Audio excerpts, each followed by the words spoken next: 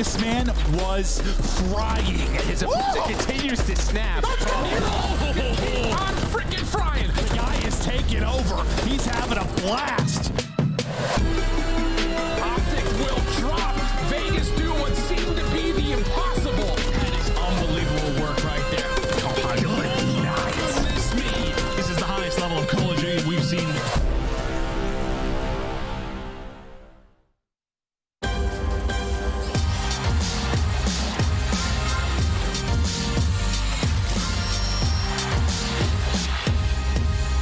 We feel like we can win at any moment. Celium proving that Atlanta is on another level. They complete the reverse sweep over the Royal Ravens, and they don't leave with any bullets left in the clip. Welcome back, everybody. This is the Call of Duty League. We are in the final qualifier, and this is week 2. Now we're looking at the big picture, Alley Cat. You've got, what, 4 matches for some teams, 6 matches for others. Yeah. We are coming down to the wire before champs. Yeah, we're almost at that halfway point during our last Major IV Qualifiers, and for a lot of these teams, it is do or die. They're in situations where they are over 100 points outside of that top 8 bubble and trying to force their way in. All right, Nameless, let's take a look at the overall standings. Our top 4 are safe, right? We know they probably will even have the top 4 seeds going into champs, barring some craziness at our Major IV final. But how do you see the rest of it shaking out? We only have 8 spots up for grabs at champs. Yeah, I mean, I feel like at this point, it's a foregone conclusion. Seattle and LA Thieves, in my mind, are playing at a level where they're going to make champs. I feel like for Miami and Minnesota, like, they look decent, but they still have to make some moves, and it's up for grabs for 7 and 8. Carolina obviously need to close out some game 5s, and Vegas Legion are looming. Like, they beat Optic Texas. If they can come out today with a win versus New York, they're going to be in a fantastic spot. Allie, we wrote off Vegas after seeing them bomb out at Major 3. I mean, this is a team that fell to Miami in the first round. They didn't live up to the hype. We were questioning the pickup of Johnny. Well, it seems like things are starting to work there in the Vegas camp now. I mean, this is the most success they've found since they did drop Purge, when they were kind of being a top 5, top 6 team, and they needed it, right? This is a win, not just against anybody, not just in New York, not just in LA. This is a win against Optic Texas, coming off of their win at Major number 3. So for Vegas Legion, maybe this is finally the start of the rise. But again, they're one of those teams that are sitting outside of the bubble trying to force their way in. Yeah, I mean, realistically, 5th through 8th is up for grabs. Yeah. But it's been so back and forth with some of these performances. Today's match, LA Thieves versus Carolina, means a ton. Keep your eyes on the rookies in this matchup, including that young man. Johnny has jumped up to the 3 spot after their most recent series over Optic, and Gio currently owns the rookie crown here when it comes to KD. This is our overall season, and any of these names, true candidates as we come down to the wire. However, when it comes to the true conversation, we kind of have a Booza leading it right now. Yeah, he only is rocking a .97 overall on Respawn with a 1.09 in Search and Destroy, but you talk about the accolades of this player. He's the most consistent on Seattle Surge throughout the entirety of this year. He's had to deal with roster changes, he's had to deal with role changes, and now they're trying to deal with the race to champs, and he has still been that guy taking over some of these series for Seattle Surge to make that dream possible. Yeah, when you take into account, like, everything, the circumstance, the team, when it's important to play well and land plus online, Abuza, to me, has done the most. Yes. And if he continues it in this trend with Seattle Surge, going to this next event and replicate what they did last, I think he will be the front runner. For Abuza, I mean, he's just so talented. In control, he's been unbelievable. It's been the swing mode in a lot of these series that's given them the edge, and he's the leader on this roster. Abuza looking very comfortable after switching up the role midway through, and on the other side, you got to look at a team that is very uncomfortable. Carolina Royal Ravens, after starting 0-2, are in the hole. Let's take a look at what's going on with Clayster, Felony, and the rest of this camp. Can they right the wrongs and maybe steal a win against the Thieves to put them back in a top 8 running? I mean, they're right there right now. 3 game 5s, 2 of those against the top 4. I feel like we're all being shaken up from the dreams to the reality of Carolina Royal Ravens once again heading towards champs isn't pulling out the wins that they needed to. At first it was, oh, well, when they get on land, they do better and get a lot of their points. When they're in a facility, they're going to start finding some success. But now we're sitting here 0-3 in Major IV Qualifiers, sitting outside of top 8, trying to force their way in, unable to win Search and Destroy. So just to talk about their ice a little bit, they're 10-9 in Search and Destroy. Pretty decent, right? Yes. They have 5 losses in game 5. This is just the last 60 days. 5 of their search losses of the 9 are in game 5. Like, if they could just figure that out, they'd be in such a better spot. You talk about yesterday's game 5, 8-1 in terms of first bloods is just unacceptable. So for Carolina, despite losing all those game 5s, they're still only 10 points out. Like, it's very much possible for them to make it in. There is no more time for errors, though, as Carolina is going to have a tough battle against the Thieves. You can see it's 25 points that separates them, but if Carolina gets that win today, they are right there with Minnesota back into the top 8. I completely agree with you. I really, truly think it's probably about Miami, Carolina, and LAG are kind of looking to take in that top 8. I think from what Minnesota has shown us, it hasn't been a whole lot, and Thieves has looked amazing. They're one of the best search and destroy teams in the game right now. They sit right up there with me for Seattle and making that attempt to break to the top 4. Nameless, what makes me nervous here, if you're a Carolina fan, Thieves get 90% of their points from online matches. That is what we're playing today. That's literally what I was gonna say. Is they're good, and they've been far better online. Showed moments on land, but when you talk about Thieves, like Ali hit the nail on the head. Like, they're 8-2 in their last 10 search and destroys. Like, they have that locked up. The map pool is deep. The hard point is actually top 4 in the league. We talk about the last 60 days and their strength of schedule. They have some tough games. Ultra and Phase in New York. It's so tough. So today's match versus Royal Ravens is almost a must-win. This is a must-win. I completely agree with you. And to that point, it's kind of a father-son battle for those that know the lore of Fellow versus Dan Ghosty. But it's kind of a one-sided scale here because Dan has been unreal in this game. This has been his best game. He has been one of the best ARs in the league and most consistent. And LA Thieves have been finding so much success off the back of this player. That is Dan Ghosty, one of our favorite players to watch, but he's not the only LA team in action today. You're also going to see the Gorillas facing off against a red-hot Miami Heretics. After winning 2 matches on land, they continued their winning ways with a 3-1 over Minnesota yesterday, and I'll be honest, these last games weren't close. This was a different Miami team. After starting down 125 points in the hard point, they still game 1. They look like they're never out of any series. I completely agree with you. They aren't. They don't really have like a weakest game mode right now. They're capable of winning in all 3, and they're kind of on the same level of Seattle as me right now, as they're beating everybody below them. They're handling all of the middle of the pack. They just aren't able to find any success when it comes to that top 4, and that's crazy to me that looking forward, that's what they're going to kind of be focusing on since they're already in the top 8. Nameless, some people in chat may say this Heretics team is unpredictable, though. You never know how strong they're going to be. Are the Gorillas a real threat? Yeah, the Gorillas can, I mean, they've upset Atlanta Phase, right? So and they took out Carolina. Yeah, they took out Carolina, right? So Gorillas are one of the more inconsistent teams, but they do have like a pretty high ceiling when they're all performing. For Miami, though, fundamentally, they've been sound. You talk about hardpoint and all the main categories are like top 5. It's been getting so much better, especially on the new maps. And they have a young star in Real who just lit it the hell up on land, and online he has been a force. You can see his search and destroy, the improvement that he's made from being with Carolina to Miami. It's just grown so much at a 1.25. The young Spaniard has no lack of confidence, and he will put that on display at 7:30. If you're looking for the full schedule, it's a Super Saturday Alley. We got our Monster Energy matchup coming up at 6 o'clock with Carolina Royal Ravens facing off against LA Thieves, but I'll got my eyes on that 4:30 match. Yeah, no, that Vegas Legion versus New York Subliners. We just saw them take down off the Texas. New York Subliners taking down teams in 3-0 fashion. I'm wondering if we'll see another game. The best match of the day is Seattle Surge versus Boston Breach. Okay. Brezzy versus Beans, baby. That's what's coming up next. Nobody said right here on the CDL.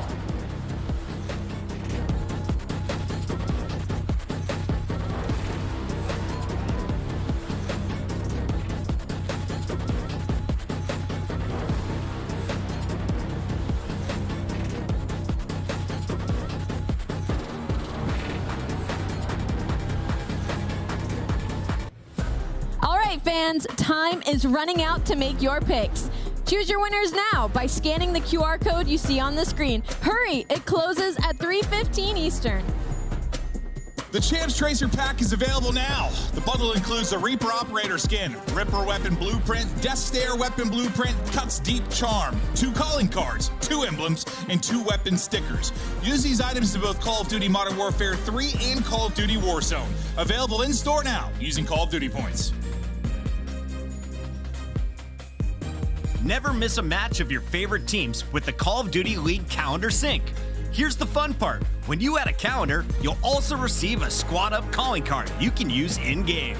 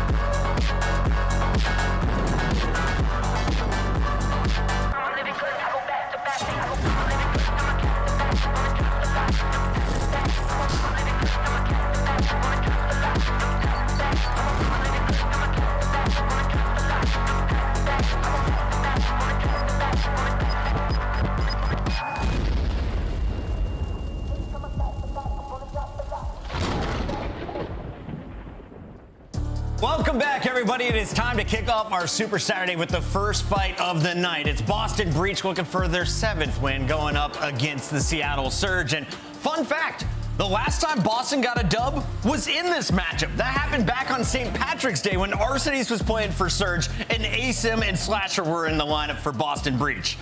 But let's start here with Seattle Surge. This is a new look team. How do they avoid a 0-3 that happened back in the day? Can I just say another fun fact? This Boston roster has never won a match together. 0-10 straight matches. Yikes. These guys, today could be the day. And you ask how they get it done. Well, it's going to be very, very tough because Seattle Surge, when you look across the board at all the game modes, they are unreal, man. Sitting at 500 all 3 in the last 60 days. And in terms of HP, number 1 hold, number 2 and break the fundamentals, Allie, so damn sound. Yeah, for Seattle Surge, the must-have pregame. They're top of the midfield right now, top 5 team. And like you said, they don't really have a weak game mode right now. Their biggest focus is just going to be cleaning up the fundamentals. They're 11th in rotation right now for hard points, so just a couple of tweaks here and there to maybe start winning a little bit more consistently in points per 60, and also expanding their map pool. They're 3-0 on Vista, 4-4 in 6-star, but 3-6 in all other maps. So just kind of work on expanding as we head into LAN. I would say to digest this, they're 11th in rotating. It's because they're holding so good, right? So Yeah. you're going to be late on rotation, and they've done a great job. I mean, we saw even in that last match that they had, that map 1, with, like when they get going and the subs are feeling it, Hook and 04, it's so much pressure because you got guys like Habuza who can go on crazy streaks. So they have the pieces to be a top team that can make a run deep in a tournament. Boston had their GM Dens excited. He thought he was going to be able to shave their beard as they finally got a win, but unfortunately that game 5 fell to Minnesota. Snoopy, Priesta, Major Maniac, and Beans are the current lineup, and this is just Major Maniac's 2nd week with Boston Breach. You can tell that he and Beans are pouring in their emotions. They are pouring in all the effort they can. But despite going to multiple game 5s, they're never able to seal the deal. Is there a chance that Boston can get it done in 2 respawns maybe today? According to the Monster Ranger pregame, that's the least of their worries because they are the 12th seed with 50 CL points. It is 1 map at a time for this team. There's not much to talk about it either when it talks about like the game modes. Looking up this lock up the streaker, they're on a 12 series losing streak. They're awful at hard point search and destroy. They're middle of the ground when it comes to control. They're pretty mid good at there. slaying. You know what? You are more positive than me. I would say Boston's pretty good at control. I mean, 7-3. They got 2 maps they love. When you talk about it in Karachi and in Invasion, we'll see an Invasion in this map set. And then when you talk about like the individuals, obviously the stats in Search and Hardpoint are bad. Beans has been crazy in terms of damage and Hardpoint. Yes. Like if they could put it together as a unit, figure out some of the small nuances of Call of Duty, they can win. Like he's averaging 4,900 a map. That is ridiculous. They're going down to the wire. And in terms of this map set, when you look at it, you got the Invasion if you're Boston that you really, really like. And then you got Karachi in game 4. So that's another map where Snoopy can get going. So I think there is some opportunity for Boston. I'm looking at this 6-star. We know how dangerous this Surge squad is. Vista's not in it, but Karachi is that game 4. And we've seen how important P2 has been locking down the diner. If we're looking at X factors to maybe get a team wipe by themselves, Allie, are there superstars in this matchup that you've got your eyes on? Ooh, that could get team wiped by themselves. I'm saying maybe Hook on a really good day. Like when Hook is in that kind of like demon takeover mode, I'm gonna have to go with Hook the Nuke. All right, Nameless, give me 2 names from Boston then if it's not 1. Yeah, Snoopy and Beans. I think both those guys, like they have that takeover ability. They can put down a lot of damage, get the multi-kills. And I think the map set is pretty good for a guy like Snoopy. We're looking at the numbers there. Boston is 70 points behind 11th, but 11th is 10 points behind 8th, right? So you are basically 80 points back. If you win a major, you get 100 points. So Boston is not mathematically out of champs, Breach fans, but you got to start picking up dubs. If they're going to do it, let's tell the story, Alley Cat. You've looked at all of the numbers here. What do the odds say if Boston is going to get a dub tonight? How many maps are we going? Okay, well, for number 1, they need to start preying on other teams' downfalls with that situation because all the teams in the middle of the pack are also winning, like you said. For them to get map wins, I think they need to come out swinging very early in this hard point. I think a map 1 would be really good for them. We saw them win a map 2 search and destroy not that long ago. Just they pushed to the game 5, not able to win a 2nd search and destroy. So end it in 4. You have to end it in 4. I'll tell you, I mean, they got to win some search and destroys. I mean, you talk about this team, they're really good at getting bombs down, like on their offensive rounds. That's been a struggle for them as offense in general in search. They get down to second highest clip rate in the league, but they're 11th in converting that into a round win. So then and there, just clear out your comps. Sometimes you go listen-ins with them, and it's just chaotic, a little bit all over the place. And I think that's the reason they brought in a guy like Major Maniac, sort of to reel them in.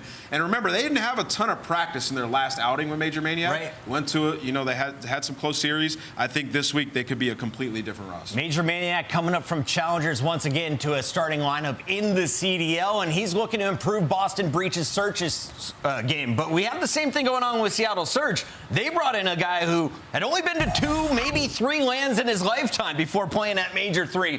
0-4, without a doubt, seems to be the game changer for this franchise. He was the one that turned around the energy for the team, but yesterday, he wasn't able to take on Little Man and Sib. He got the business end of that fight, Alley Cat. Well, for Seattle Surge, theirs is kind of like the opposite story of Boston Breach. Theirs is a risk gone right, where Boston Breach's is a risk gone wrong. They took risks on Brezzy. They're taking risks on 4 being spawned into this lineup on Abuza, like surrounding Hook with these players, which their first iteration was having a world champion, trying to kind of indict these old veterans into the roster, and the rookies have paid off. So for Seattle Surge, they did fall short versus New York Subliners yesterday. I think that's too expected because New York is the only top 4 team without a chip, so they kind of have one on their shoulder right now heading into the I mean, I feel like with the way 0-4 plays and some of the things he does in these matches, if he was teaming with like some old school legends or something like that, we'd be considering him like one of the best. We'd be gassing him. We'd be gassing him a little bit harder than we already are. 0-4 makes some miracle plays, man. And he's perfect for this roster. They've had a massive turnaround, and they're great everywhere. Like, there's not a clear-cut weakness when it comes to the Seattle Surge. And they're challenging like legitimate super teams that we have in our league. So for Seattle, everything points upwards. You got to come out and just thrash Boston. And we saw 0-4, of course, dropping positive numbers in the hardpoint chat. So did he go negative?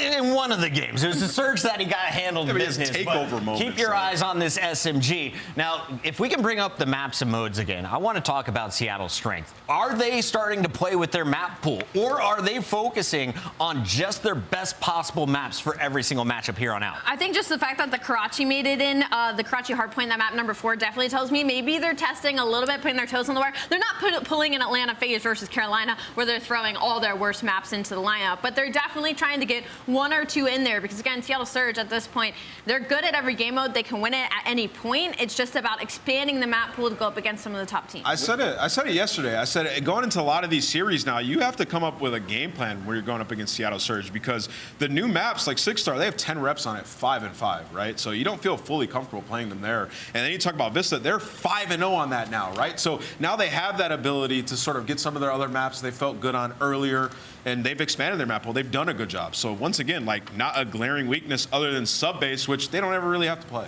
We've got over 11,000 people pouring into the stream, and I expect that number to keep climbing as the show goes on. If you missed the very beginning, though, we showed you the overall standings. Why is this a big matchup for Seattle?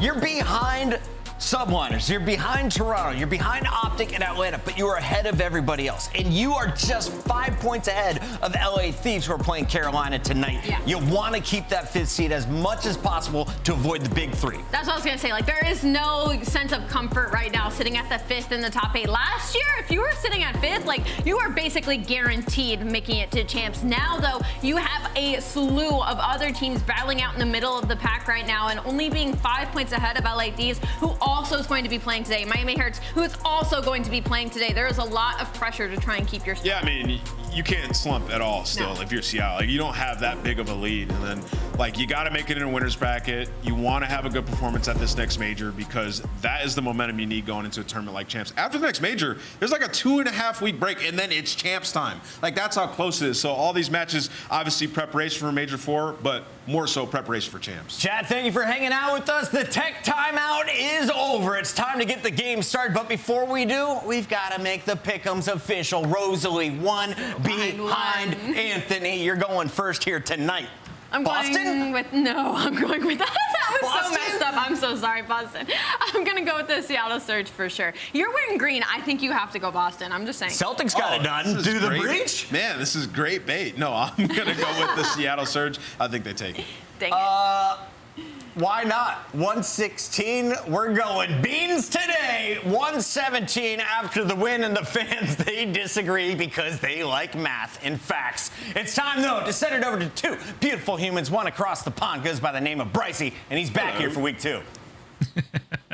Thank you very much, Puckett. Yes, we are launching into this game. Very important for both teams. Seattle, while they are riding high at the top of the bubble, do not want to collapse at this point. For Boston, on the other side, it's not really a Cinderella story if they can make champs. It's like Super Cinderella story. Cinderella 2, this time it's ridiculous. But hey, pride still on the line, Chance.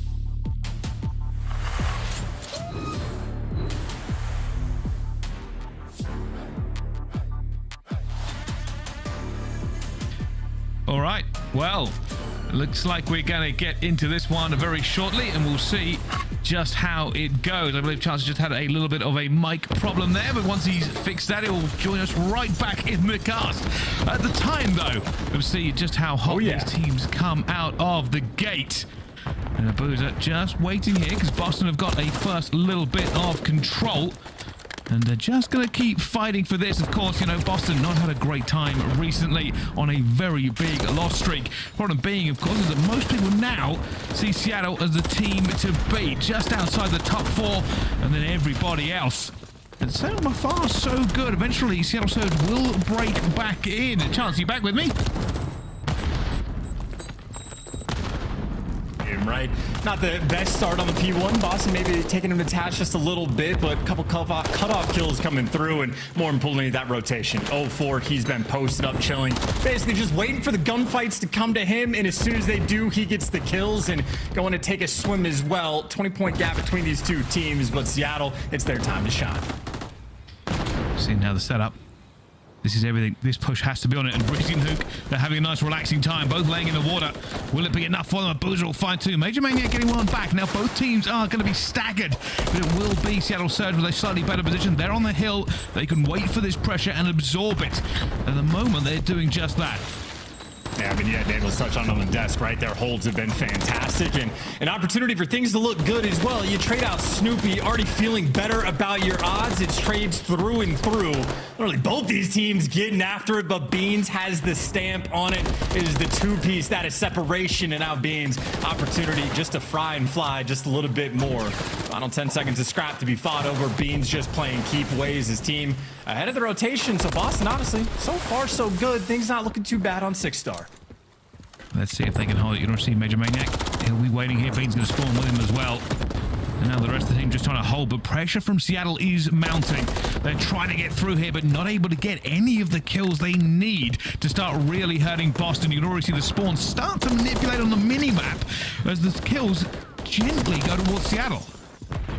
Well, gently as well, except for Major Maniac gonna have to just block it, and he just does not last a Booza way ahead, taking care of business, and that is a nice break rolling through. Doesn't necessarily make it clean. 30 seconds to fight over is absolutely time you're gonna want. And Booza tries to give you a little bit extra, but it looks like an opportunity for Boston. They might have lost the spawns, but they're keeping in time, and now you can keep Seattle in towards the back. A clean 4 down. Everybody for Seattle still spawning out, and Boston right now fully capitalizing on 0-4 slow start. Well, they are trying to just keep them at bay here. Boston will eventually lose that scrap time, but it's not going to matter. They got the time they wanted. They have the rotation as well. Major Maniac having a wonderful game at the moment, 11-5 as he just drops. You see the rest of Seattle, though, they are pinching. They've got numbers back onto this. Boston have collapsed instantaneously.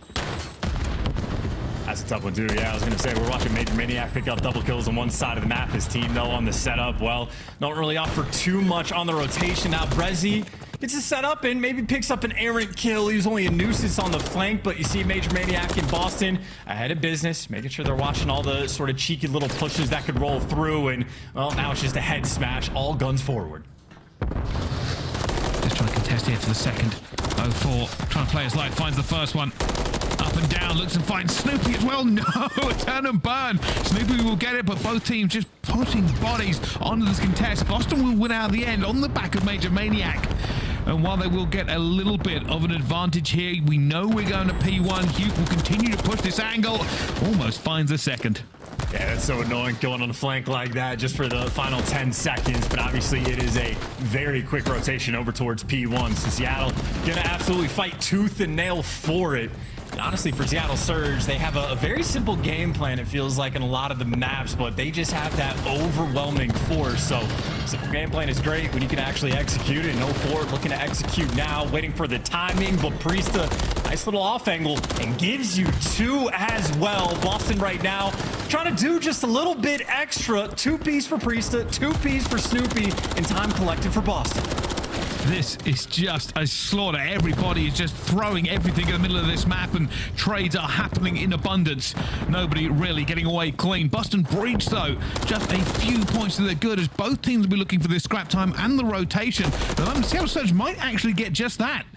Yeah, he had 0-4 with the pinch, and as soon as that happened, the arrows for Boston started to get very uncomfortable. Had to make the decision. Do we focus on the rotation? Do we even try to go for this time? And, well, you think too much, you end up getting gunned down. The duo of Hook and 0-4 showing up in the feed, and Rezi, the opportunity, he's cleared out everything on the flank. It's only Snoopy that was being a little bit sneaky, but he gets caught in the kill feed, and now Brezi's bought so much space. Well, you've got everything covered. Seattle Surge so far on the P2s, they have looked nothing short of dominant. Well, here we go. This is one big fight towards the back here. You can see him, Snoopy, looking to find a way in and almost throws that one away. Boozer somehow still alive and wins the gunfight. Must have been about 300 health there because Snoopy could not take him down. And Seattle, with that done, might just take the rest of this time in here. Brezzy also pushing up. See Snoopy easy. Oh, no. Well, the water might call that burn. Yeah, unpredictability gunfights with Snoopy right now. You think he's gonna take an L and he ends up winning one. You think he's got a guarantee, can't trade Abuza. But I will say that one gunfight Abuza just won bought themselves a substantial chunk of time, the best hold that we have seen all game. And now because Priest spawns out of the minimap, Seattle Surge honestly could just run it down and go towards new time. Bean's gonna be traded out. Priesta still not in the picture, and Seattle Surge just running it down through the front.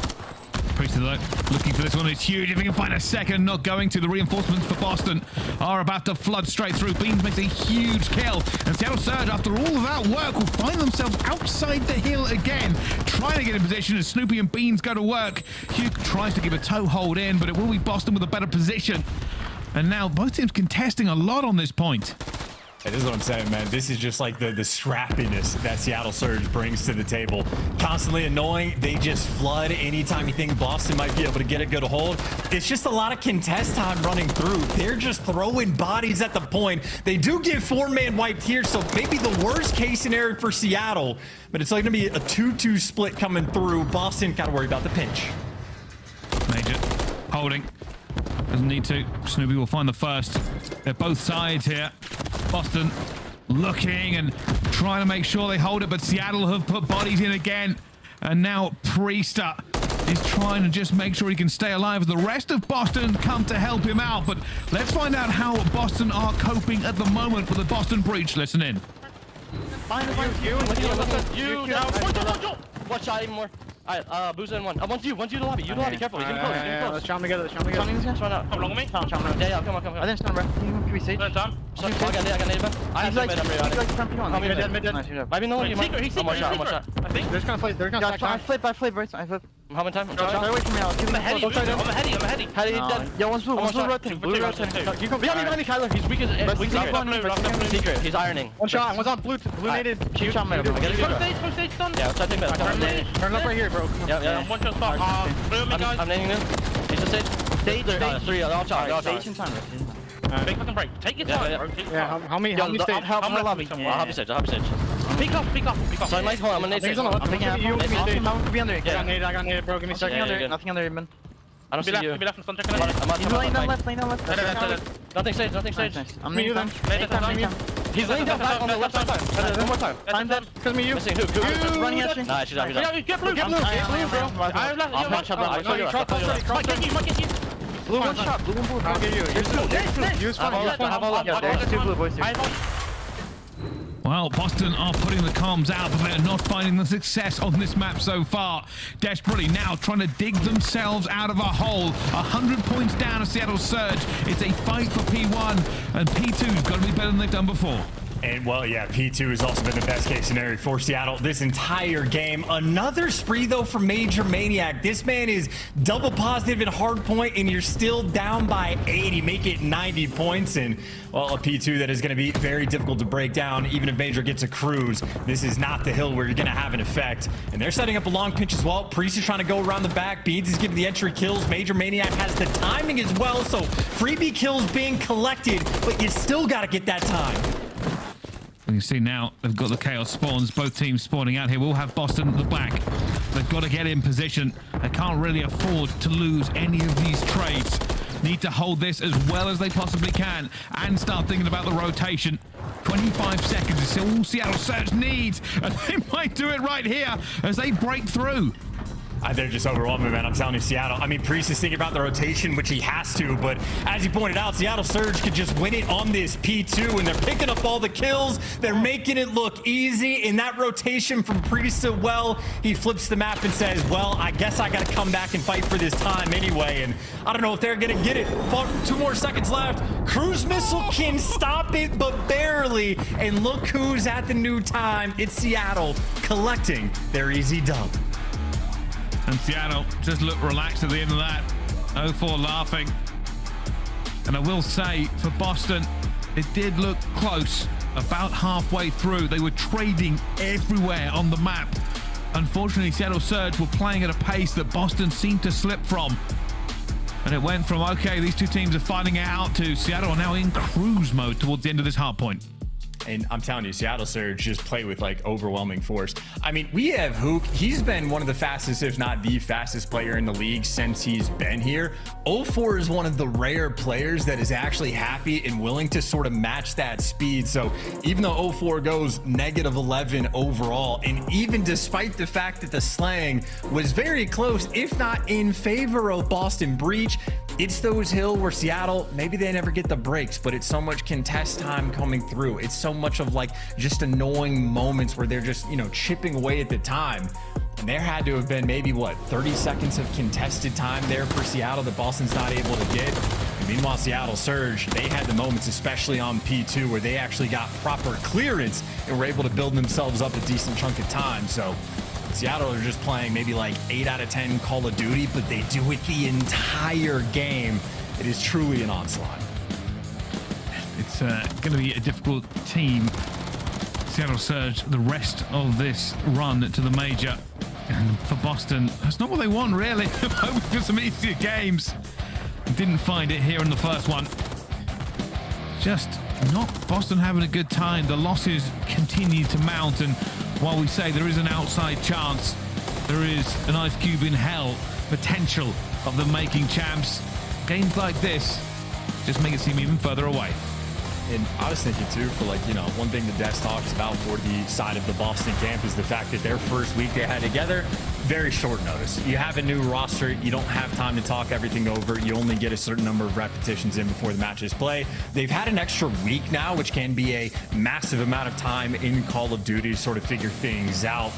And honestly, I mean, the slang looked good. Major Maniac popping off on the hard point, you think that'd be a fantastic sign, but Seattle simply does not care. Literally one P2 where they get a full 60 and it just sets themselves so far apart. And then you're playing a 50-50 game the rest of the way through. I mean, Seattle Surge, they've played 6-star hardpoint now 11 times in the year. They have it dialed in of when to fight for scrap, how to be annoying, the good setups that they want when they need to get the holds as well. So a very difficult team to take down on 6-star. Yeah, I think as well for Boston, got to improve that P1 and P2, right? It just never seemed comfortable for them. Seattle always looked more than ready to either break it or to hold it. But we'll see. This is not a one-map series. It is a longer one than that. Invasion Search and Destroy will be up next. To Boston rise, or Seattle continue their reign of terror. I mean, maybe the darkness will just fully consume Boston. You truly never know, but it will be a very fun map to watch, I think, for the invasion as well, because obviously for Boston, they got their first one on it for the entire year just last week. We thought that was going to be the factor. Major Maniac, fantastic S&D player, did a great job of commanding the troops last time they played invasion. Seattle Surge, though, have been 50-50 on this map, I'd say, throughout the year. When they're good, they're fantastic. When they're bad, they're awful. And I know a lot of it comes down to the first bloods from Hook as well. I think he quite literally has the record for most first bloods on this map in an individual game. So the pop-off potential is there. Him and 04 again, fantastic duo. But I just know for Boston, while their S&D has been abysmal on this map, they're gonna make Seattle work for it. Well, the statistics don't lie, Chance, and this isn't looking good for Boston. Different roster. But yeah, no, for sure. 12th in attacking and defending. Hey, sometimes dreams are made. There's Snoopy at 1.55 though, having a good time on Search and Destroy, and they'll need it again. All is not lost for Boston, but it is an uphill battle. It is going to be something they need to overcome.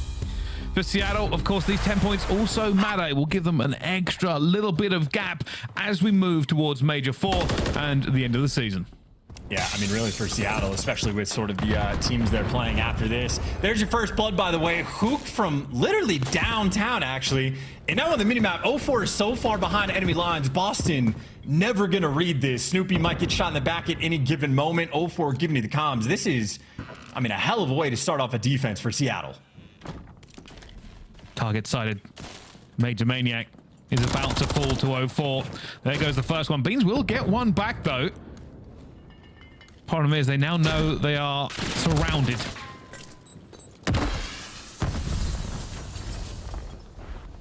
Only Snoopy left, and 04 almost grabs him. The rest of them will slowly circle around the building. It's a siege.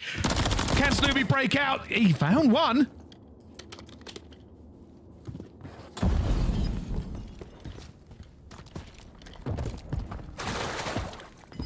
And he's got the bomb and he's gone. There's no way, right? And they actually don't know he's gone. He doesn't even have dead silence or the covert sneakers, but he's at least made it out. Seattle Surge finally responding to the pressure. Still an impossible clutch. Oh, timing. This bomb will probably go down, but I don't think Snoopy will survive getting out. 18 life in a dream. Has to chow. Not going to get the gunfight. Lost too much life, and it didn't come back in time. But yeah, he had to check the corners on the way out, but Seattle were like, where has he gone? Yeah, no, a mixy moment for sure, but 04 would have been there for the trades anyway. So Seattle Surge taking care of business. And again, on the defensive end, best case scenario, who gets first blood from quite literally downtown, and then 04 gets inside of Rugs, and you could basically call the round at that point. But I was going to say for Seattle, the matches that they have even after this series, they're playing all of sort of the other bottom teams in the league.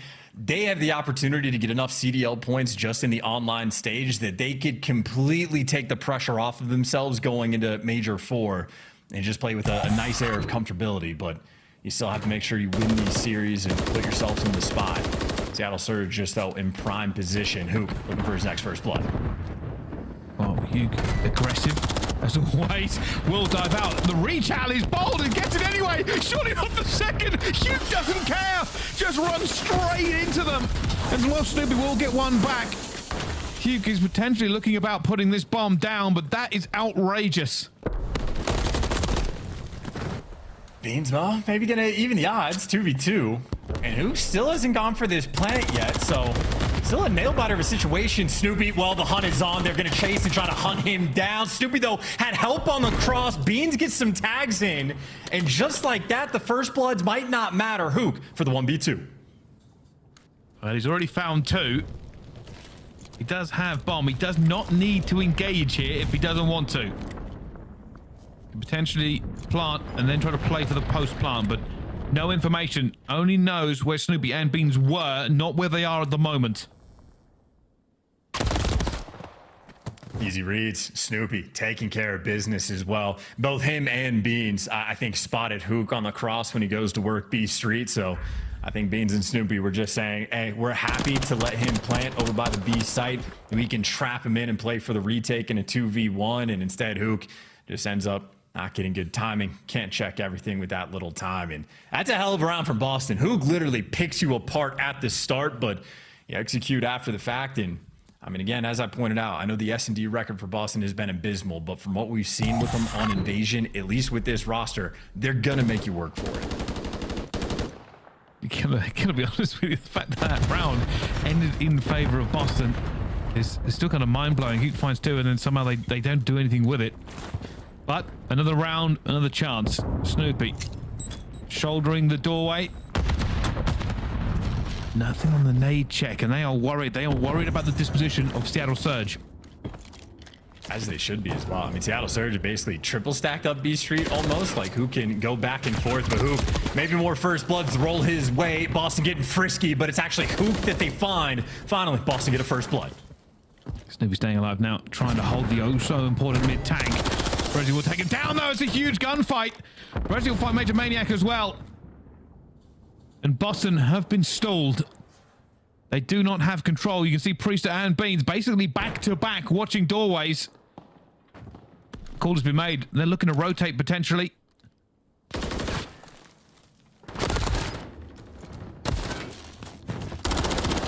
1 versus 2. Priester desperately hoping for a kill.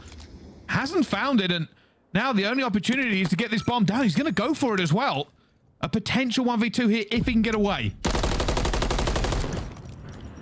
There you go. He's out. 48 HP, and now 1 versus 2 against 2 very aggressive players with long-time duo, and they're there for the trades as well. Booza and Brezzy working over top of each other. Chemistry on point. Just another day in the office. And again, nice clutch. Boston finally get a first blood. Does not make a single bit of difference. The absolute snap back there for Seattle. These guys truly not wasting any time. Back and forth so far in the sessions is Troy, and both teams trying to pull out all the stops. But Seattle right now just getting a little bit ahead, but can they hold on to it is the real question. For Boston, the adaptation coming in. You can see Beans obviously having a little bit of a talk here with his team. And now with Seattle on the attack. Will it be Hugh for first blood again? Will he be that aggressive? Well, first blood or first blooded at the very least, but he's been involved and active in all 3. Somewhat of a different setup as well. You got like sort of triple stack towards the middle of the map, so courtyard control firmly in the hands of Boston. Major Maniac and Priestess sort of watching each other's cross, and Hook going for the one way, can't see anything, gets out of dodge, doesn't feel safe, wants to burn a few more tacks and nades. Yeah, no trophy, no real cover. Goes for it again here. He'll try and get this bomb down. He is repositioning for it. Bomb will go down for Seattle. Can Major Maniac see a pixel? He does see something. I don't think enough bullets in. Not quite enough, and Priest will take down Hugh. Yeah, first blood or first blooded, but at least gets the bomb down. Seattle are going to be playing for the hold. Seattle just needs to make sure they stay out a little bit. That is going to be a huge first kill. Now 1 versus 3. Never mind. Damn. It's going to go down, and the post plant just didn't look that good for Seattle.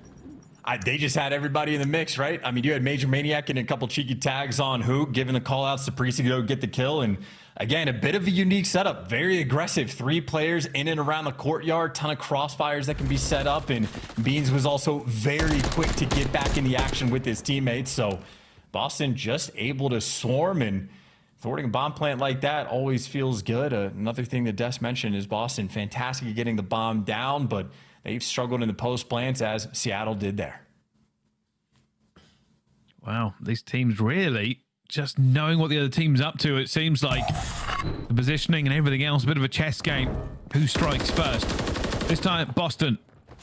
They're going to go and look for a little bit of pressure down B. They've thrown some tacticals and nades down there, but nothing has come of it. At the moment, you can see Seattle surge all the way over towards A.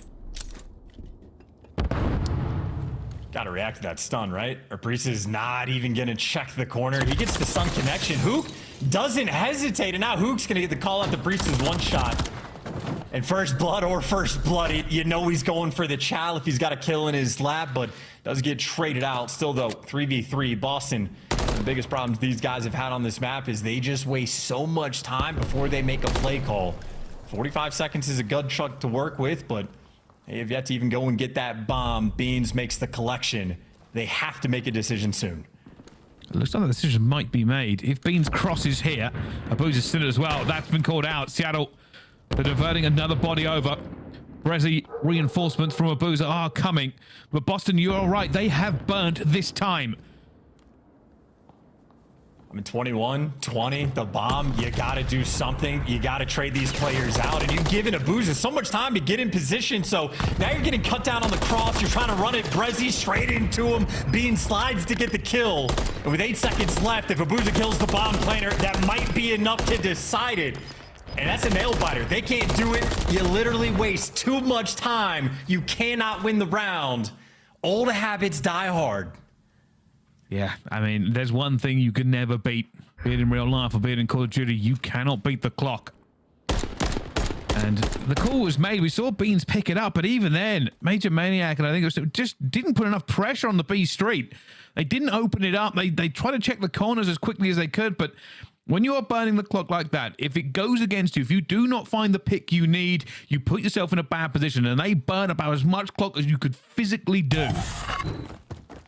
The most insane part about that to me is the fact that Beans is the first one sliding in with bomb with a rival 9. That was the guy that had to pick up the bomb like back by laundry. Like Boston they are not movers when they need to be, especially on the attacking rounds. And, well, maybe going to be punished for it. Only down a round though, but Boston can obviously just respond on the defensive end. They've got the pressure in the right direction, and hey, that's going to help, Hook again. First blood or first blooded, this time on a teammate. Yeah, you can't get called that. It might stick, but it is going to be an issue. That's one thing it certainly will be. Seattle Surge have lost one of their weapons, and now they're trying to make a push around to A. You can see Hugh is coming back for this. They're trying to get into the A bomb site. Boston are stacked ready though. And this is just going to be a blender sort of setup. Well, smoke's out. Might give you a little bit of coverage. Hoop running in to maybe make amends for the previous loss. And Grudge is in the chaos. Everybody's in the chaos. And who comes out on top? It is Beans and Boston. Hook in the 1v2. And Beans, look at that positioning. Completely on point. Outrageous timing. Beans will spot him eventually. No turn and burn. But you are right. They decided to cause mayhem around that bomb site. I couldn't even tell you. Everybody was just diving into the fight. Somehow Beans comes away with it and finds the last kill. Thanks to a little bit of timing, if we're honest, to get behind that Jeep. Well, and also just to backtrack a little bit, Seattle Surge might have the worst nades in the league at this point. They've had quite a few situations, even in round 11s, even on Invasion specifically, where they just nade their teammates at the start of the round. There's a look at maybe the bounce of a frag grenade that's going to hit 04, or maybe you just drop it on his forehead. I have no idea. Seattle Surge, at least 3 times in S&D I've seen them do it. They love the nades, and Hook hits the same car. Everything is exploding. Hook's nades certainly are something. They have absolutely no problem with killing people, but this round is basically over as Hugh finds his third. Major Maniac has now been spotted. Will this be the Hugh case? Are they going to give it to him? Major Maniac finds a booze. Oh my God. The second. And Hugh will get the ace, but a little bit scrappy, that one. Nah, I mean, 04. No, 04 doesn't look disappointed at all. He was clearly giving it to Hook for the ace, who, by the way, just to announce the insanity that has been this Invasion hardpoint, Hook has been involved, I think, in quite literally every single first blood. He's died a few times, he's gotten the kills, and now he's killed his teammates.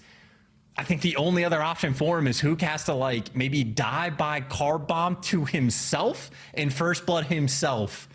That's the only way for Hook to level up. Don't say it. It could happen. Well, speak of the devil, Hugh on the 4 streak with the bomb is going rogue. Already very aggressive. Does he continue on past broken? Waiting for some reinforcement. Oh, he does. He's going for it. He's checking the corners. A little bit of an issue, and down he goes. First blood, Hugh. With bomb. Yeah, absolute psycho. And then Snoopy just doesn't know the angles, and now it's a 3v2 for Seattle, just like they wrote it down. Just like they wrote it down. It is a calculated strat. Rambo Raid, 200 IQ. Welcome to this game where nothing makes an awful lot of sense, but it's entertaining regardless. Beans for the 1 versus 3 after they found the first blood. And they are pinching him slowly. He's trying to get away. There's surely nowhere to go, and Seattle Surge will win it. And Hugh is laughing at how ridiculous this round has been. This game has been like, there is no concept of that round. There is no good strat. That is just a very free first blood where Hook just dies. He full sends it, doesn't have anybody watching over him, to all of a sudden Boston all individually throw away their lives. They don't even know the angles to get shot out at top green. That is a painful moment for Boston, and yeah, I mean, Seattle Surge, very comfortable. They're not playing with no sweat, no pressure. 5-3 lead, and now they're on defense, and who will be involved for first blood one way or another. Got to be, right? Well, he's taking this position and being a little bit passive. 0-4 will find it this time, though. Not the second. Priester equals it back to a 3 versus 3. 0-4 is lame for that, man. He ruined the perfection of a game from Hook in this moment, but for the 3v3, reading the B pressure, Brezzy's been posted up on B the entire time, and Hook just waiting for a calm. As soon as there's noise, he'll start to get active. Boston. This slow, inexorable creep towards the B bomb site. Great nade. And that causes more of an issue. You thought they were slow before. Watch this. And now they just don't know what to do. Spinning in circles, waiting for a ghost to appear, but Hook not getting active right now. And they're trying to go over towards A, but you've got to boost and post it out. And again, he'll get the information. You'll get spotted on the tank, and as soon as he gets the call out, Hook snaps in position out here to call game. Major Maniac will find one, but no bomb in 15 seconds. You basically have to die for it, and a few bullets in, it's gonna get across. Oh no, the stun has slowed him completely, and that'll be it. Seattle Surge.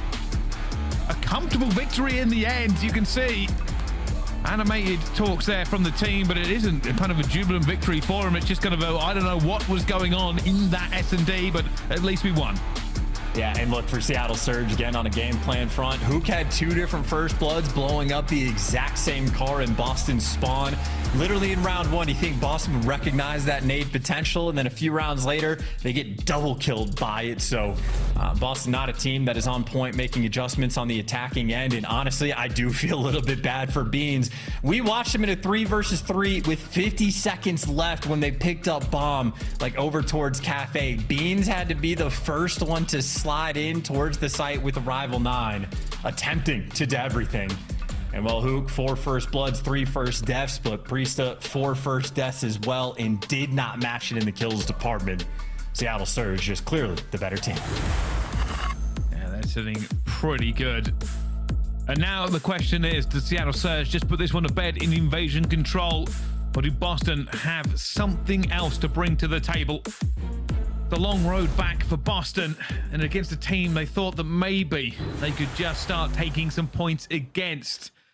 But it isn't looking great, Chance.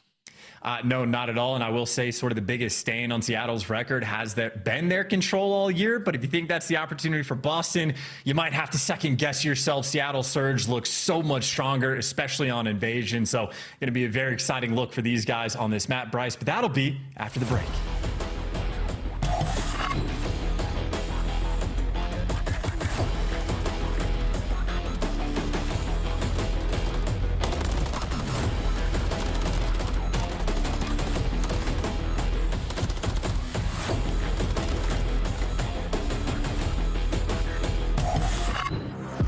Upgrade your game with the Scuff, the official controller of the Call of Duty League.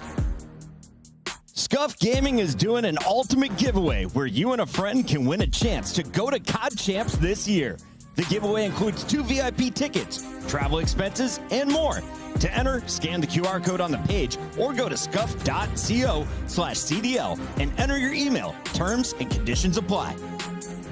The Call of Duty League is brought to you by Monster Energy, the official energy drink of the CDL.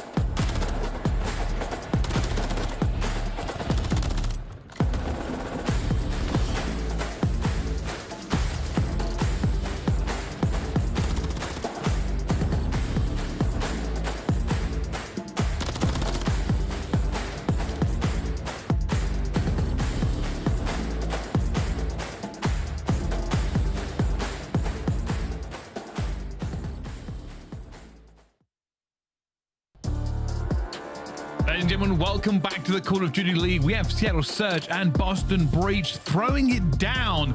Unfortunately, only Seattle are picking it up because Boston have not had a good time in the first 2 maps, Charles. No, haven't had a good time in, well, the entire year. I was going to say in a few months. They are currently on a 12-loss spree. If they lose this series, they will be at 13 in a row, which ties the record for most series losses in the CDL era. Shout out to the old Legion squad. So, yeah, Boston, not ideal.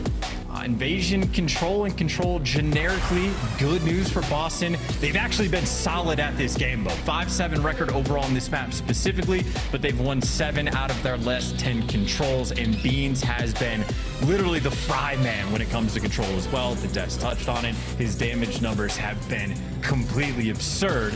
And I know the 5-10 record doesn't look great for Seattle. I will say Surge's control has looked better as the year has progressed. And honestly, Surge are pretty solid. They are officially, in my mind, a very lethal threat on this map, including against some of the best teams in the game.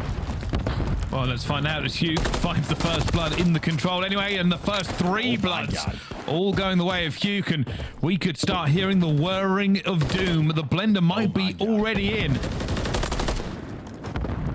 Yeah, no, it absolutely is. Hook didn't even take damage on that, by the way. He got 3 kills and just completely untouched and unfazed. Snoopy, the only player to cross out towards A, but Snoopy's going to have to deal with virtually the entire team. Abuza does get gunned and everybody on Seattle actually falls. So Snoopy going to open the map for his team, and he's going to get overwhelmed and killed off this A site eventually. But still, good news. You at least have the pressure on B, which Boston only solo capping. They are looking for maybe a few more kills for this one, but oh my god! Oh my god! The most dangerous thing in this game is Hugh and his nades. But hey, Boston at the moment capping after what could have been a disastrous start. They found their way back. Hugh blowing up more things on the map.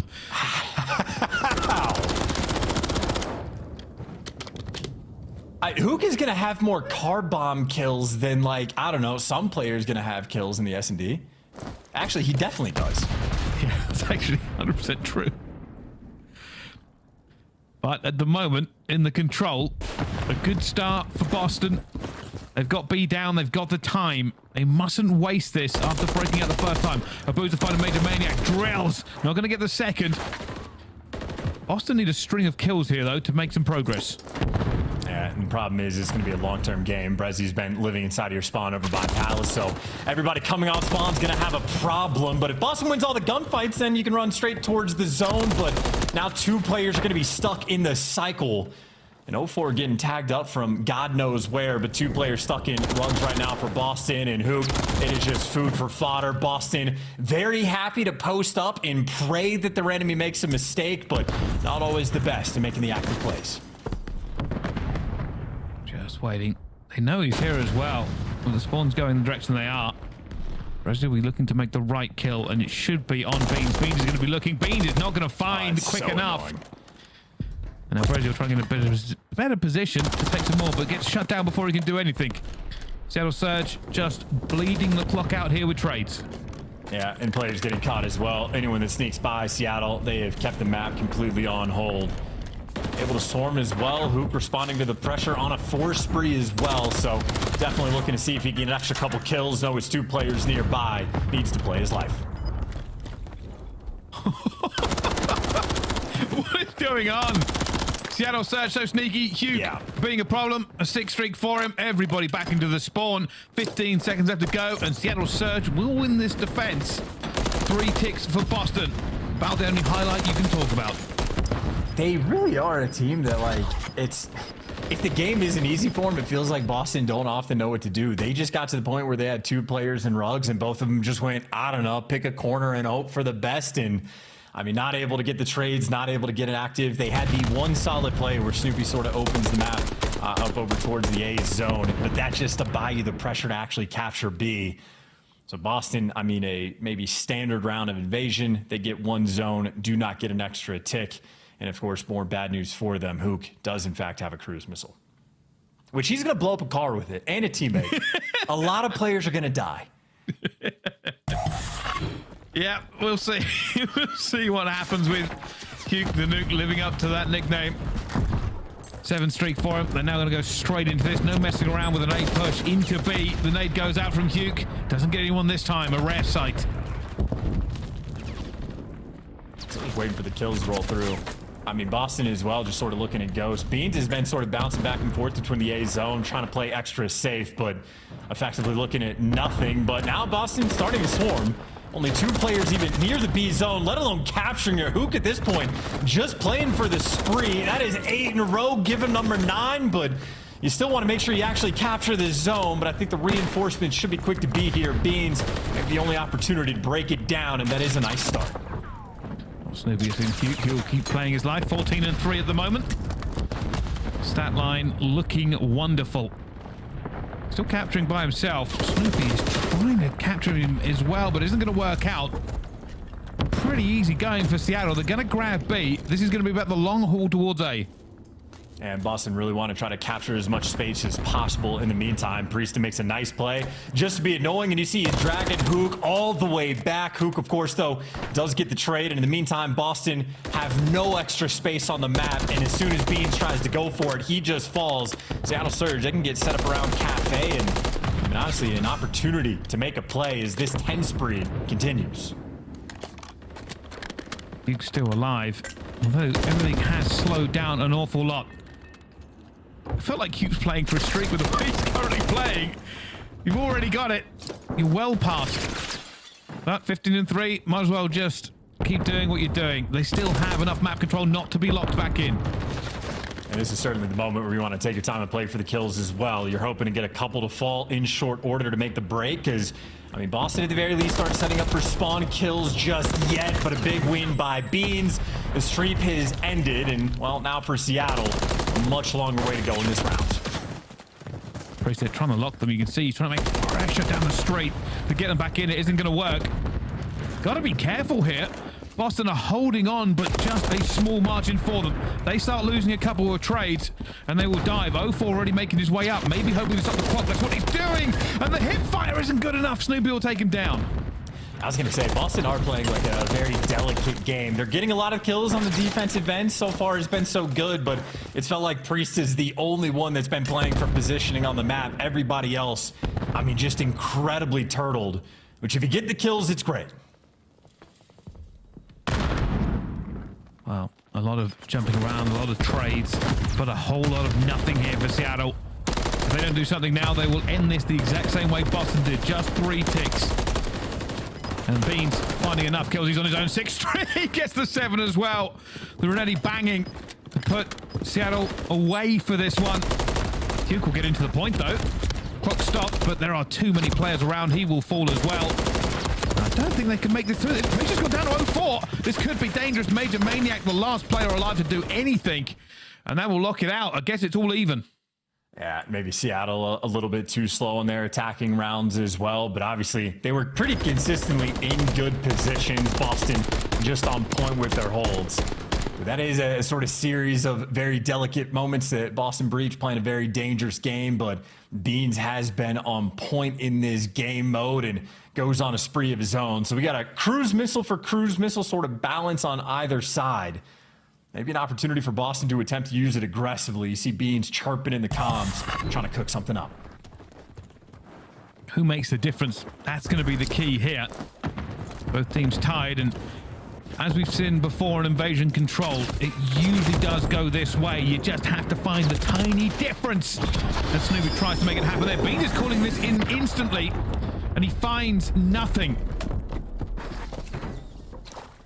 Yeah, that's tough as well. You saw the play call. He's getting trophies out towards B, maybe hoping to bait out nades and tacks and tell Seattle, hey, we're totally going over towards this zone. He had 2 teammates playing inside a cafe, but we saw Snoopy on the chase, just unable to get the kill. So that's a wasted cruise missile, which Hook just uses his as well, but maybe not wasted. It buys time for Boozer to go on the flank, and you see the guys on the hill, well, not comfortable to actually sit on the zone. Seattle Surge swarming around, but not actually getting the kills, and Abuza gets traded out as well.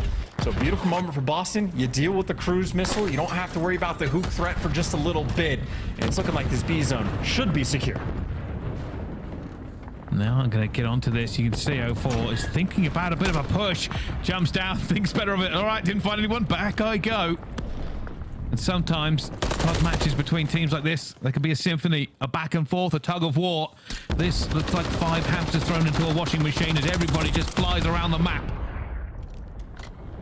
Oh, yeah, you say flies around the map. Boston, they're just solo capping B. They're not trying to get active, not trying to take much space. They're just posted up and maybe waiting for some kills. So meanwhile, guys like a Booza just able to post up. And I was going to say maybe get caught off guard, but him and 04 there for the trades and maybe a trade to be found on the top side of the street, but 04 getting active as well. Seattle Surge, again, they have been much more comfortable on the defensive end. Boston, again, now going to try and make their push. They still have 1:15, which seems like a long time, but it may only be 2 big pushes if they can get it done. They need to find the trades, though. Hugh's going to be here. Finds a kill, does not go down easy, and 04 finding another one. Puts them on the back foot again. Beans will find a kill to keep the gate open, but can he be the hero they need? Well, and keep in mind, part of the problem is Seattle Surge. We've been talking about taking space a lot. It's now a Booza. Last time it was Brezzy that's pushed up over towards Palace. So you're just forcing them to take the longest routes. And obviously this is very standard invasion gameplay, but Seattle on point for the moment. 3 players crawling around Cafe and Laundry, though. Boston, 35 seconds left to try to get their attempt for the A-zone. Boston need a little bit more pressure to make this happen here. Seattle will absorb this as long as possible. And every trade that goes their way is a problem for Boston. Priester, can he do enough? Can he make a hero play? Finds one. Should be able to stop the clock here, and does. Reinforcements are not close. And those are good tags. Gonna slow Hook down just a little bit, except for the part where it's Hook. He doesn't slow down, and the reason why is just overwhelming, and there is just no one there for Boston to even really put a thought to the idea of helping Priester there in that moment. So that's now 3 very standard rounds in a row. Both teams pretty on point on defense. No extra ticks rolling through. So I know what the tiebreaker scenario is. It comes down to kills in Seattle Surge because Hook is, I mean, double, if not triple positive. They're going to be good in the kills column. So as long as Seattle Surge at least capture the B zone and don't completely break down on the kills front, they'll be able to get that defense for the round 5. Well, funny you should say that. As I was looking over that quickly before we went to this in-between sections, Beans also has put up some significant numbers, actually more or less equal to where Hugh is. Just got under the radar because Boston haven't been able to do as much around the map. Yeah, Boston Beans 20 and 12, Hugh 21 and 11. So Hugh ever so slightly better, but you are right. I think the slaying still goes over their way. Yeah, and not particularly close, like a 6 or 7 kill gap for the moment. Major Maniac struggling at 8 and 17. Just for the fact that Boston are on defense, like they could set up the Palace spawn trap and spawn kill you relentlessly and dagger them that way. But again, if they just capture this B zone, we're all squared away on the ticks front. So Boston gonna have to fight for it and maybe successful at it. There's the 4-man wipe. Now you put the pedal to the metal, foot on the gas, and just try to do anything on the map to keep these players trapped. 04 is looking to keep this one open, but Priester has already got there. The angle and the timing is not right for him. Brezzy also looking for it, but maybe you are right, Chance. This could just be enough to give Boston the advantage going into round 5. Seattle Surge will know this as well. They will try and break it. Boston have only died once on this. Damn, hell of a win from 04. Just a nuisance, but it does get traded out. It's about a 3-kill gap right now between these 2 teams. And of course, Seattle still need at least 1 extra tick. They're still down by 1, but now the A-zone might be open. Number 3, Abuza on the crossing as reinforcements. Hoop, though, just gets traded out. Beans shredding in this moment, but does get chopped down. Seattle, they just need this extra tick. They're trying to get it. It's very, very close. Priester will now dive this. I don't think he dived it before. Seattle will tie it up. 6 ticks aside for Seattle. All they really need to do now is get on the B and guarantee themselves defense. And even better than that, Chance, if they really want to, or give them the extra time to try and put it to bed here. In Boston, they're not even fighting for it. Not even trying to like full send it. Or maybe Beans does last second, but that's just easy reads. Way too long to try to stop that play. And there you go. Defense secured for the final round. And honestly, Seattle still could just win it here. They have the extra tick over towards A and 1:20 to work with. And you got a Hook in your base. Does he play it correct? Boston have given up map control. They are turtling, looking for these kills before they push out. They've already found 04. Huke is waiting for his own one as well. Brezzy, it's a big fight. Takes down Snoopy. Seattle are waiting for the opportunity. Huke will take down Priester as well. It might be here. Beans gets Brezzy. A Major Maniac takes down a Boozer. That'll be the push stop for now. Yeah, for now, though, is the right call. Huke still behind enemy lines, and got to trade him out. Major Maniac does it through the wall. Good comms, and, well, now 04, 8 HP. But Beans doesn't go for the trade, so 04 gets to live in this situation. Again, they just have so much space that Seattle, it's not an easy moment, but Beans doesn't want to trade him out in his one shot. He flies out after the fact. Breggy gives you the extra, and now it's one-man Snoopy by himself on the A zone. He cannot last. Seattle, maybe they've made it to the promised land. Only Huke left alive. The grenade is going to be out. Still completely alone. They will pinch him here, surely, and while he'll find a kill, that's all he gets. 04 has reinforcements flying into the point. There's Beans behind it, not able to do any more. Snoopy backing him up as well. And Seattle, they rolled the dice. They tried to end it here. Hasn't worked out for them. But they can be secure in the knowledge they have secured defense for round 5. Now we gotta really test. That's insane, dude. The hit fire, like, one bullet sort of snap. Always ridiculous to me, but as pointed out, round 5, defense secured for Seattle. We get to test the theory, though. Like, round 5 offenses have always just been built different on this map. So I know Boston, not a good situation, but maybe they got a little bit of momentum on their side. Again, chirping in the comms. You had Beans when he had the cruise missiles, trying to set up a play with his teammates to go for that initial A break, and active in the communication department. Boston, again, attempting to cook something up for this final round. Let's see. For Boston, might as well full send. Try something a little bit different. Change the gameplay up. Just do something, really, because they're now staring down a 3-0. They have to be different. They have to exceed the level they've been playing at. Boston already find 04 off the opening break and straight on to B. They're doing it again. Only one person capping. And this is just to buy time, right? If the clock is going to be stopped, Beans, there is no rush. He's playing for the cruise missile. He's on a 5 spree, and he gets it instantly. Does get traded out, though, but look who's behind enemy lines. Another potential hero A cap. And Beans, I mean, maybe an opportunity to call on the cruise now, give him the comms, and help him out. We'll see what kind of play they can make. Cool there. They're everywhere. They're everywhere. Beans finds his teammate. Okay. Unfortunately, Snoopy will be eliminated. And the biggest problem for them now is they've lost all map control. Boston will be feeling the pressure as Seattle turn the heat up. Major Maniac looking for anything here. Boston will go for a massive hit down B Street, though. I mean, yeah, I mean, you have to at this point. Or maybe they're playing for another, yeah, Major Maniac, maybe toying with the idea of going over towards A, but that's a 4-man wipe on defense. Round 5 cheese, not going to happen. Team killing with the cruise. Incredibly unfortunate. And Boston, it's 04 just in your spawn. He's just doing tricks right now. It's going to be a 3-0. Oh, Huke's running through the spawn as well. Not even worried about it. Beans cut down with the rival 9. That's a 6th streak for Huke. And Boston are trying to do something different, but they have nothing. Huke is a menace. This is his 2nd streak of it as well. Looking for it eventually, going to be taken down. 16 seconds in a dream for Boston. It's hit the afterburners, hit the hope. Cross your fingers, toes, and hair, and pray. Because nothing, I repeat, nothing is looking like it is going well for them. Boozer takes down 2. Huke calls in the cruise missile, has to get rid of it because his teammate makes the kill. And that is a clean 3-0. It's not even a big celebration for Seattle.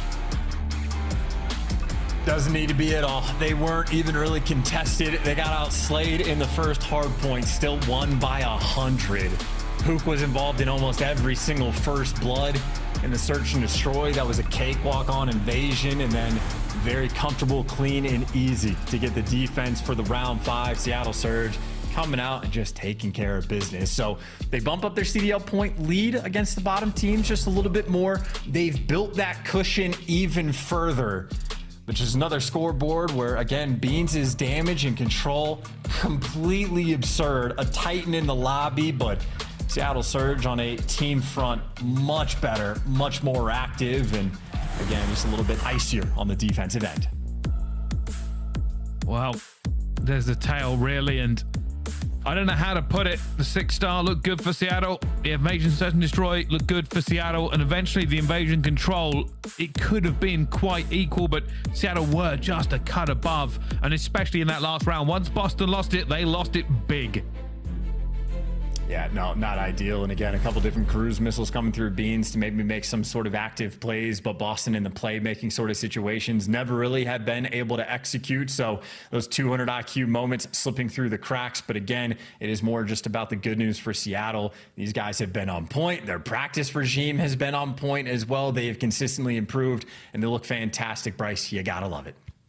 They certainly do. Well, let's throw it over to our desk to see what they made of that series. Thank you very much, gentlemen, and a very long 3-0 here. Let's talk about that last map, though, as Seattle was able to get the job done. The cruise missile goes poorly in the round 5, but Beans drops 33 kills. He did what he could for Boston. The whole team just seems to be off. And on the other side, Surge looked like a unit working together. Surge are incredible right now. This kind of win as expected. Honestly, I thought maybe it would have gone a little bit closer in that opening 6-star simply because it was such a smaller map.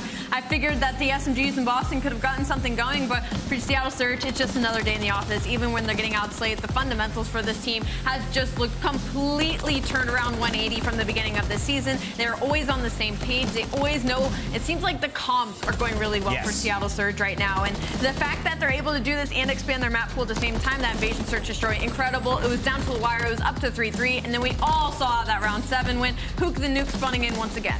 Nameless, who are you most impressed by on the Surge tonight? Oh, Hook, without question. I think, the dynamic between him and 04 and that Search and Destroy was great to watch. A lot of the offensive rounds, we saw Hook getting pushed up through red, trying to make some plays on defense. Hook sort of like spread of the map. He was in Cafe a couple rounds. He would then go through Dark, but it was 04 who was flanking. And since they're worried about a guy like 04, Hook is able to get those first bloods. He ended up getting 4 in that Search and Destroy. And then in this Control, you just let him loose. Like, it was without a shadow of doubt they were going to win this series eventually. And I feel like they were just having fun in that last round of Control, putting him in a spawn trap. Being so frustrated, you can see the reaction, a sigh of relief as it's another 10 points going to Seattle Surge, and Hook showing the energy on the team, getting the rest of the squad smiling. Why are they smiling?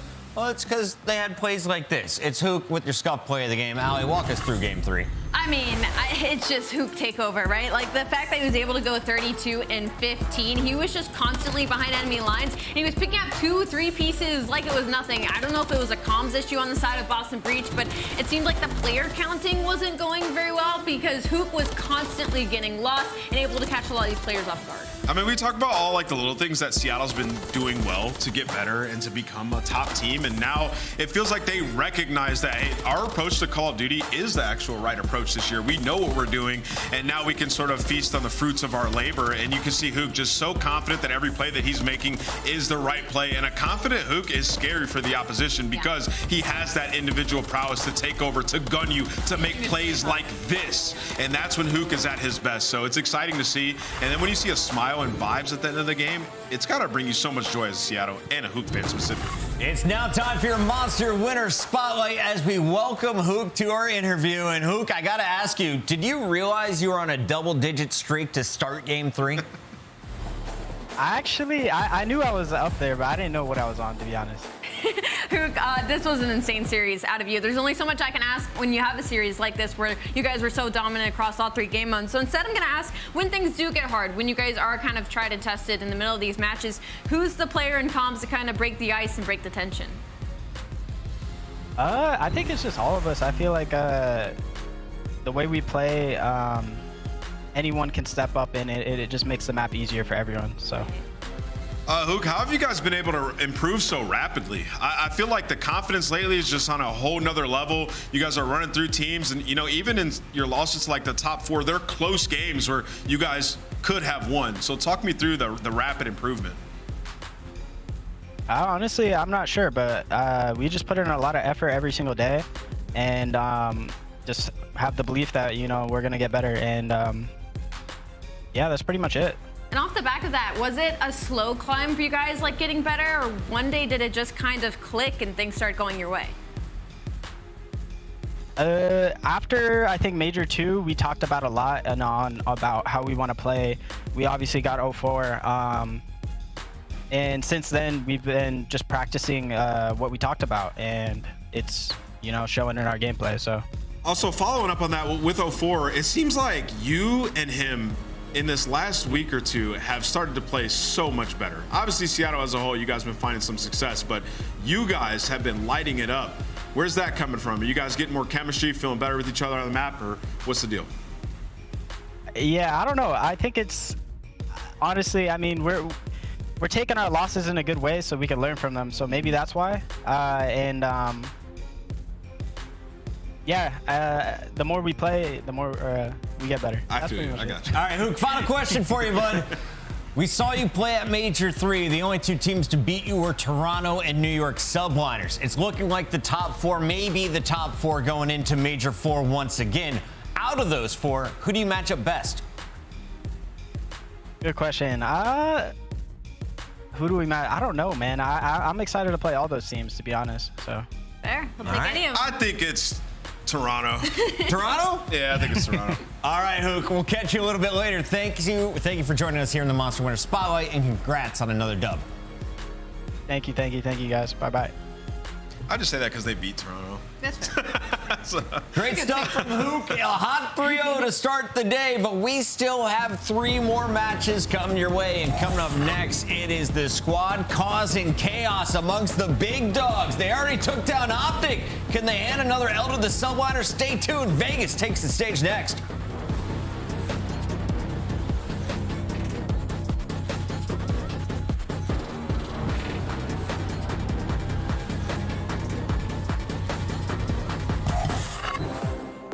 Upgrade your game with the Scuff, the official controller of the Call of Duty League.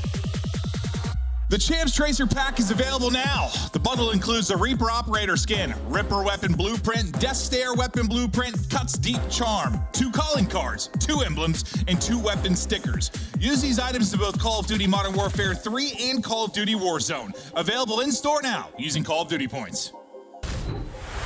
Ballin' can't beat me up cause I'm back in my zone now. Cause I'm back in my zone now.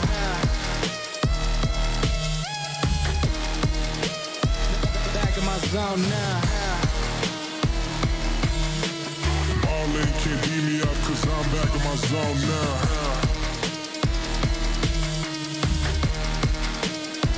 Back in my zone now.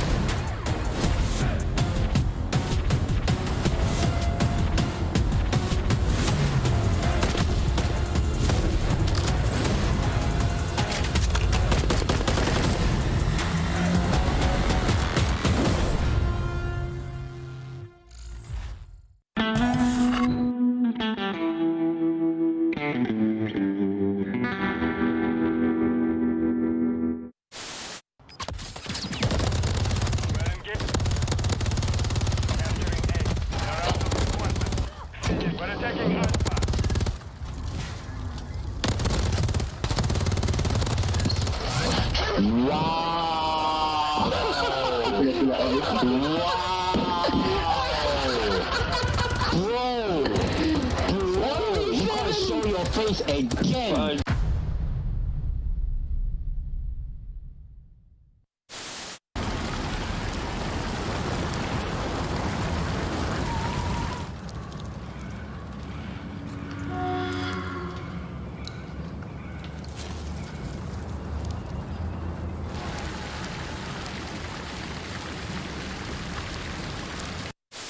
Try and work someone on the flank. He's able to find but criminally the Kriegs. They're able to get 2 headshots. They know that Formal is gone. Vivid. Ooh, I think that's a bit of an over challenge. Envoy, he goes to the defensive side. Nobody able to check the bomb. Crim ready for it. Nice shots. Are criminally now going to find all 4 kills. This is Formal for the ace. 3rd, 4. Illy wraps back and it's Formal with the ace. No, he's mid desk, laying down mid desk. The long desk, snaking the long desk. Nice play. Good Let's go, play. Clay. Let's go, Clay. Should've ran at him, bro. Yeah, you should have. With the Fase, for sure. All good. Hello, everybody. Welcome to this week's show. This weekend, we saw the top Call of Duty teams compete at the U.S. Championship held at Full Sail University. In a surprising turn of events, Strictly Business, the 9 seed, came out of nowhere to dominate the bracket, defeating 9-time champions Complexity twice to secure the #1 seed at the Call of Duty World Championship.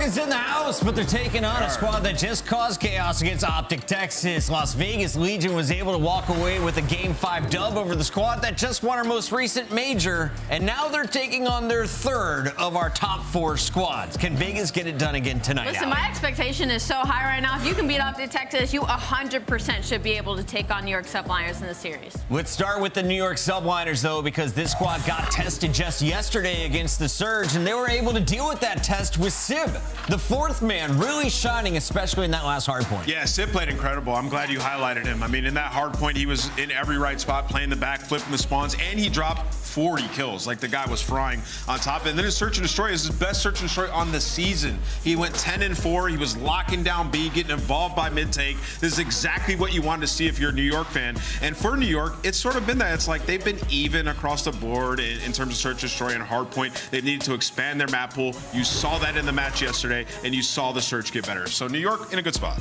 And to that point, they're kind of just focusing on fixing hardpoint right now. They have their spot lock for champs when the Monster Energy pregame comes in. They're kind of all alone right now. 4 seed, 275 points. They are completely good, but the hardpoint still needs to be fixed. You have to drop 40 kills for them to win by 10 points. So for New York, that's going to be the focus in this series. Attach said, shut up, Puckett. I want to get to the game. So let's skip right to our Scuff pick'ems as we lock in. Alley Cat, you're going first again. Who do you got? Is it Vegas with another upset, or is it New York on top? No, it's New York. New York. Done. Mic drop. Yeah, I'm going to go with New York as well. I think it's going to be a close game, though. I think we see 5. I don't need numbers to tell you that Vegas is winning this one, Alley Cat. No, I think you do. And the fans are wrong once again. Everyone going Subliners except the smart guy. Let's send it over to the smartest of the CDL talent, Maven, with his friend Burke. Well, that's the first time I've heard that. Yeah, no, I think he... Do I look smarter now that I have a watch, though? No, you just... Yeah, you look like a phys ed teacher. I kind of do, though. Yeah, like... Hey, what's up, class? I've never worn a watch before, guys. I bought it today. I'm trying. My wrist is itching. It's tickling. Today we're going to play volleyball. Like, yeah, exactly. Yeah, that's what you look like. We're going to have some fun today. Misbehave, you 10 push-ups. You're not wrong. If I get fired from this job, I keep making sounds like I did while casting yesterday. Maybe I have a history as a PE teacher. Come on, kids, climb the rope. I don't think they do that anymore. Oh, okay. Well, we're going to take a look at the Monster Energy pregame right now for New York Subliners. What are you thinking, Joe? They're lonely. So lonely. Yeah, they're 4 seed. I mean, right now they're just trying to get better on the other side for Vegas Legion, their Monster Energy pregame. They are in the danger zone. They talked about, well, they dropped Purge. Oh, danger zone. And now they're not out of the top 8. Oh, okay. They got a shot, though, you know, after they get that win over Optic. I think this match is important because, you know, you drop Purge because you think you have a better chance to take on the top teams with Johnny, with a different player. You finally get that win over a top team. Now, is that going to give you that confidence? Is that going to be a turning point for this team and franchise? Or was it just some online BS, as some will say? Yeah, I mean, listen, like, this is, they've been putting the ringer a bit. You start off with Ultra, you hit 3-0, then you play Optic, doing it in Game 5, then you play New York. Like, Hopefully next they don't play Fase, because that would be one hell of a schedule. But nice start for Vegas, but New York do bounce back. And what Ali was talking about, I think really their focus, what kind of really has been all year, it's just the hard point. If the hard point cleans up, it feels like their search is getting back into form, their control is top notch, but they have to be better fundamentally, I think, in maps 1 and 4. Absolutely. It really exposed kind of yesterday. We saw moments. Today, can it be a bit better? Attaches out for a swim. Trophy's not going to float. Oh, and his head is, but it's going to get peeled off by Skies as he will rip him. Geo, though, up to the task. You know, Geo has been performing well. He has a chance to absolutely pop off. They're not going to have a clue. They have no idea. Attach spawns behind them. Maybe you're going to call out from Skies to flip, but they do hang on behind Kismet and Hydra. Now a pinch, though. Hydra knows, I got to win this one. And maybe a bit of a gift there for Vegas Legion. He held on to it for a second, but the next wave comes in and Legion start to accrue some of this time. Down 10, everybody drops outside of Johnny. He'll get what he can, but 20 seconds left. He'll break through. If you are Subliners, we'll start to think about the rotation next. I mean, that's honestly, it's not the worst case. Now you're going to have the front spawns. You can rotate for free, really, to P3, but Nero, well, they all get taken down. It looks like they're going to spawn on Skies. No, it's going to be a bit of a flip there. His attach was towards the backside, but he gets up far enough to open up that back spawn. Sky's now trying to hold the front lines, doing a great job as he's able to find a double, finds all three. Attaches is going to have to wait for his teammates in the pool. Get into a power position there and absolutely frying him. Sky's popping off with the X3. Multi-kill on the board. 20-point lead and trying to grow, but Johnny and Attach trying to break this up. They haven't been able to do it yet. Going to be a one-on-one, well, maybe more of a one-on-two towards the point, and Geo will find the kill. Still healthy amount of time here to earn, though. Yeah, I mean, neither team really has gotten the cleanest of holds. It's been a pretty back and forth battle. New York with, I think, the majority of the good spawns, but now you're going to see Fase. They did a good enough job to fight from the hill. Skies is playing very passive, waiting for his teammates. And one thing I've noticed, it feels like in times of need, the subs have found a double kill, whether it's been Kismet or Hydra, in big moments. They've had a lot of big moments. Will they have another one here? Next rotation and fight up 2-on-2 towards the point. Johnny bursts through, gets one. It's Sib's multi-kill. I thought the difference with the nade will hit as he gets the kill. Now it's just a foot race to try and get over to the point. Skies gets there first, but Attach has the angle. Attach gets both. Double headshot through to get the early hold. Yeah, I don't know what Sky's thinking there, maybe just depending on the timing, but he's trying to put a trophy down. Maybe just prone behind the statue instead. Attach ready for that gunfight, able to get the cutoff. Yeah, I thought he was going to be gun up. Yeah. What just happened there? Maybe he just thought there was a different spawn. Yeah. And had a little more time to get into position behind the pillar. Not the case, though, but Subliners do break back through, so chance to maybe swing this back into their favor again as we go over to Attach's POV and get eyes on with him. He's got one to his left in secrets. Good luck with that. The stun hits, and so does Kismet. Then just throughout the first 40 seconds of this Halo is just so back and forth, but feels like now New York in a good position, I was going to say. But then it's Vegas behind Nero and Geo, able to find two on rotation, though. Inside of P1 is all of Subliners as they rotate. Well, all of Subliners for a second, then three of them will drop. Suddenly, it's going to be only Sib that's remaining, and Sib is able to get two. At least if he gives his team a chance to fight back into this, because everybody got broken down but him. His two kills are being big to get them back through. Yeah, and then you kind of get like spawns on the bottom side and top side of P2, so it's sort of a foot race back over towards P1.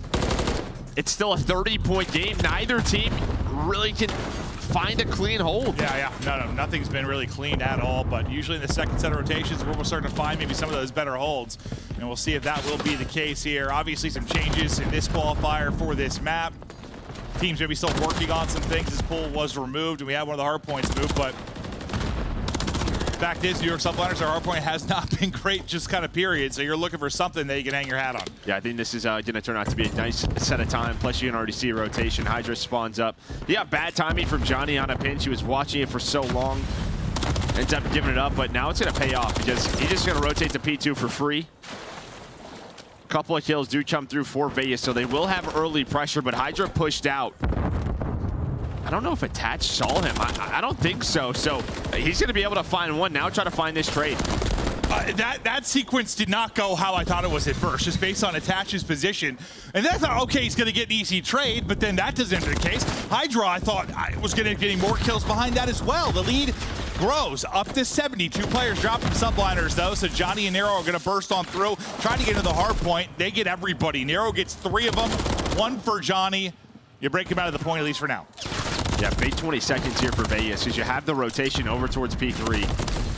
So if they combo this, get them right back in the game. But it's New York up 60. Let's go to a listening with the Subliners. Close the back too. I'm gonna need the back too. I don't see him there. I'm needing him. Yeah, stun it. I need it. Pass him to the right, Hetty. In the back, in the back. In the back attack. We're pitching in front. Let's go. Good shit, perfect. They're spawning out P2 or mid. Just take our time. Take our time on this break. They're miss ones, miss ones. Wood, last one. Wood, last one. Maybe P2 on me now. Maybe Q me.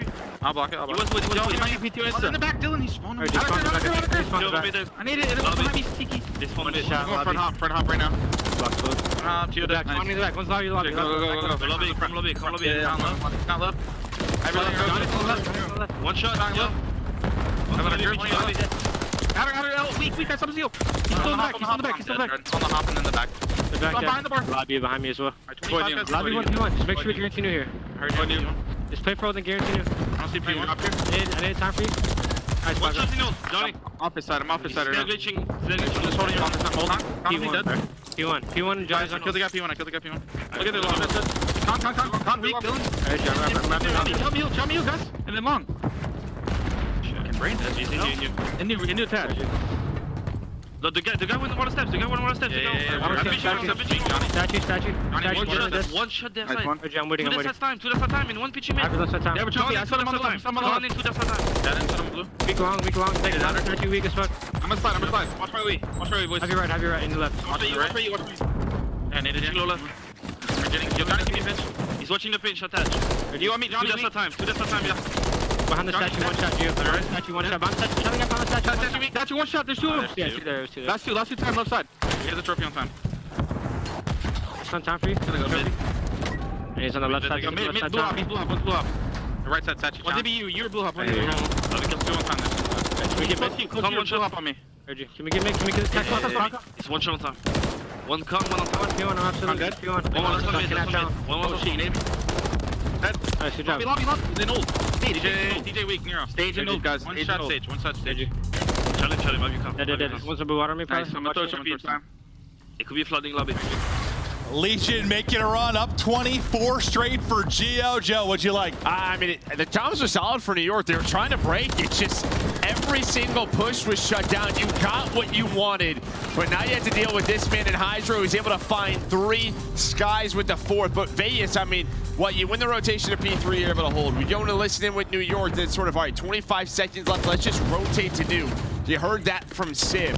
They gave up a lot of time, and then Vegas able to split that P4 with them, and now you have the lead if you are Legion. Looking like it's going to be a wild one down to the final seconds, though. It's just about 10 points separate the squads. Kismet, POV for now. Not for long, though, because Nero fries me, comes through a team kill there, so I thought it was 3 for a second for Legion, but it'll just be 2 kills. One of them will drop via the team kill. Back to Hydra, fresh off of his triple, but Attach dinging through with some dingers. Yeah, I mean, just double headshots. Him and Gio really having big impact here, both with 24. Remember, last time these 2 teams played Major IV Qualifier, Gio went off in that hard point.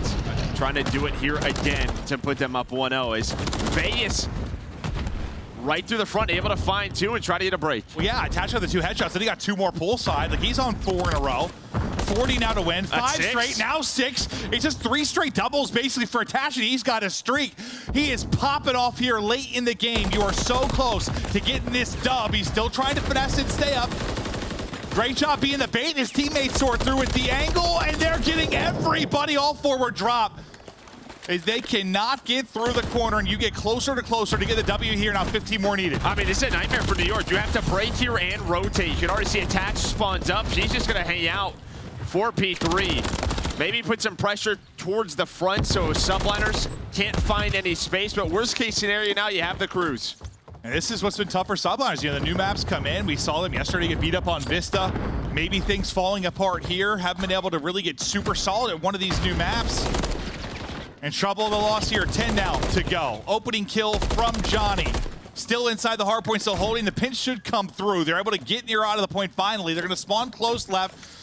New York will know what's up as their teammates are spawning out, but you still have that streak to use. It's going to be attached, it's going to send it on through. Sid gets 2, though, while the streak is called, so that's going to keep it a 2-on-2 near the point. The spawn a little bit closer, though, for Legion. They can get back to this quick. Yeah, I mean, a lot closer. Plus, those 2 players pushed up, so one player basically gets a mid-spawn. That was Nero. He has the cut-off. Legion with a massive comeback. They were, what, down around 80 or so points. It was like 150 to 80, so you get 50 points after the first set of hills, pretty much, if you were Subliners. I mean, it was really, I don't know, tight for like the first half of the game. Like, no one able to get really much separation. We go to listen in. Finally, after New York gets a bit of a lead, but that burst from Vegas Legion simply too much. They go wild. They've been able to slay with the top 4 squads. I mean, they've still had some losses in hardpoints they've even outslayed, but like you look at Attach +8, +8 for Geo, +4 for Nero. Johnny ends up -2, but like the slaying is there, and Attach put in work. He went massive at the tail end of that game too, earns the streak, just multi-kill after multi-kill. Yeah, I think anytime you're eclipsing 6K damage, you were putting in work. Yeah, I mean, Geo with 2 minutes, 24 seconds on the hill, so big objective work for him. But yeah, you'll see it's just pretty back and forth. And then New York to the second P1, this is where they find a ton of time. They get near around 140 or so, have the biggest lead of the game, and it all just goes away. Where Legion just take over. They combine the P2, P3, and P4, and it just felt like the slang really stepped on up. New York couldn't get a break. There were a lot of multi-kills. It feels like the nades and the stuns that New York has with their teamwork just did not land. Yeah, I think as big as it got was about 70 there, and then yeah, after that, like the second we go to the listen end, the game just gets absolutely flipped on its head. We know the talent of some of these Legion players. They can pop off at any moment. I mean, there's some similarities between these 2 teams at times, honestly. Like, there's a lot of individual talent there. Sometimes, like, Hydra can be the difference when you're playing against weaker competition. He can absolutely just take over himself, but not able to do it here. No, I mean, Attach then. Just kind of closes the door, playing his life so well, using his teamwork, knows he's on 5 in a row, then able to find that streak and end up using it. So getting a P3 one last time. He ends the map with 33, as you said, 6,000 damage.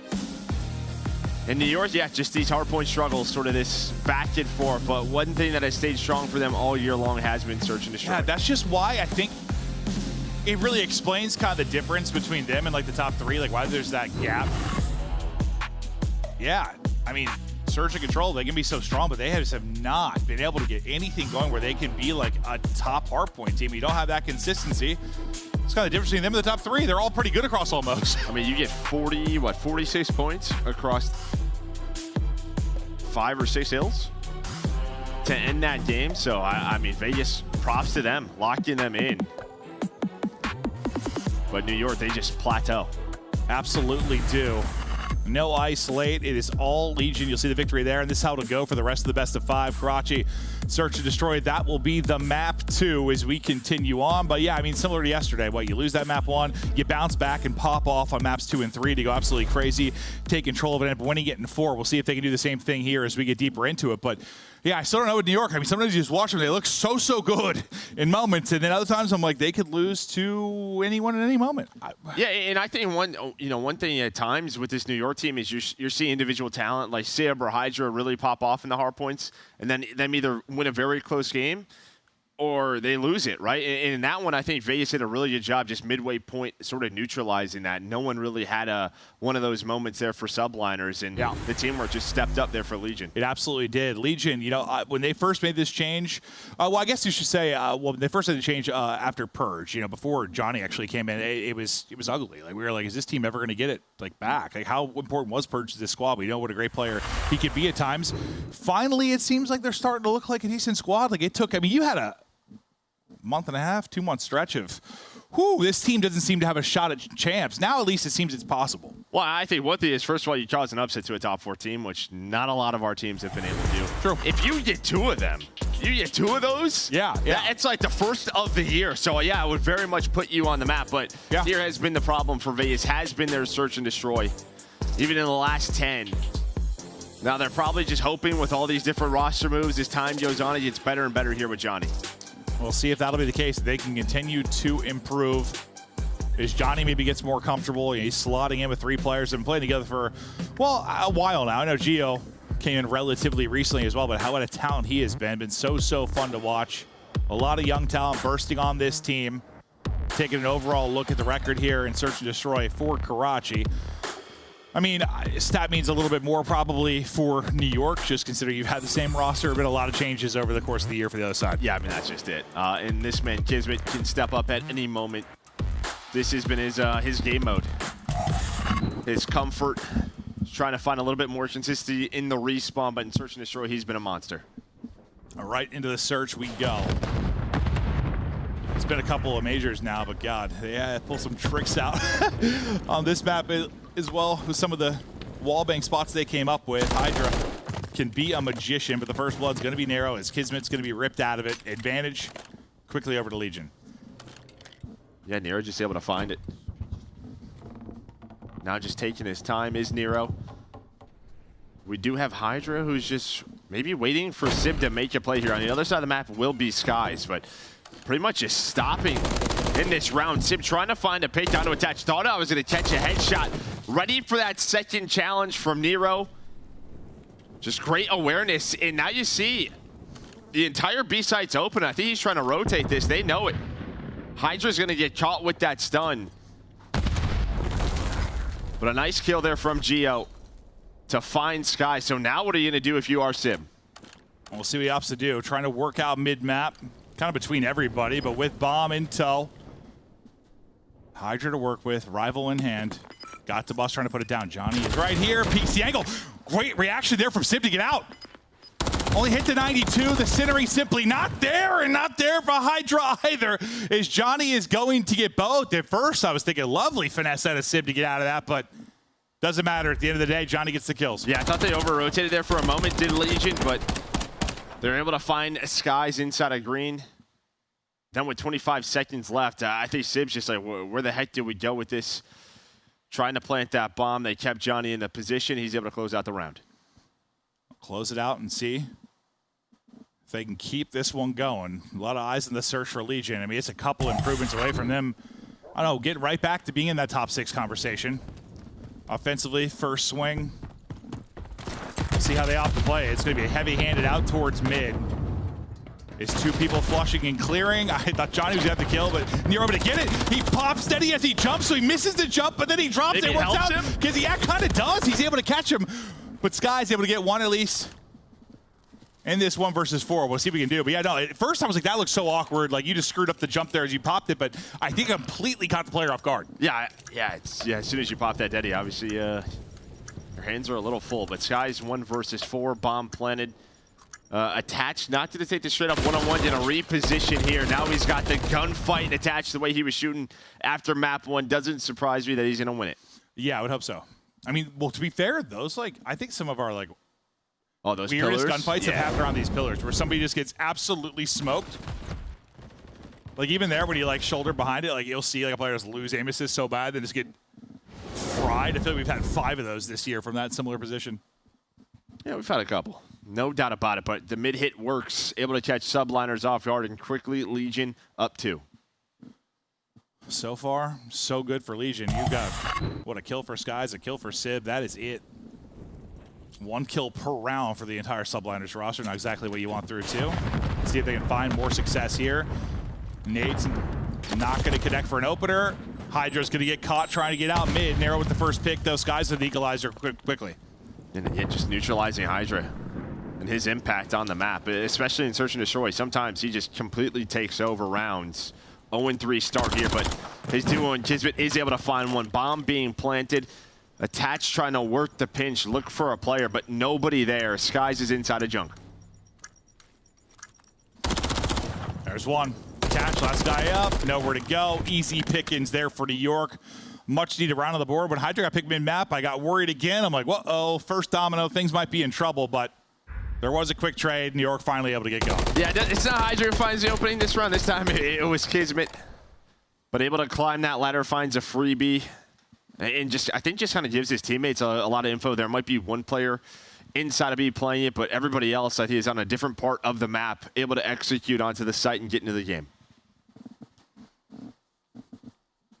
Let's see if we can build off of that a little bit. Legion last offensive round, but like 2 or 3 out through mid-map. Ton of aggression, it worked out. This time kind of spreading it out, maybe looking for an early pick. Just playing for information as of now. Skies from top AC. Saw what his vision's like. Sib, eyes over the B-bomb. He gets hit with the stun now, and we'll see if you opt to play off of that if you're Legion. Yeah, it's just like, where was that stun, right? Could be under the rat well. Okay, it's that position, under the rafters. Very common spot. Sib is probably going to need some help from Hydra here. But Hydra's worried about the jump across from top AC, so very separated is New York. Could be on Sib to at least find one or the info. Instead, he's just going to get double challenge. Yeah, that's what I was worried about.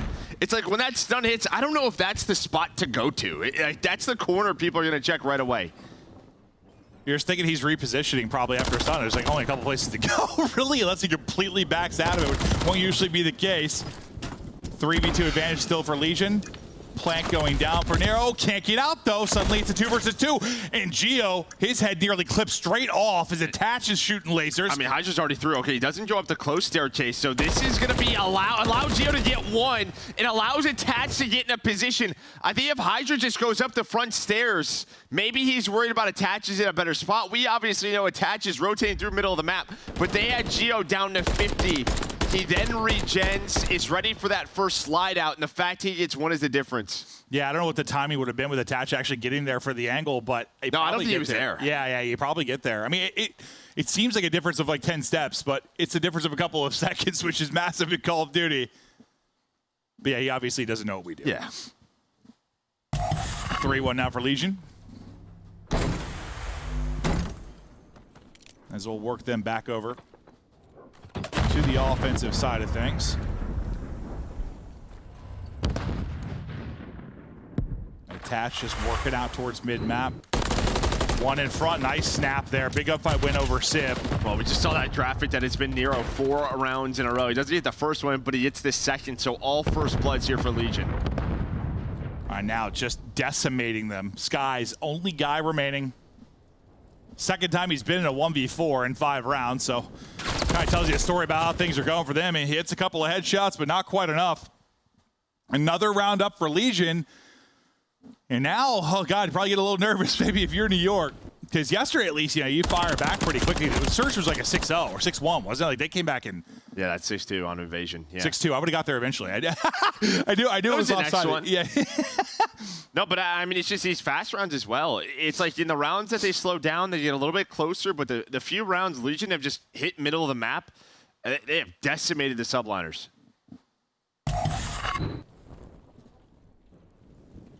Johnny leading the way. It's 6-3 currently. Got a 3-man game working over towards B again, similar to last time, but a very different defensive setup now for Subliners. Won't be Sib kind of on an island. You've got Hydra there with him. You also have Sib, kind of a hard counter to what Legion are trying to do right now. Yeah, I mean, it's just sort of, hey guys, we're down 4-1. We need to just play with a little bit more pressure, play together. Kismet and Hydra, that duo, run up the middle of the map, get in great spots, and finally find the first blood for them. Well, similarly, you really like their invasion defense, how good it was. Like the different looks they were showing, the aggression they were doing. They haven't been able to find that success here. No. And this round isn't over yet. I mean, Bomb's working over towards A. Skies is there. So Skies is just hoping to catch one or find some info, but I don't know if he's gotten any. He looked like he checked the balcony one time, but Bomb being playing, you have Geo all the way across the map. He's got 3 on him. He's got no idea that there's 3 players there. Now maybe he does. He's able to find one. So Geo is able to find one. He's just going to be wasting as much time as possible. It still is. Finally, he's going to drop. Kismet and Sky's able to deal with him. Nero gets one in the same moment. 2 versus 2, 25 on the clock. From back to Heiner, Nero's playing. Got Johnny a little bit more up close and personal. Tucked to the corner. Kismet got the info. He's there. It's a ludicrous gunfight. Both players weak. No one able to finish the kill yet. The longer this gunfight goes, the better it is going to be for Legion. Time dwindling still. 10 seconds to go. Johnny ends up getting that kill. No time for the defuse. I mean, listen, in a game that comes down to the clock, Geo living as long as he did, Johnny then able to extend that gunfight as long as it was. The difference. It's just the numbers. I mean, you have the 3 versus 4, and what's NYSL saying? Yeah, we'll play around the retake. The problem is Geo able to find one troop side, that forces a 3 versus 3. They're able to pick him up, but as soon as they take him down, then we're to that 2-on-2. And it's just a clock working against them. Is Johnny able to find the last couple of players from Subliners to put them up 5-1? Yeah, it looked like they finally had the answer on defense if you were Subliners, and then, well, that went away pretty quickly. 4 straight for Johnny. He's got a couple of doubles to close out rounds so far in this one, and now just needing one more. Johnny wants one way, get him out of the round. That's like the 3rd or 4th time, I swear. A first blood's coming for New York, and New York gets a kill like directly after. Whether it's like the exact trade or a different player, like kind of gets them right back into it. But this time, you get advantage of your Subliners now, 3 versus 2. Yeah, maybe the one player who's been causing problems in Geo does get found out. Was kind of lurking B-side. Sim now gets this info on the Nero. This should be a kill. Looks like it will be. You don't plant the bomb. You're just kind of taking your time as you rotate on through. Attach. A couple of 1v4. Or sorry, Sky's had a couple of 1v4 opportunities. Attach his turn into 1v3. Let's see if he can do it. First takes out Sib, now down to a 1 versus 2. Hey, there's always time for pull-ups. Yeah, door, mantle, grab, ladder. Like, who knows what we're going to be trying to You dance see it from on. one POV, and now Attach is trying to get fit. I like it. Yes, sir. Good luck with that gunfight. Sky's in the proper position, gets them around, hits the shots, and yeah, you would have had to hit nutty ones there to win that. Yeah, I mean, again, it's sort of the quick pace there for New York. They're able to find that first blood. As you said, it immediately does get answered. But they're able to find Geo over towards B. So you needed that response. And, yeah, it's the last couple rounds have worked out with some of their adjustments, but it was just that round prior. Well, they finally find that execute. I feel like they finally got that next kill. Like, yeah, there's been, like, an equalizer off their first blood, like, every time they've gotten one. This time, at least they retain numbers. Now, you still have a ton of work to do. We've got to rip off 5 straight in total, 4 more to go. And Legion just need 1 round, and they're up 2-0, and a chance of beating top 4 teams back-to-back gets higher and higher. Hydra, though, a little sauce. He's able to drop shot, take out Nero. Kismet there with a follow-up, and you got a fast 4 versus 2. The best is looking at a defensive round so far for Subliners, but we're not out of it yet. Yeah, Geo, the last alive. They know his position. And again, you're moving sort of the chess pieces. This time, Hydra has shown B-side Coop. He's shown middle on defense. This time, he's over here towards A, able to find that first one. Feels like he's finally starting to get a feel of the map and of the game. Just going down in that hole quickly. Just feels like maybe he has to make the plays. Well, who's going to be the playmaker late down the stretch as we continue on this map, too? 3 straight for Kiz. Back-to-back kills for Skies. Round by round, you try to claw your way back into this. And, I mean, I think it'd be a huge one when New York bring it back, because that's just one of those ones that if you're Legion, it's just like, oh, like we had this. Yeah, we got high-rise control next, so. Yeah, true. Well, Legion can be a very annoying team to play there, too. They can be a little unorthodox at times. We'll see how that plays out, but first, who's going to get the win here? Sib. This time, the first one's on an arrow, so at least Nero's not going to be able to play that equalizer role like he has in so many rounds. They rip him out of it. Nice shot from Sib, who's trying to get going. He was like 1 and 5, now up to 3 and 6. Ladder, who knows? Maybe we'll climb it, maybe the door, maybe a bush. Oh, God, maybe a little bit of a panic melee, and then he's going to drop. Well, he climbs the ladder. What we just talked about, it's not really a pull-up. Oh, I thought it was the ladder. I thought it was like a panic melee. He grabs onto the ladder, but so we're no 1v1. We spoke that into happening, huh? Well, you did. I didn't. Nice goddamn ladders. Skies. Geo. 35 to 1 versus 1. Geo got the spot. This guy sees him as well, so great reposition. Gonna be so difficult to read this. Maybe it's not. Never mind. 20 seconds to go. You just got to take a gamble at some point, but Skies once again gets the spot. It's a little game of hide and go seek with Caesar Bueno. Peekaboo, I win. He gets him.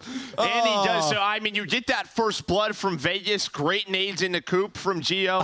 The team needs able to land, but then, yeah, Sib at least makes it a 3v3. It's so funny. I said the ladder, and then, but I don't know the way it looked for some. I thought he like meleeed for a second. No, I don't think so. No, you're right. I think you're right. You're right. Turn onto the ladder. Yeah, no, you're 100%. Grabs it. You're 100% correct. It's like your body is a magnet, and it's like, yeah, ladder, hit it. Yeah. Sweet. Perfect. I would just never go like near that position ever. Fortunately, it's a pretty important position. It is. Okay, well, he said they needed 5 straight. They've done 3 of those now. They brought it back from a 5-2 hole. Sorry, 5-1 hole. Can they keep it going? Some confidence and swagger in the gameplay now for NYSL. Sidedrift is waiting for info. Turns. That's a tough one. Johnny's got the FCW, able to take it. Sib's going to chow, though. Gets the info, gets the kill, gets away with 21 HP. Can't get back to full because the stun will hit. So now at 20, just trying to get back. The help is there through the mid-cut. That's a ton of info, though, right? Because now you know there was a second player, but Gio's going to bring this back. Sib's going for another chow. I love it on a Sib. It's a bit aggressive, and now Kiz is there to help him, and we're doing another 1v1. What is this round? Sib's got some balls on him, and it gets us to this point. Kismet and Attach. Attach? Can he get the round win and get the map win? One of the icier players we've ever had this Did he get to the bomb, though? I mean, it's going to take him another 10 seconds to get there. I don't know. Does he think he's faster than he is? He might. He's got to go. Like, you got to, now he's starting to go. The only good thing is that Kismet is here. The only thing is Kiz is here. It's going to work out. It's the long route, and Legion are up 2-0. Sure, why not? Let's just go for a damn jog. And then timing will work out perfectly. We're going jogging. Attach, a symbol of athleticism and grace. Jogging? Takes the round, takes the route, has the ice. 2-0 advantage now for Vegas Legion. And what looked to be, it's like, I thought he was going to run out of time. You said it perfectly. The only good thing is, like, he's probably going to get a gunfight. Like, yeah, Kiz is there. He's probably looking to see if the bomb's there. It still is. Maybe he wants to reposition. I'm sure Kiz is saying, what the hell was that? But it's the hot start there for Legion to put them up 4-1. As Nero with, 4 first bloods, then finally felt like New York came alive, started to read the map a little bit better. You got Hydra and Kismet more active. It was just too late. I thought it was basically going to be just the first game kind of flipped on its head. Like, right, it was a hot start for New York. Then Rip It and Roaring was Vegas Legion. They kind of late into that one as they took over. I thought the next back was just going to flip. Like, New York started to come alive. They're going to take over. But when they needed to isolate, they're able to get it done. That was, dude, those 1v1s, there was like a lot of time, and somebody just takes a rally. It literally is just flip a coin. No, it messes with their timings. It really does. And that's what Attach loves to do. Sure does. Guy's a freak. But that'll do it for the first two. Legion one map away from beating 2 top 4s. Back to back. Have they finally arrived? They're still trying to qualify for champs. Get the best seed they can for Major 4. Work to do. Map 3 up after the break.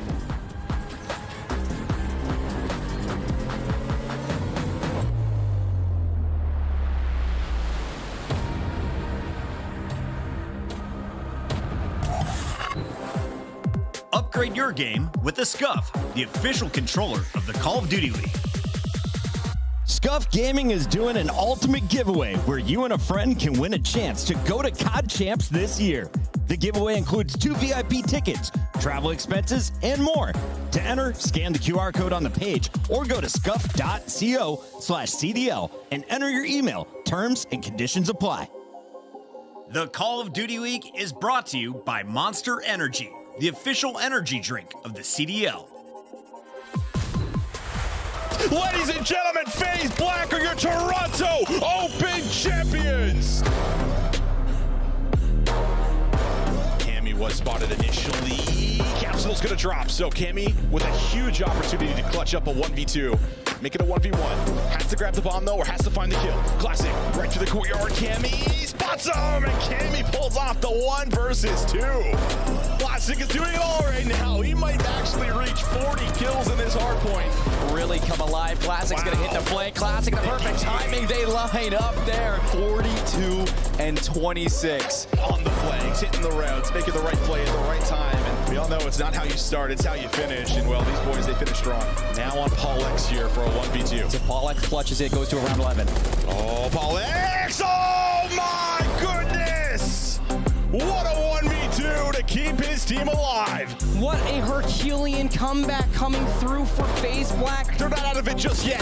They have brought this one all the way back, and now the rotation looking solid. FaZe Black in position to stop it here. Asim gets a read at 1. The sunset could be good for another. FaZe Black trying to steal away the hard point, and they might just be good for it. Stuns, nades, everything being thrown in. Dip diving, ducking and sliding, trying to find a way through. But FaZe Black will not let you win the hard point. They come all the way back.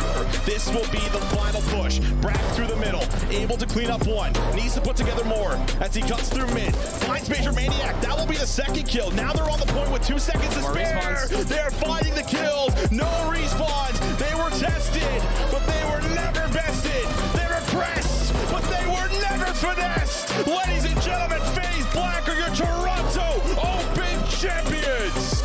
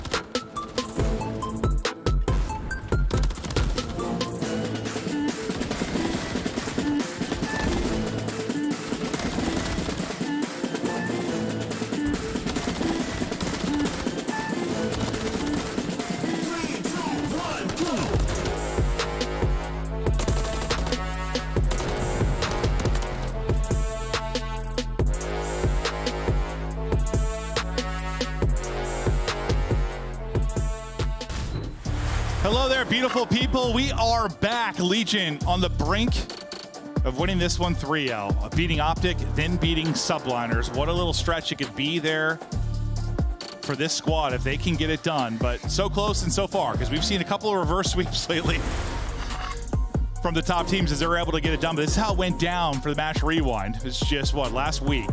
Yeah, I mean, you had the high-rise control we're going to. You see that map 5? We just had that in map number 2.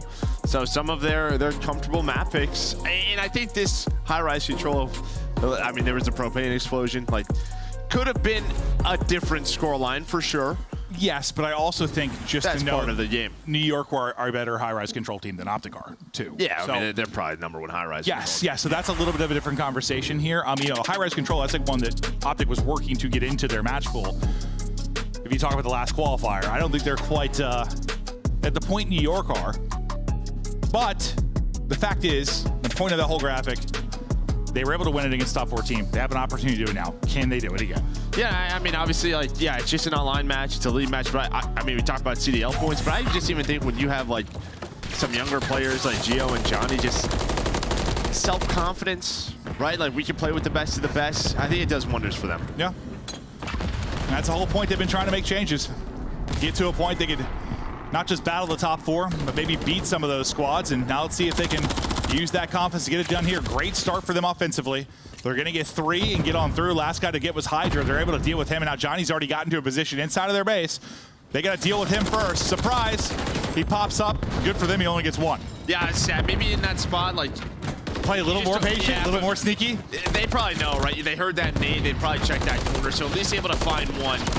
But New York doing a pretty good job trading out. You do have 1 take towards B. The clock has been stopped. They don't get that A capture either. Well, the A tick. But Gio staying alive. 3-0 start. Now has a trophy and some reinforcements to continue to work this objective. And nice timing for Gio. Great snap. Yeah, that was the time. That was really clean.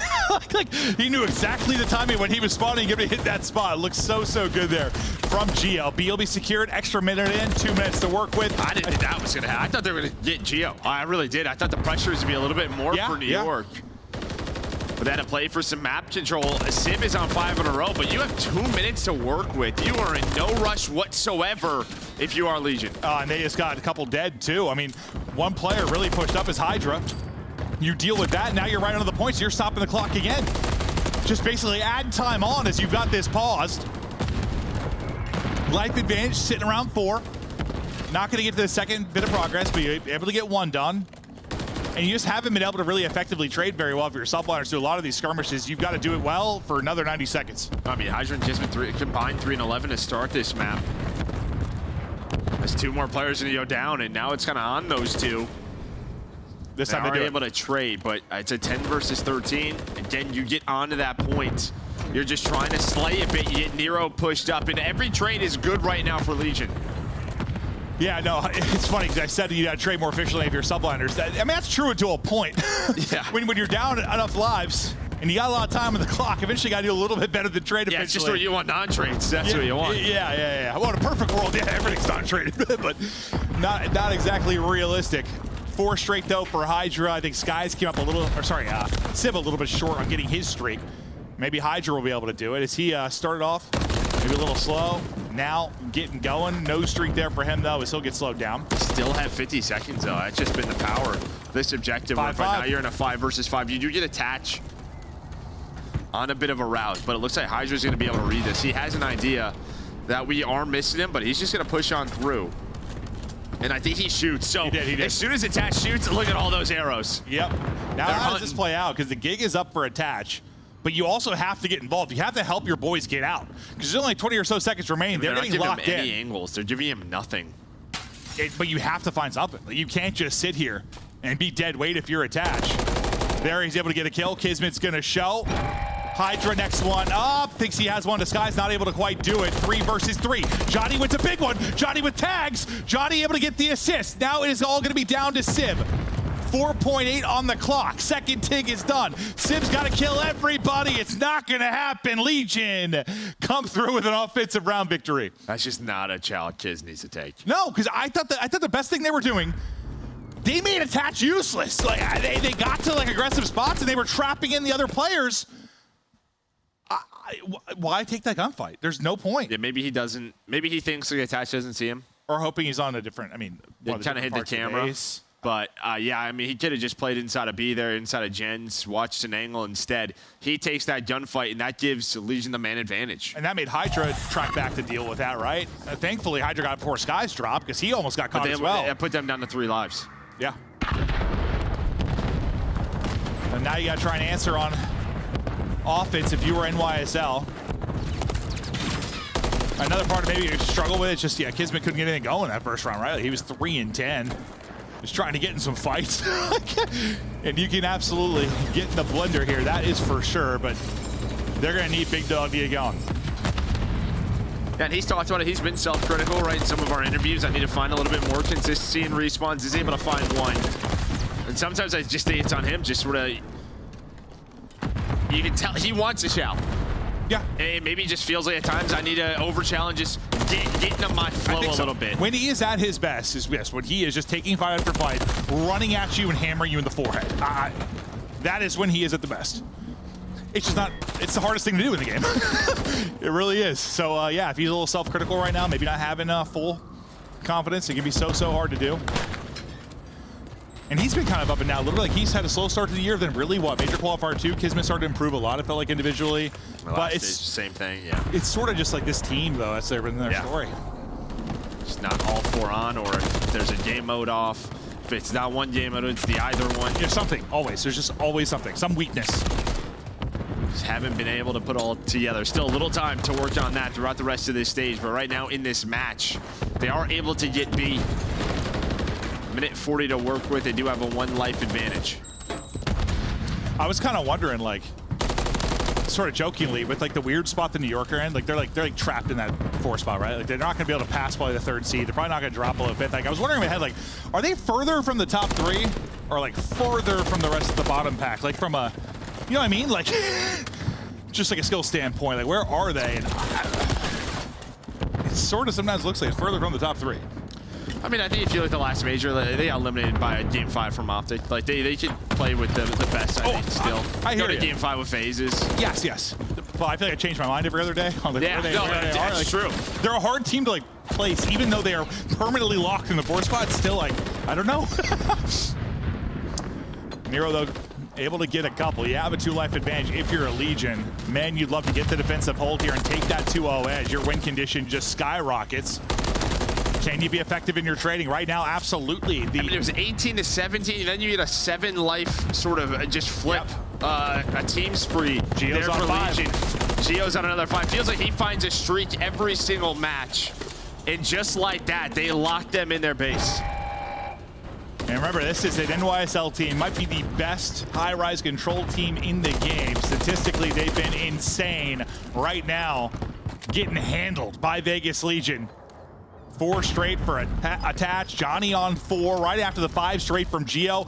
It's 10-1. You said what, 18, 17 or whatever it was? 10-1. Like they just get dominated through the latter third of that round. And Vegas Legion 2-0. And this, okay, if there was, I looked at the matches today. I think I said to you, like, there's not like a 3-0 really on the board today. Like it looks like all 4s and 5s. Like the series kind of looked at me.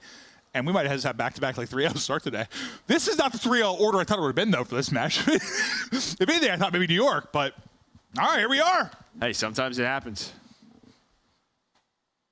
That's just, yeah. I'm doing. Didn't you feel the same way? You looked at the schedule, like, ooh, it's gonna be a low one. Like, yeah, I thought so. Yeah. That's how it felt, but maybe not how it's playing out. One more round needed for Legion, but I mean, this round. Absolutely important one. You don't want to give Subliners anything to work behind. Next thing you know, you might be going all the way to a game 5. You give them any bit of hope. Just go for it. Try to close it out here if you can. You already got that one offensive round victory. Trying to do it again. That's 6 straight now for Johnny as he gets it done from underneath, adds the cruise. Tough gunfight for both players. Attach ends up losing that. Johnny's still going. Oh. Johnny's still frying. I don't know how he got that one. He got knee to the forehead, but the streak ends at 8. And what was the problem last defense? They couldn't get that one player off the point. I thought behind this, Kismet's able to win that gunfight. And then I'm like, all right, yeah, they're going to get them off of B, but behind Johnny's multi-kill, you still have pressure on the objective. Finally, Hydrate and Kismet able to deal with all 4. And now it's a bit of a reset, but at least you find that streak. I think the streak's even bigger because you're up 2-0. Like, you have a couple of defenses coming. More, well, if you go the whole way. And the ability to maybe use that on a defense, whether it's to get out or get them off a point, just a bailout moment. Could be one of those streaks that can win you the round, win you the series, but also you could use and get absolutely nothing, which we see from time to time as well. Yeah, they just had someone in their base between Johnny and Geo where it's just cleared up the objective again. You have an 8 life advantage. You get B, now you're on to A. You find Hydra, who was lurking this entire time. Luckily, there's no trophy, but they're going for the jugular. They know they are right there. They're up 9 lives. Trophies are down. A team kill comes in as the streak goes through as well. Kismet at least able to pick up a kill, and Hydra comes out. I thought the team kill, plus if the streak hit, oh God, like that might be match. Well, he was going for that same player. Yeah, that was a tough part. Yeah. I was just staring at the kill feed like, oh, here we go. Still might be, though. I mean, 7 life advantage, only 10 left. You still have a minute. Vegas are going to know this. They're just going to play their one-on-ones. Johnny feels like he's been there for an eternity, but now through on the flank is Nero. What is he going to be able to find? In behind enemy lines. Okay, got scary for a moment. Sib turned on one yesterday. Thought he was turning the Jets on again. But Nero gets the kill. Now becomes a threat. 6 lives remaining. I don't know how you win this if you're New York. There's still so much time. Yeah, now they're on the objective. Nero playing a bit of an off angle, able to hit the team shot on the skies. It looks like Legion are gonna do it. No respawns remaining for New York. What is this Legion team? After Johnny purged, they looked horrible for a while. They get Johnny, still doesn't look great at first, but now they start to come alive. A victory over Optic, a 3-0 looming over New York. The team finally playing as a unit, but still have to close this out. Nero once again just spawns up. In a while. He hits it underground again, just trying to be annoying over and over again. Tough fight, lost aim assist for a second, but the recentering is there. That's just it. Just with as much time as they had, they're able to take these long routes underground, find some time. He's 2 versus 8. Yeah, the fact he like went underground, spawned up, just did the whole route again. Like, yes, that's a luxury of having some time to work with, yeah? And that does it. That does it, Vegas Legion. The 3-0 over New York.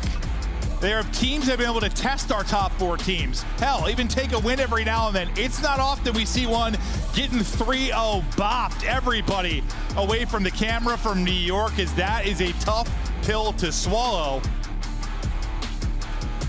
Woo! They're feeling good right now. Finally, something positive for this Vegas Legion team is guys we want to get behind. But I think a lot of us and fans have been frustrated after the change. They look so poor. Maybe you're not going to make champs. This is the first time I've like, I got a smile on my face thinking about this team. Well, now they're what, 130, right? So they're tied for 8. So they are very much in the mix. And it's also, you earned 20 points against Optic in New York. It's not only the fact that you're earning the points, it's who. So this schedule is going to get lighter at some point. Still might have some tough matches, but it does get lighter. And when you have teams like Carolina having the issues they are, losing 3 map. Well, I think that's what's fun. Finally, like we've been talking about the top 4 and the bottom 8. It finally feels like we have a middle of the pack. Like Surge, Thieves, now Legion. It finally feels like there's some upset potential. Well, because we thought it was We thought it was Thieves and Legion for like a minute there. And then the change happened, and then Thieves had their major kind of bombed up. We're like, okay, well, that was all fake, this middle of the pack. Now it's seeming to be solidified finally, yeah? A little bit more and more. Just a little bit of some gaps here, and still New York, I'm not sure. I mean, I still think seeded 1 versus 8, like you're going to take the favorites, but it's just starting to see these moments. More upset potential where it felt like there was very little this year, honestly. But that'll do it for the second match of the day. Some 3-0 swiftness there from Vegas Legion. Chris, Ali, and Ant, hi. Hey. Almost forgot about you for a second. What up, dude? Hey, and I want to start with you because I don't forget about you, my guy. Yeah, can we start with how I was right on predictions and you were wrong? You were right. I mean, it's not often that this happens, but you know, when we talk about this series, man, Vegas Legion, what has gotten into these guys? You know, headed into it, Ali, we were looking at the numbers. We were talking like Attach has struggled versus this team. Not today. I mean, he's icing up 1v1s, 5,000 damage in game 3. Map number 1, he gets the game-winning play, finds 2 kills in the front of P2 to get them the positioning and get all that time. So for Vegas Legion, he showed up, and adding Johnny to this roster, man, I hated it. I ain't gonna lie. Right? I hated that move. This guy, the Energizer Bunny's so comfortable. The comms, he's always given his input, and these guys look phenomenal. I want to take the flip side of this just for a moment. I do want to sing Vegas Legion's praises because now they have beat Octa Texas and New York. That is 2 out of our top 4 teams. That is a huge feat in itself, not to mention that it's in a 3-0 fashion. But on the flip side, New York Subliners playing down to their competition once again. They give us a light of hope, thinking that maybe they're about to hit this stride that we have been waiting for all year, and then they fall short in a series like this. That map 1 loss, to me, I see it as unacceptable. 50 to 180. You allow Vegas Legion to chain 2 final hills and Attach going on a 6 spree to completely change the outcome of that game. You could have been up 1-0, and then you go to the search and destroys. New York Subliners, you win 3 in a row. You push yourself to try and push for round number 11, but it is the opening duels that hurt you once again. We got to take a look at our Scuff play of the game coming out of this one. It goes to the man that name was just highlighted, Dylan Attach. Please be the hard point. Getting it done. 33 and 25 with 6,300 damage in a game number 1. And as you mentioned, Nameless, he sealed the deal at the end of this one. Yeah, you know, he's been struggling in this matchup, but not today, man. At the very end of the game, like, it's basically tied, right? He has a huge play right here. He finds these 2 kills. That is so massive because what then happens is Johnny comes up, finds a kill. Nero finds 2. They get a majority of the time from the front, which gives them the positioning, rotating over towards Barbecue Hill, where they then seal the deal. So Attach, when you need him most, he's always going to be there. Back-to-back upsets over our Power 4 teams, and now joining us live in the Monster Winter Spotlight, we welcome Attach. Attach, I got to start here. At the start of Major IV Qualifiers, you were in 11th place. People were starting to write off Vegas Legion after you bombed out at Major 3. Where did the turnaround start? How did you guys gain this momentum that you now have? I mean, kind of going into our second week of practice out of the team, we definitely bombed out of the LAN. We should at least beat Miami, but unfortunately we choked that. And like, that was our first, I think that was like the 6th or 7th day we were a team. So we really didn't have enough reps, and it kind of showed. But now that we've had a couple weeks to actually practice, things are starting to click a little bit better. Yeah, for sure. Following off of that, I mean, these are 2 major upsets. Again, this is 2 out of the top 4 teams. You have now been 1 in a game 5, now in a 3-0 fashion. Was this something realistically that you guys expected? Like, was scrims going well versus these top teams? Did you feel like you matched up well against them? Or is this something that maybe is also taking you guys by surprise? Scrims have been going well. I mean, scrims are just scrims. You want to, of course, win and do well. So I don't take like too much into account, because sometimes you could fry and then go lose the match, or sometimes you can get smoked in scrims and win the match.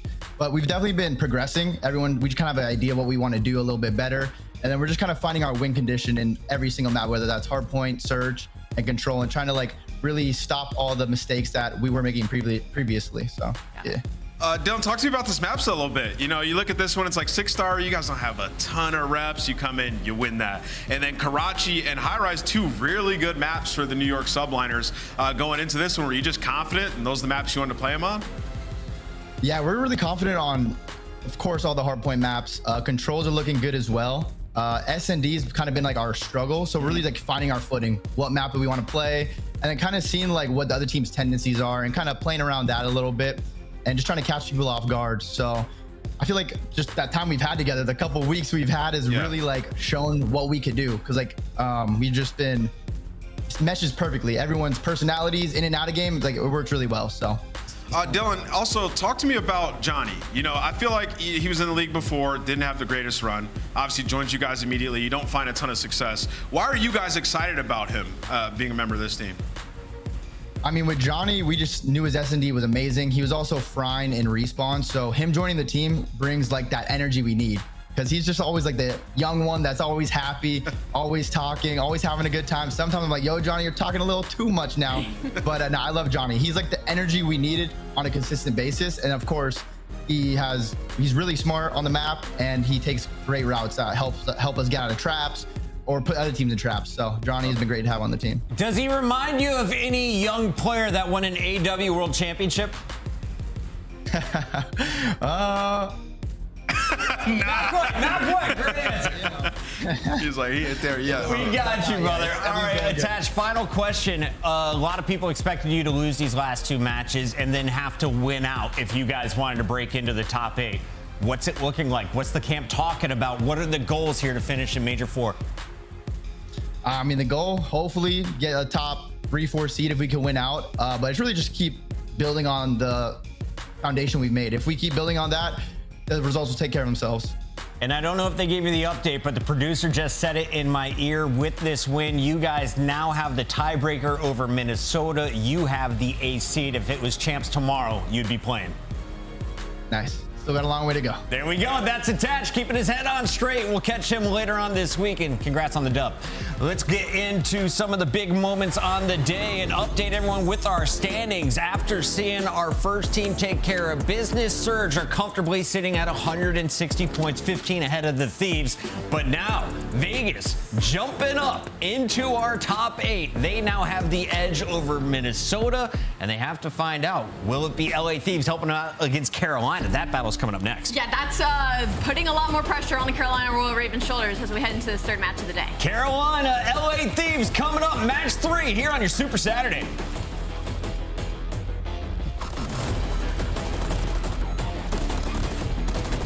Oh my God! We just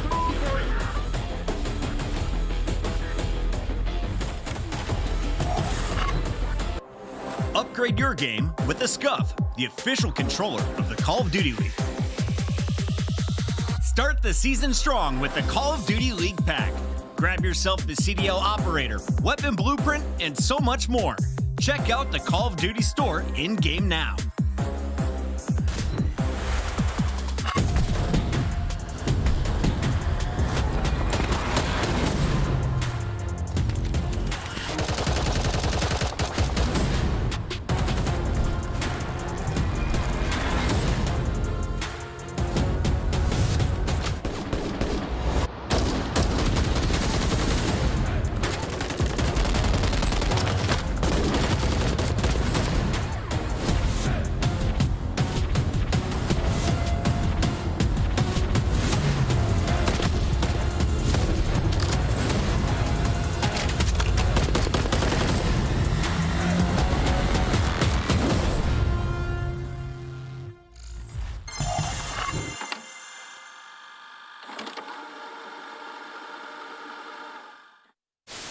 Let's do 2 week. Hold on. Wait. Get killed. Back out. There's two. You can refill your secret in a second. She's I got one more back door. I know your secret. Secret. Back to one shot. Holy shit, Eric. Last one. Nice, Eric. Good story, man. You can't kill me. What the frick? What the I have a streak.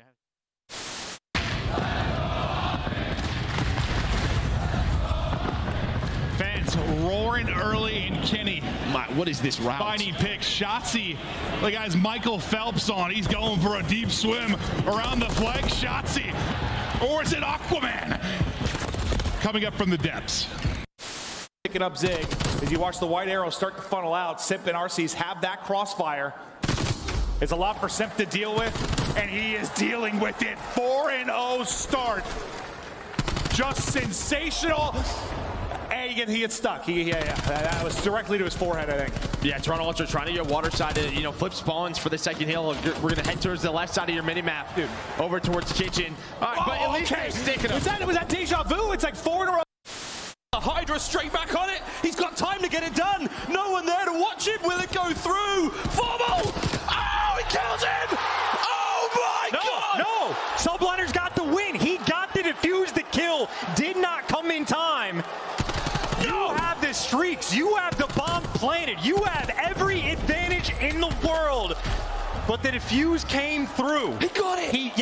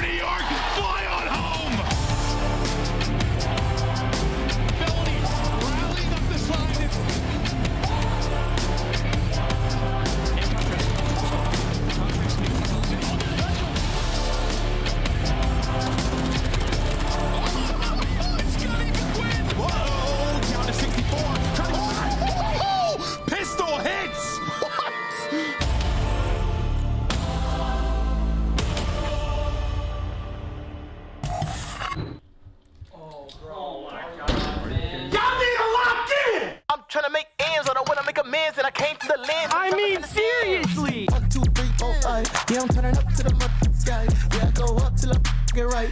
I ain't really trip till I get by. Yeah, I'm going up to the top, Dubai. If you think I'm playing, just know it's on site. What you on? Hit you with the Muay Thai. You don't kick to your dome, bitches on site. Try to walk in with the limelight. I come up with the kush right. You know better than a shot right. What is it? Yeah, I'm cooking. Yeah, I'm coming in, feeling super saiyan. Oh my God, you think you was it? Use a little. Yeah, I'm coming in. Stop playing. What you talk about? What you saying? Welcome back, friends and family. Another huge matchup if you're Bubble Squad. And if you've been a fan of LA Thieves, you may be shocked that a team that was as low as 11th seed at the start of the year is now in our top 6. They're right behind Seattle Surge, who got a win earlier today. But LA is going up against Carolina, who is desperate for dubs right now. And they proved they can hang with the best. They took 2 games off Atlanta just 1 day ago. Yeah, no, it's so painful because Carolina Royal Ravens are so solid across all game modes. They're just falling short in the later half of these series into these game 5s. Like, they have been okay at hardpoint. They're number 5 in roto, and they're mid kind of everywhere else. But their search and destroy and control has been above average, specifically the search and destroy, Ant. And we've seen this team finish as high as top 8, and now they are outside of the top 9. They're in 10th place after Vegas just won. If they win this, they now tie Vegas as well as Minnesota. It's do or die time for the Royal Ravens. Who leads this team?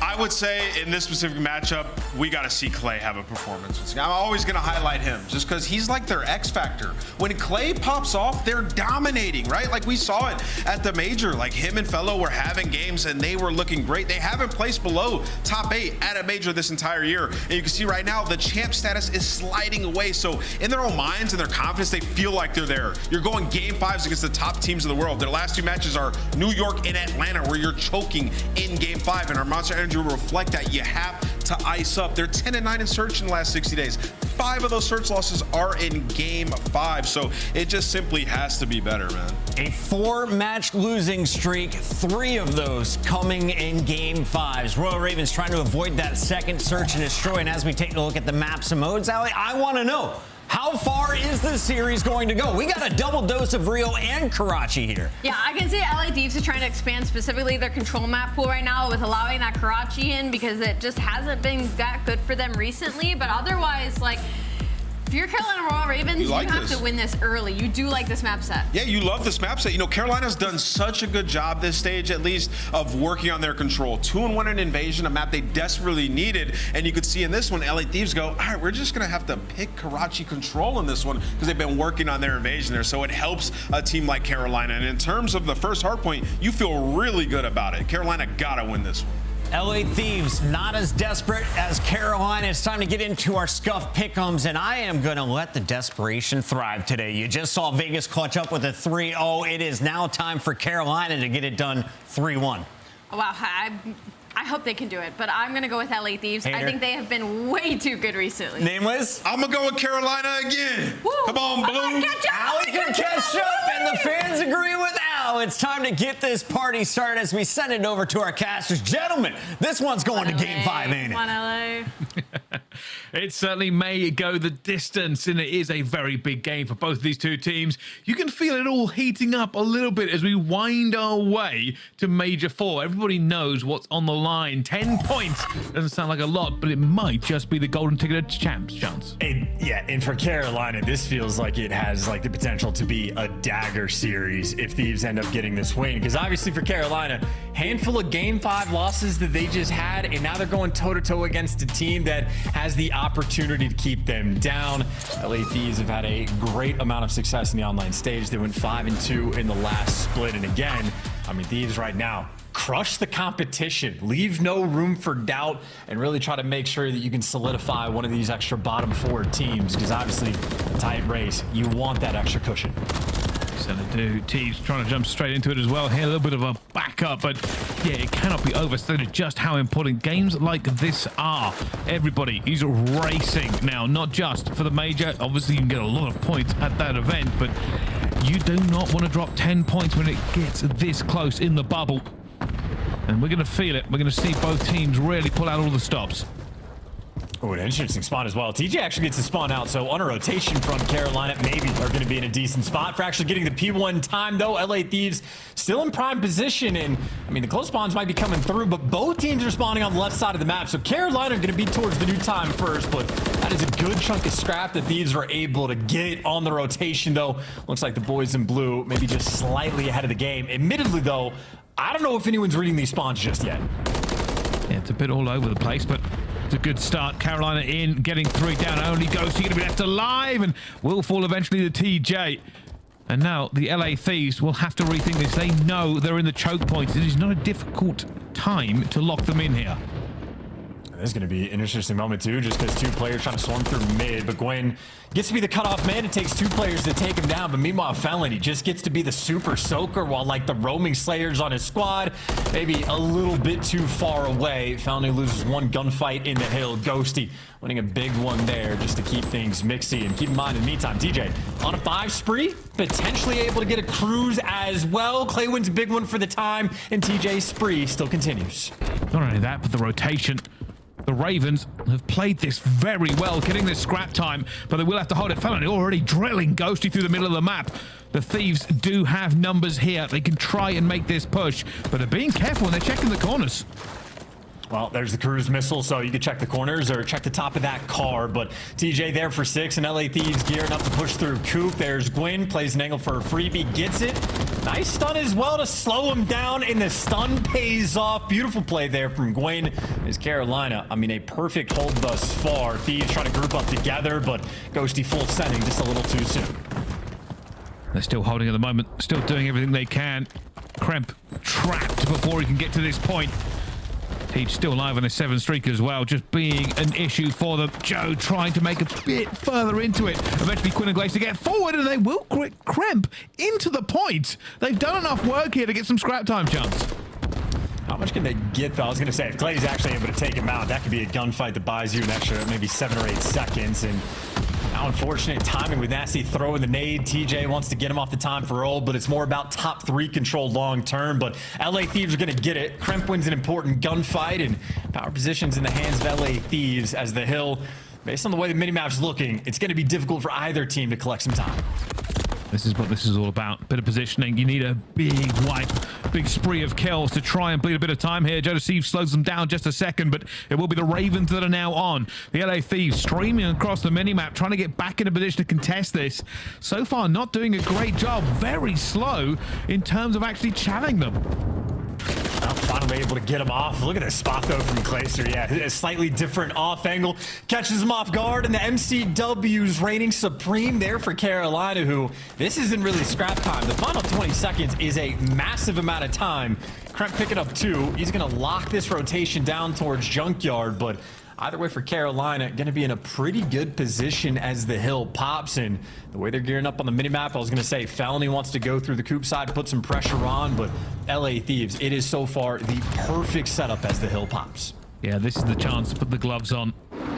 Tej is going to drop the rod from the skies. Will this push them out of position enough? How do the trades go? Clayster finds one. The rest of them have scrambled away. Felony will find another one because of it. Kremp will get Gwyn back, but the spawn's still going to be LA Thieves towards the back. You can see the Ravens trying to get in position for it. Felony with a big loss to Ghosty, and that just means they've got to shoot too many directions. Jonas Thieves cleans it up as well, and the Ravens will hold. Yeah, the LA Thieves are going to hold because Dan Ghosty wins one gunfight, starts turning some heads, and instead of what could have been a perfect cruise missile break, ends up turning into just a bit of mixiness, which Carolina just get the spawns at the very least, so they get the hill right back, but maybe Ghosty just mitigating a bit of the damage that could have been done. But all things considered, Ravens still very sizable lead. There's no pistol cheese in that moment there for the Renetti, but I mean, with a 60-point lead, Ravens pretty sweet spot and gonna have some power positions as we go towards new. Renetti's a lot of kills coming through. Clayster in a bit of trouble here, will eventually fall as well. Thieves got a good amount of time on this P1 in the first set of rotations. Gonna try and do the exact same thing again. Felony, which corner is he in? He cannot find him, but isn't gonna commit to it either. The kill's not going the way of the Ravens here. The Thieves doing another good job of soaking up that P1. Who knew Nasty was an expert in Foursquare, right? Picks an off angle, couldn't be found. And I mean, that's the type of little play that ends up giving you a decent chunk of time. And I mean, Carolina, once again, on the back foot. If not for the fact that they got those sort of left side spawn on the original P1, they would have been getting picked apart on this hill. But take the spawn help when you can get it, and you'll take the time where you can get it. Kremp food for fodder. 3-man wipe there from Carolina. Make it all 4 as well. They don't block the spawns, but a little bit of scrap time and plenty of opportunities to go and break P2 down. Well, Thieves are here first, though, trying to hold it. At the moment, winning the trades. They will be in this when it pops. For the Ravens, they will now pick their approach, already losing TJ, who was further up the map. It's very slow as Jonas Thieves tries to push this one out, and that is a ripper of a rival 9. And they are trying to get past him, eventually getting him, but they are now spread across the map, the Ravens. Yeah, Rival 9 is absolutely insane. Thieves, though, desperate to hold on to P2. Perfect time to go to a listen and see if Nasty can hold on. Copy one shot. Elbow is weak as well, guys. Be back there, back there,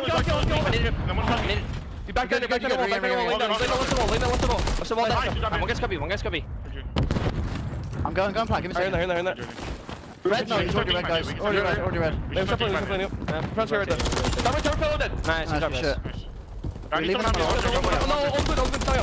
Really cold. They're still up. Hey, on that. One guy's lights. Yo, on the green dumpster, gate dumpster, any house. I can go around. There's two outside. They could pinch me. One can be in the back on you. What's probably in the back on you? I know. We're getting them splits. I'm at the back. I'm coming market, mine. I'm hiding at the back. One's on time. Give me a second. I can kill the guy. Can you kill him? Oh, was right behind me. Elbow's dead. Back cars. He's telling me shit. I'm not I can't tell me either. I need your back cars. I need your cars. I need cars. You good. He's going past me. He's going tools. Hey, we can do the markers. I fucked my broken. Someone take the left. I'll go mid. He's gonna be tools. I got stun. He's elbow one shot. Okay. Or really weak. Nothing longer set. Probably could've gone radio. Yo, top one. One guy's gate. I don't play one either. Play red now to mid. Let's go. Gate dumpster. Nice, good job. One time. I got needed. 2 weeks. Come on, man. I got one. TJ Street, one shot. One on the mountain. TJ Street, one shot. One on the mountain. Close gate. Weak. One more close shot. Pretty far. I'm setting your shop. Probably me open. They're gonna be wrapping sat. I'm ready. They could. And the Thieves might be getting a little bit flustered. They are trying to fight their way back into it, but it has not been going well. As we go into this next hard point, they'll try their best to get as many points as possible, but more importantly, stop Ravens from getting any more. Yeah, and Ravens are being a nuisance. Gwyn just playing his life up top like radio, and yeah, not winning the gunfights, Gwyn. Constant thorn in your side, and the man is frying. 26 kills, 14 deaths, and he's got over a minute in the hill. This X Factor of a player right now feeling himself on Karachi. Well, let's see if they can do any more here. The Thieves trying to rally in what could be the dying seconds of this game. The Ravens won't win it here, but they put themselves in such a commanding position. It's difficult for the Thieves to do anything. They've got to fight for this as well as try to get the rotation. You can already see it's squaring up on the minimap. TJ, the only player here from the Ravens. There are Thieves here, but Joe Deceive is going to go down as well. Reinforcements from Ghosty, but he's alone. There will not be a trade.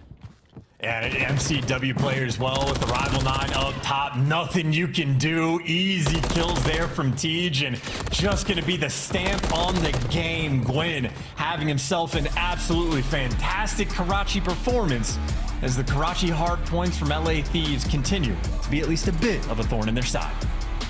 Well, just having a great time, and yeah, it seemed like it could have been a bit close, but realistically, the Thieves were never able to match the pace of the Ravens. A good P1 does not a map make, and now Carolina will go into the S&D ahead.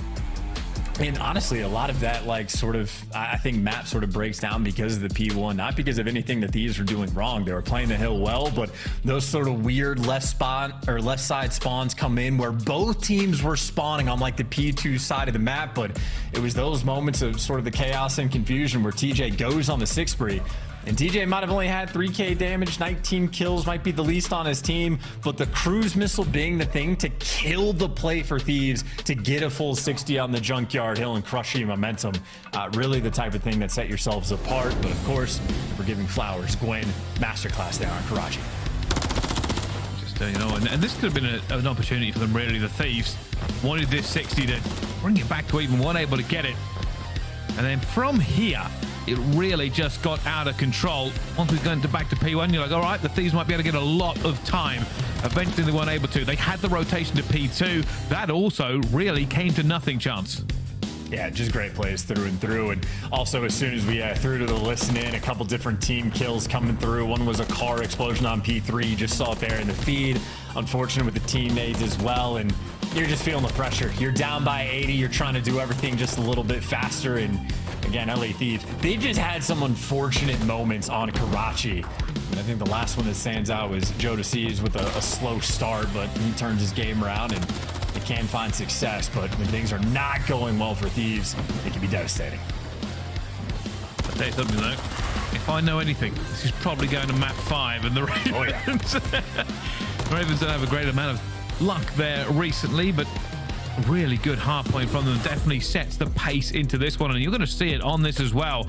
Just better all the way along, getting the majority of the points, hill after hill, and just widening that gap. Yeah, and a super solid team as well. You know, as much as Ravens have maybe struggled in the game 5s, 2 of those 3 losses were against just the top teams in the game, and they were playing them pretty tight. And like on a fundamental front, Ravens have been very on point throughout this year, or at least certainly towards the latter half. So when they get their bread and butter and in the right spots, these guys can thrive, and Rio S&D might just continue to be the map for them.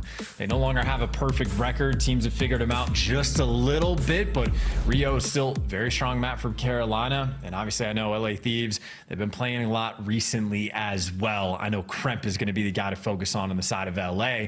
His flanks have been on point. He has been incredibly consistent in finding those timings. That should be one of the focus points for Carolina. Make sure if we do not have eyes on Kremp, be prepared for a flank.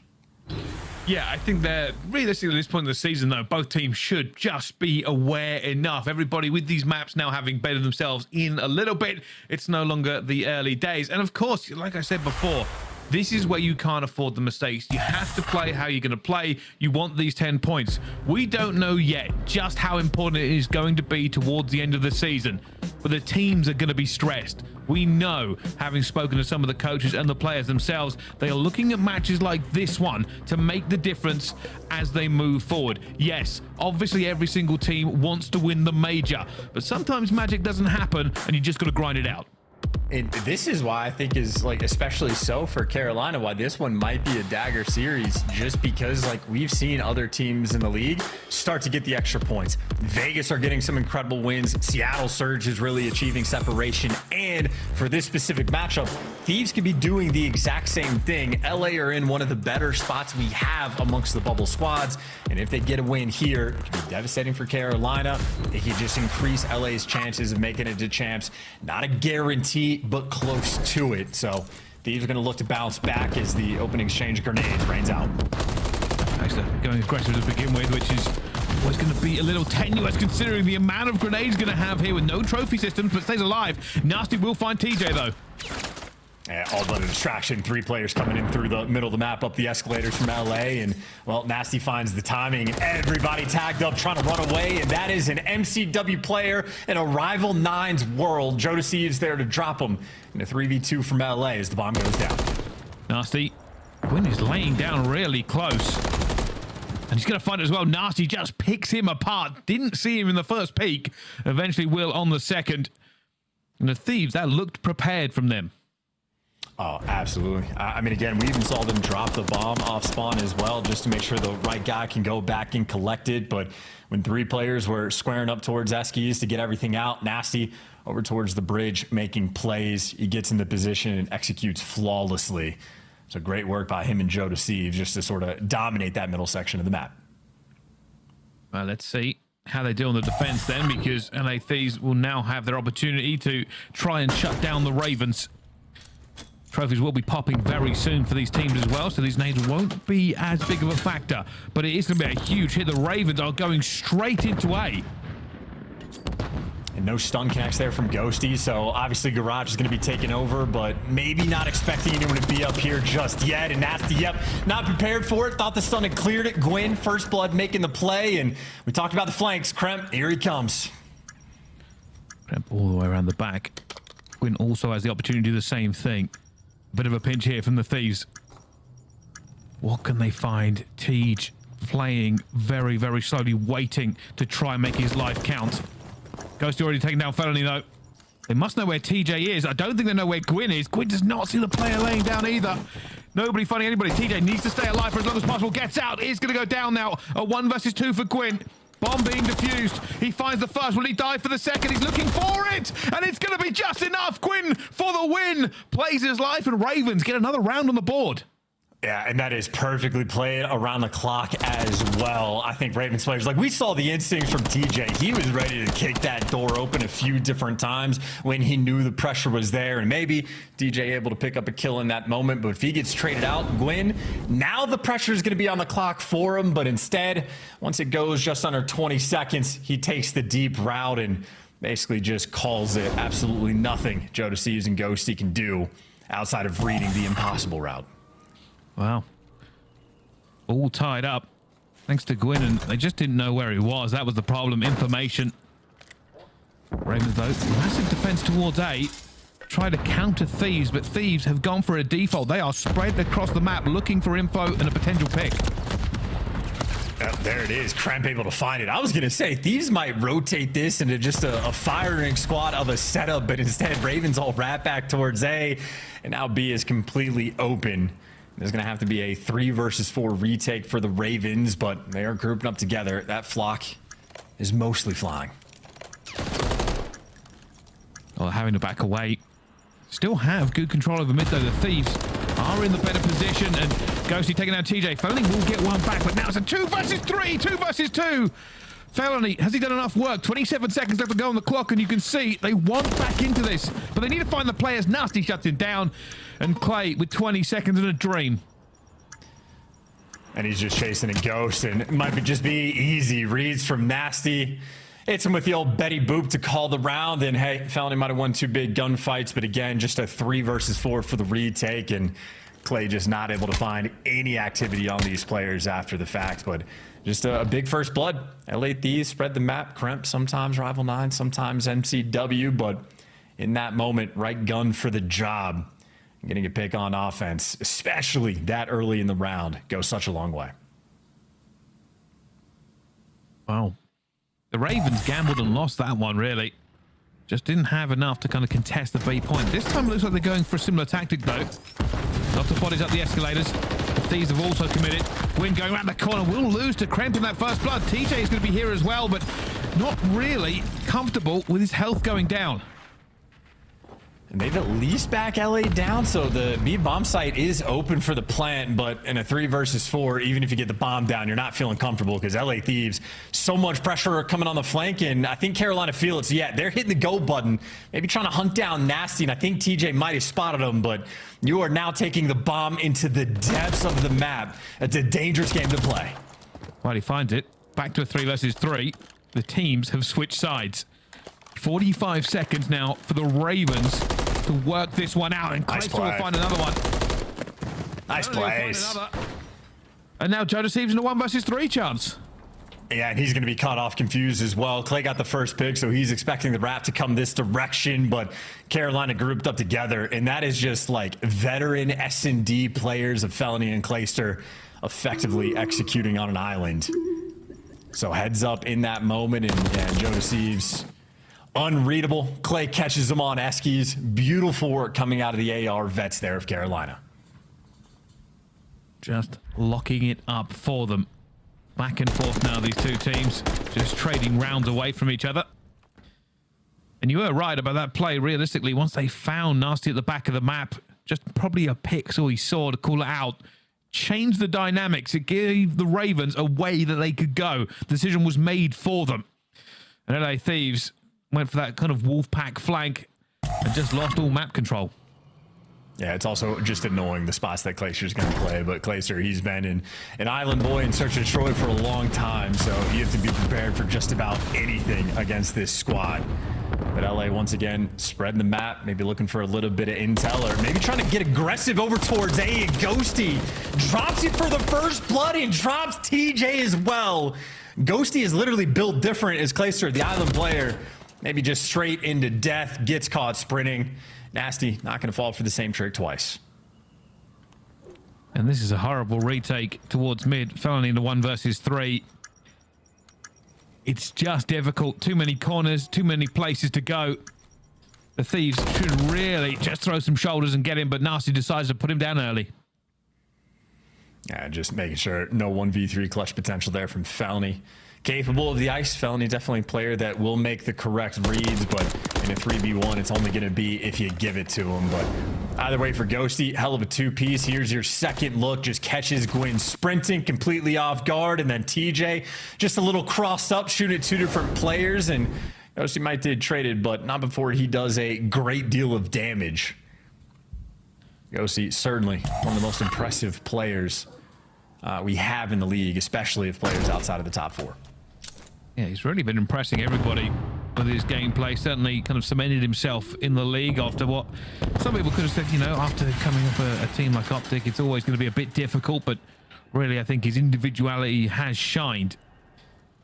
Speaking of which, this is a very conservative bomb plant. They have left 2 players away from the site. Are they going to give up complete mid control? No, Tej will stay here. Well, Kremp, as is tradition on this map, maybe going to be working the flank, but everybody else straight through the front. Felony going to have information on at least 2 different players, has to get out with his life. Oh, and he's just been caught. The gun blocks the view. Joe Steve's find one. Kremp finds another. Gwyn will get one back. TJ needs to make it, and he does. 2 versus 2. They've given control away of the site, but they've now got to play the clock. A huge push coming out. TJ finds the first. And Kremp has not gone for the defuse. He's looking for TJ. TJ has gone round and round and wins it regardless. And the Ravens get one back again. Yeah, and that is just too easy for Tej in that moment. Always on point in S&D, just able to effectively play around the clock again. Thieves just not enough time to work with in these situations. The mixy moments, and in spite of the sort of first kills going their way, trades on point. DJ, he's been doing his job and then some in this map. Carolina, very trusting of these guys when it comes to the mid-round adjustments, but obviously Thieves on the first blood front, 4-1. Or was that 5-1? 5-1. There you go. Not ideal. Well, let's see how they adjust now. Everybody has been trading rounds. Who can make the difference? It looks like LA Thieves putting pressure on towards mid-map. The Ravens have read this. They do have bodies. They've given up a bit of street control, but that nade will open proceedings, and TJ has gone down. This is definitely a round Thieves have to execute on, right? Another first blood, now 6-1 in that category. You cannot afford to get 3v4'd again, especially when you should be able to get this bomb down for free. And he's already sent Nasty towards the back. Kremp trying to back him up as well. Nobody on the flank. This does mean the Ghost will be out of the play for a second, but Kremp already finds it, bringing it back to 2 vs 4. Nasty find another one, and this will be it, surely. Gwyn left alone, scared, afraid, and down. And the Thieves will convert this attacking round. Yeah, now Carolina, you're desperate for a response. You're getting first blooded time and time again. Don't get me wrong. A few of these have been traded out fairly quickly, but quite a few of them have also not. And I know for Carolina, while I do trust their mid-round adjustments, I mean, I think against Atlanta Phase, they had like maybe 8-3 in one of the search and destroys, winning almost every single first blood battle, and still things were down to the wire. Ravens need that separation, need to get a first blood, because LA Thieves, they have consistently had something cooked up for them. Last time it was an 8, and this time for Carolina it will be an A hit. Ghosty has reinforcements, though. He's working with Kremp and Garage. Ravens committing to this. Wordstone's going out, and look at the rest of the Thieves. They know now they're coming back over. Who gets first blood, though? This is difficult for TJ to get through, and he will be. Kremp already! Oh, he didn't get it. Ghosty stole it from under him, but that is a very fast round. The Thieves clean house. That is just too easy. Kremp out here making plays, him and Ghosty working together too well. And if you're wondering why a lot of teams on offense spread the map, sort of play for picks, look for information, is because you want to figure out what the setup actually looks like. Just nobody here prepared for Kremp in this situation. Easy double kill, extra tags as well, I think, in Felony, but Ghosty took the 3rd kill from him. But Carolina does not sniff the setup out, and I mean, now back against the wall, you're down 5-3. LA Thieves, they have the game in their hands. All they got to do is keep playing it, and speaking of spreading the map, they've done the exact same thing again.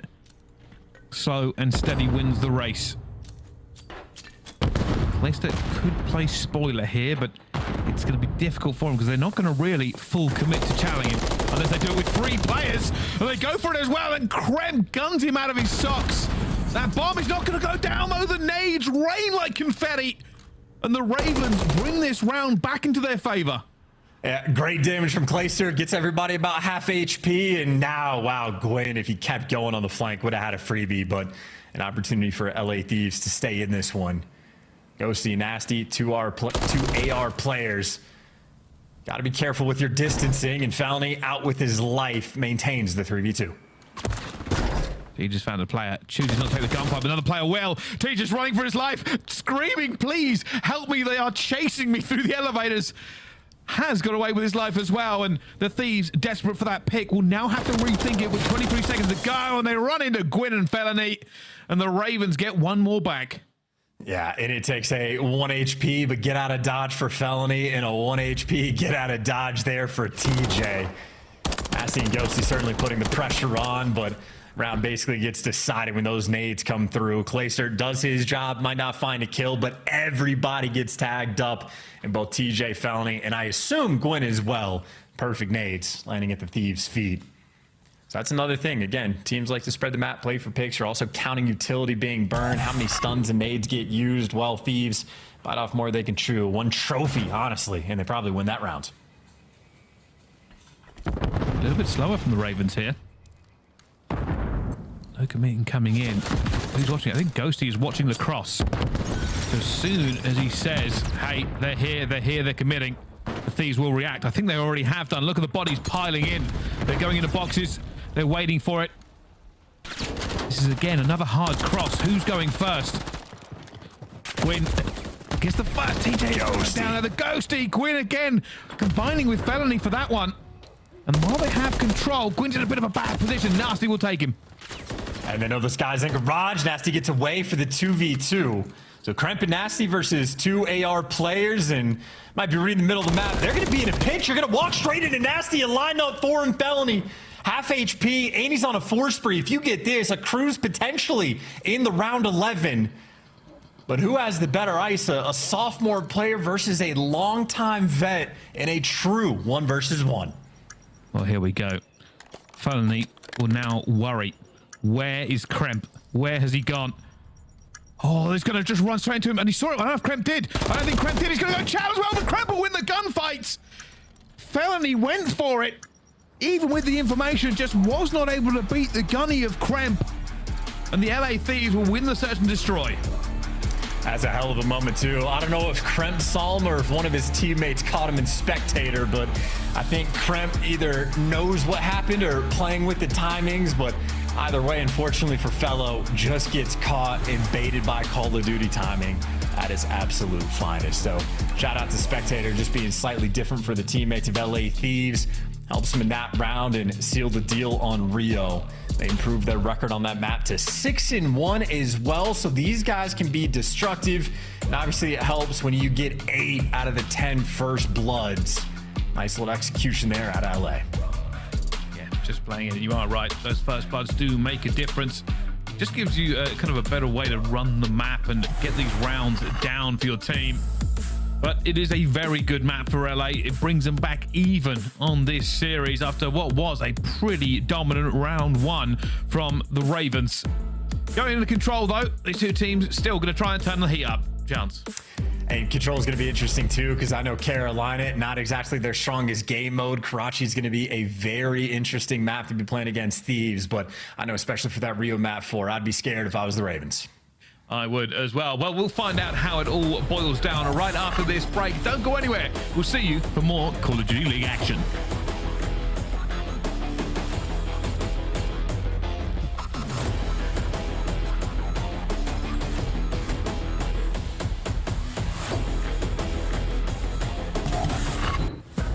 Upgrade your game with the Scuff, the official controller of the Call of Duty League. Scuff Gaming is doing an ultimate giveaway where you and a friend can win a chance to go to COD Champs this year. The giveaway includes 2 VIP tickets, travel expenses, and more. To enter, scan the QR code on the page or go to scuff.co/CDL and enter your email. Terms and conditions apply. The Call of Duty League is brought to you by Monster Energy, the official energy drink of the CDL. Vegas do what seemed to be the impossible. Bruce goes Goliath mode. Still not done. Dashi on 6 in a row.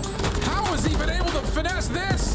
Looking for kill number 7, but Vegas, they get the wipe. Just Kenny left to do. Oh! As Dashi and Kenny go crazy. Brezzy will get his second. He's got a third maybe here. Brezzy is cooking. As he's got 3 straight. Scrappily the last one up.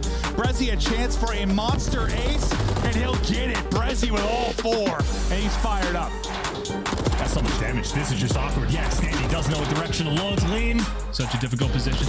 Snoopy very, very weak though. Gunless Cole with his pants down, and all of a sudden, it's accuracy now left in a 1 versus 3. Not this time. Boston looking like a very different team here in Search and Destroy. I mean, shout out to Draza. 47 is insanity. Breaks the kill record and then some. 8,300 damage, 28 kills on offense. Draza quite literally Mr. Do It All. So now it's all down to Nero once again. First one clean, second one tallied. Can he step away enough from Dashi? Bomb's gonna go down, and Dashi is at least gonna be able to spot him off to the exit. Nero's Spidey sense tingling. Nero's been Mr. Game 5 for Vegas. He's just taking over. Dashi, last one left. Optic will drop. Vegas do what seemed to be the impossible. That is unbelievable work right there out of Vegas.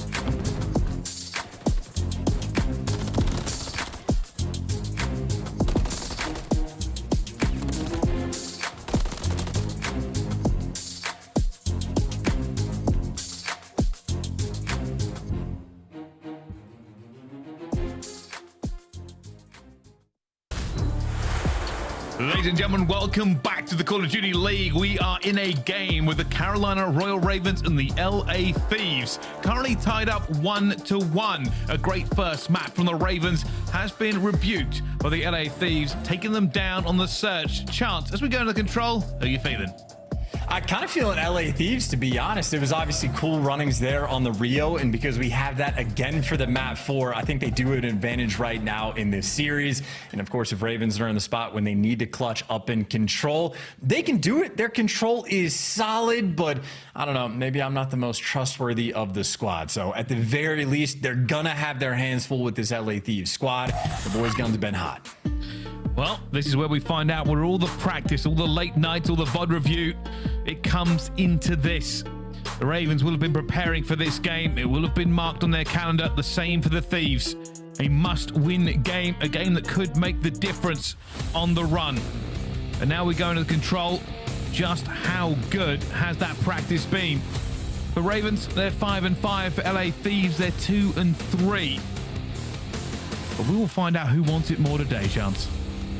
And honestly, kind of impressive that Ravens have played this map 10 times and have never seen a round 5. And honestly, similar thing, but with half the repetitions there for the LA Thieves. So interesting little gimmick. Maybe this will be the one to set themselves apart. We got a round 5 on the horizon between these two squads. But obviously for Thieves, this record does play a part with a few different squads that they've had. So a bit of a fresher here look with these 4 who might be storming straight over towards B. Jodeci's and Ghosty down towards mid, and maybe TJ's going to have his hands full on the top side of the map because number 6 and number 7, Kremp and Nasty, getting active. Well, both teams just throwing everything at it, but the Thieves going for that early B. It's going to be a lot of pressure, though. You can already see the Ravens circling like sharks. Just trying to make sure they don't even get this first tick, and Kremp does have to back off, but it's a lot of breathing room now. Thieves can now re-attack A. Oh, big wins by TJ as well. I was going to say, sort of the risk you have when you go for B off the rip is if you end up in the spawn trap, it can take a long time to get out of it. Ghosty gives you a big win, but you're still not able actually to stop the clock just yet. You got to be worried about the flanks rolling through. It's Jodeci's awareness on point, shutting down the potential spawn trap mess that could have taken place. Thieves have stabilized and got 2 players on A. And it doesn't look like Carolina are committing. I think we'll try and have a little peek. See Jodeci's brow, rips it off. Not able to get the second, though, and that A will go to the LA Thieves. Oh, poor TJ. He finds one before he falls. I was going to say, he's had bad timing trying to work through spawn. And this is where it gets a bit tricky. The most dangerous time, the transition. If you're LA Thieves, this is where you want to convert it straight away. You're up, you're hot, you've got some map control. They're coming off the respawn. Gwyn, though, slows it down already. A big fight towards the back. Ghosty will get it. He tries to get into the point. Felony, it's going to be here and just wall bangs him through the door. And they have pushed them right back already. That's just a gunfight there from Felony. We can hear the comms definitely on point for Carolina. He gets the call out. He's one shot in the little side door. Things are going well, but things are going especially well right now for Nasty. See, he's on a 7 spree sort of in the background, so he's going to have a cruise missile long term as Jodeci's now reading the charge. His awareness still on point, and Nasty continues to thrive. Players one shot in the back, and this is an 8 spree to convert your point over towards the B zone, and they might just get it. That's 2 down in the feed. Can't quite get the stack, but you got the dumpster on lock. Unfortunately for Kremp, only a single stack, a long way to go. Well, having to back up while they get that first tick off of it. It's not what they wanted, but still alive, still gunning, and that should be the round.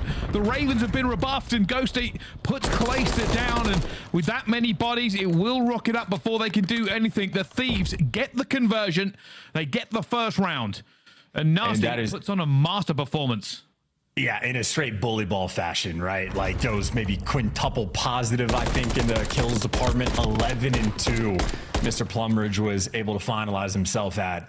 And this is why I'm telling you, like, I'm a little bit concerned for Ravens going into this one. They can get bullied on Karachi exactly like Thieves just did.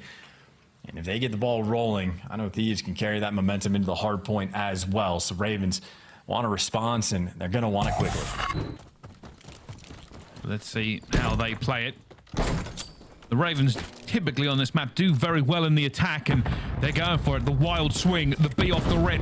Bodies pouring through. Jonas Thieves, though, will be calling this out, and everybody's there, and he finds the first, looks for the second. It will be Felony to slip the net. Nasty picks him up, and that has fallen to almost nothing, except Felony alive, will fall, and a good risk from the Ravens, but comes to naught. And yeah, this is blender time too. You already have Nasty that has one of the cruise missiles. Kremp might be able to get a second. And if you get 2 cruise missiles, that A zone is never getting captured. And I know right now Ravens are getting sort of the close spawn, and maybe they're just gonna be able to take full advantage of it. This has been a blender of a round until Nasty out of nowhere daggers you, sends you home. And this close spawn is still coming through from Ravens, but they've already lost 10 lives on the round. They're still pushing. At some point, Thieves probably think they're going to go for the other side, but they're not. They are just continuing to push the tempo. Kremp finds it up, cleans it up, and again, and the Thieves keep cleaning the Ravens out of there, and the Ravens keep throwing more bodies to the bonfire. And vitally, they're taking routes to maybe work over towards A, but they don't have any map control. They've lost half their lives, and there's only 30 seconds left right now on the game clocks. Ravens, again, getting absolutely picked apart. Nasty by name, nasty by nature. Continuing to be a problem for them, and the Ravens will eventually get into it. The Thieves just try and end it. They do. They put bodies in, and now they are worried. This will continue by the look of it. I don't think they'll go for another swing. They're setting up. Well, here comes cruise missile number 1. Not able to find anything, though, so you don't get the guy off of time, but you know they at least got off the point. But Ravens dodge a cruise missile and right back on the A zone. That is a missed moment there from Nasty, not able to connect. I think it was just a little bit of a wrong angle for him in the end and couldn't curve it back. That's a big loss, though. They've got to be careful. Ravens suddenly don't look so lost. Not at all. And the life deficit they had, they were down 20 to 15 on lives. Now they've only lost 2 and gotten 8 kills in the meantime. And now you got Gwyn waiting in the wings with extra time to play with, so he is in no rush. Felony not here to help him. Making moves towards the point. There's the jump. 2 players around the zone. Carolina got it surrounded. Ghosty, the last man alive, but not for long. Carolina might be able to convert this round. Almost out of nowhere. For the Thieves, they need a pick. They need to reduce the bodies in this point. The second one is going through. They are throwing everything through the walls. Redecorating here will be a nightmare, but it won't matter because they've been pushed back. Felony is not going to be in the point. They've done well here, but the Thieves are losing a lot of lives. Kremp gives you 2, though. He at least buys you the protection of 7v5, make it 4, no respawns remaining. Gotta treat it like 2 rounds of S&D effectively, keeping the pressure away from Carolina. And here we go. This is basically the last push from everybody. Clayster's in. He's in trouble. Teej has already gone down. Clayster trying to get back out of here. Taking it. Felony will get one back. 6 versus 3. Advantage to the Ravens. Clayster still making his way forward. Nerves tingling. They can feel this round in the palm of their hand. Nasty wants to shoot everybody. He knows he has no reinforcements. Time is on his side, but what else? Ghost trying so hard to play for the cutoff kills, but yeah, just nothing you can do. Carolina there to swarm. And for the way that that round started, that is nothing short of a miracle for these guys to be able to win it, especially so on lives. Like, again, they were down 20 to 15 in the kills department before they had progress on either zone. You have to deal with 2 cruise missiles, but a botch win there from LA Thieves. They don't get any kills off of it.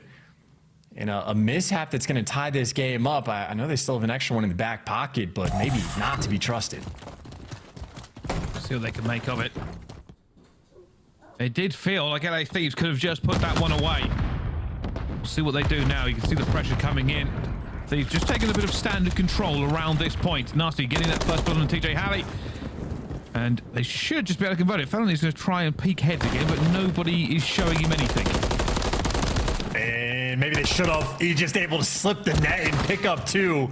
They knew where he was, but they let him through anyway. And now it could have been a quick A capture. Carolina opportunity maybe to stuff him out a little bit here on defense. Everybody from the Thieves going to be coming off spawn. They're still keeping the pressure up. Win has just sussed that one out. Great awareness. Continuing to put the pressure on, going for the flank as well. Going to be caught. Kremp is wise to it, but they are doing a very good job here. The Ravens putting them back into the spawn. You can already see the setup. Felony is making sure there's no B push.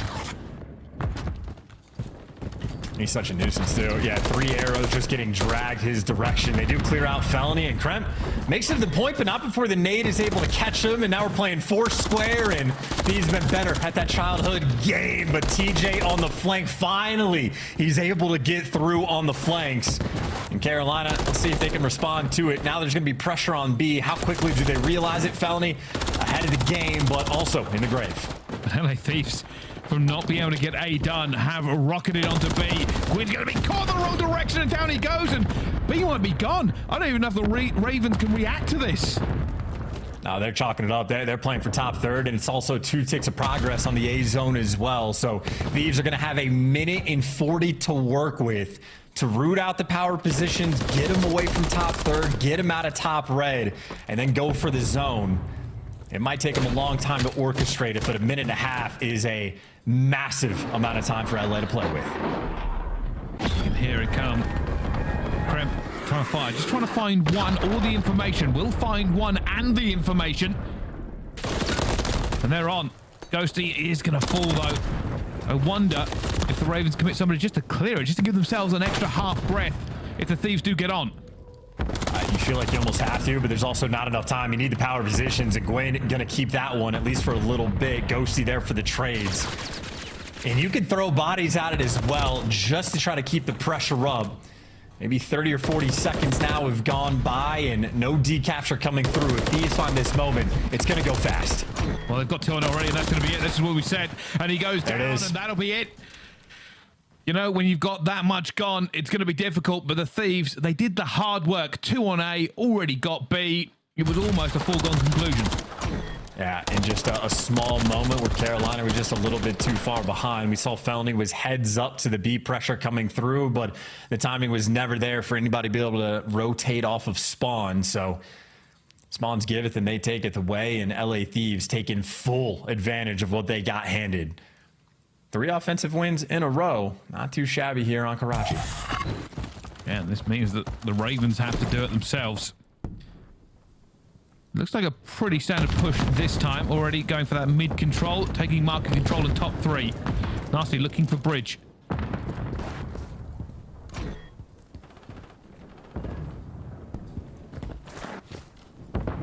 Well, all the action actually over towards the A zone, but we got to watch Nasty for a little bit, just hanging out, but very strong opening break there for Carolina. They had a brief double stack on the zone, and they're going to get it once again. Felony coming to join TJ, and I think they might just get it. LA Thieves not even to play with that idea of going for the retake. They're playing for the kills, and you can see they want junk control as well. Clayster, honestly, trying to fight them off from the opposite direction, because they want the deep spawns to roll through. You see when number 6 is there over towards Junkyard, Clayster spawning so far away. So Kremp going to be the most important player right now for Carolina to weed out. Felony is going hunting, but Kremp is aware of it as well. He just turns to the wrong second. Felony will get it. Should be traded out here as well, and he will be. This is now setting into a war of attrition. LA Thieves are dug in. They still have the better position for this defense. The Ravens want to stay alive and try to work the map. Massey climbed ladder to get the kill. That's a nice play as well. LA Thieves, good stuns, good awareness, and still with plenty of map control. Before it was Kremp that Carolina had to weed out. Well, now it's Joe Deceives. 19-22 for Joe Deceives, but he has been on point with the plays this game and currently on a 4 spree. Carolina, this is a tough spot. They're flooding through the middle of the map. That is not an ideal situation. Can they find the gap? Can they work this out? They still have some time. They still have the lives. They do need to make some trades to open this map up a little bit. We've got to get Joe Deceives out of here. And it's just not going to happen. That car's taking more bullets than he has. He's echoing around these sheds, but Joe Deceives is like, I could do this all day. And they've got them. Every single direction. There is no wiggle room for the Ravens. They are caught in a trap. They cannot walk out of it.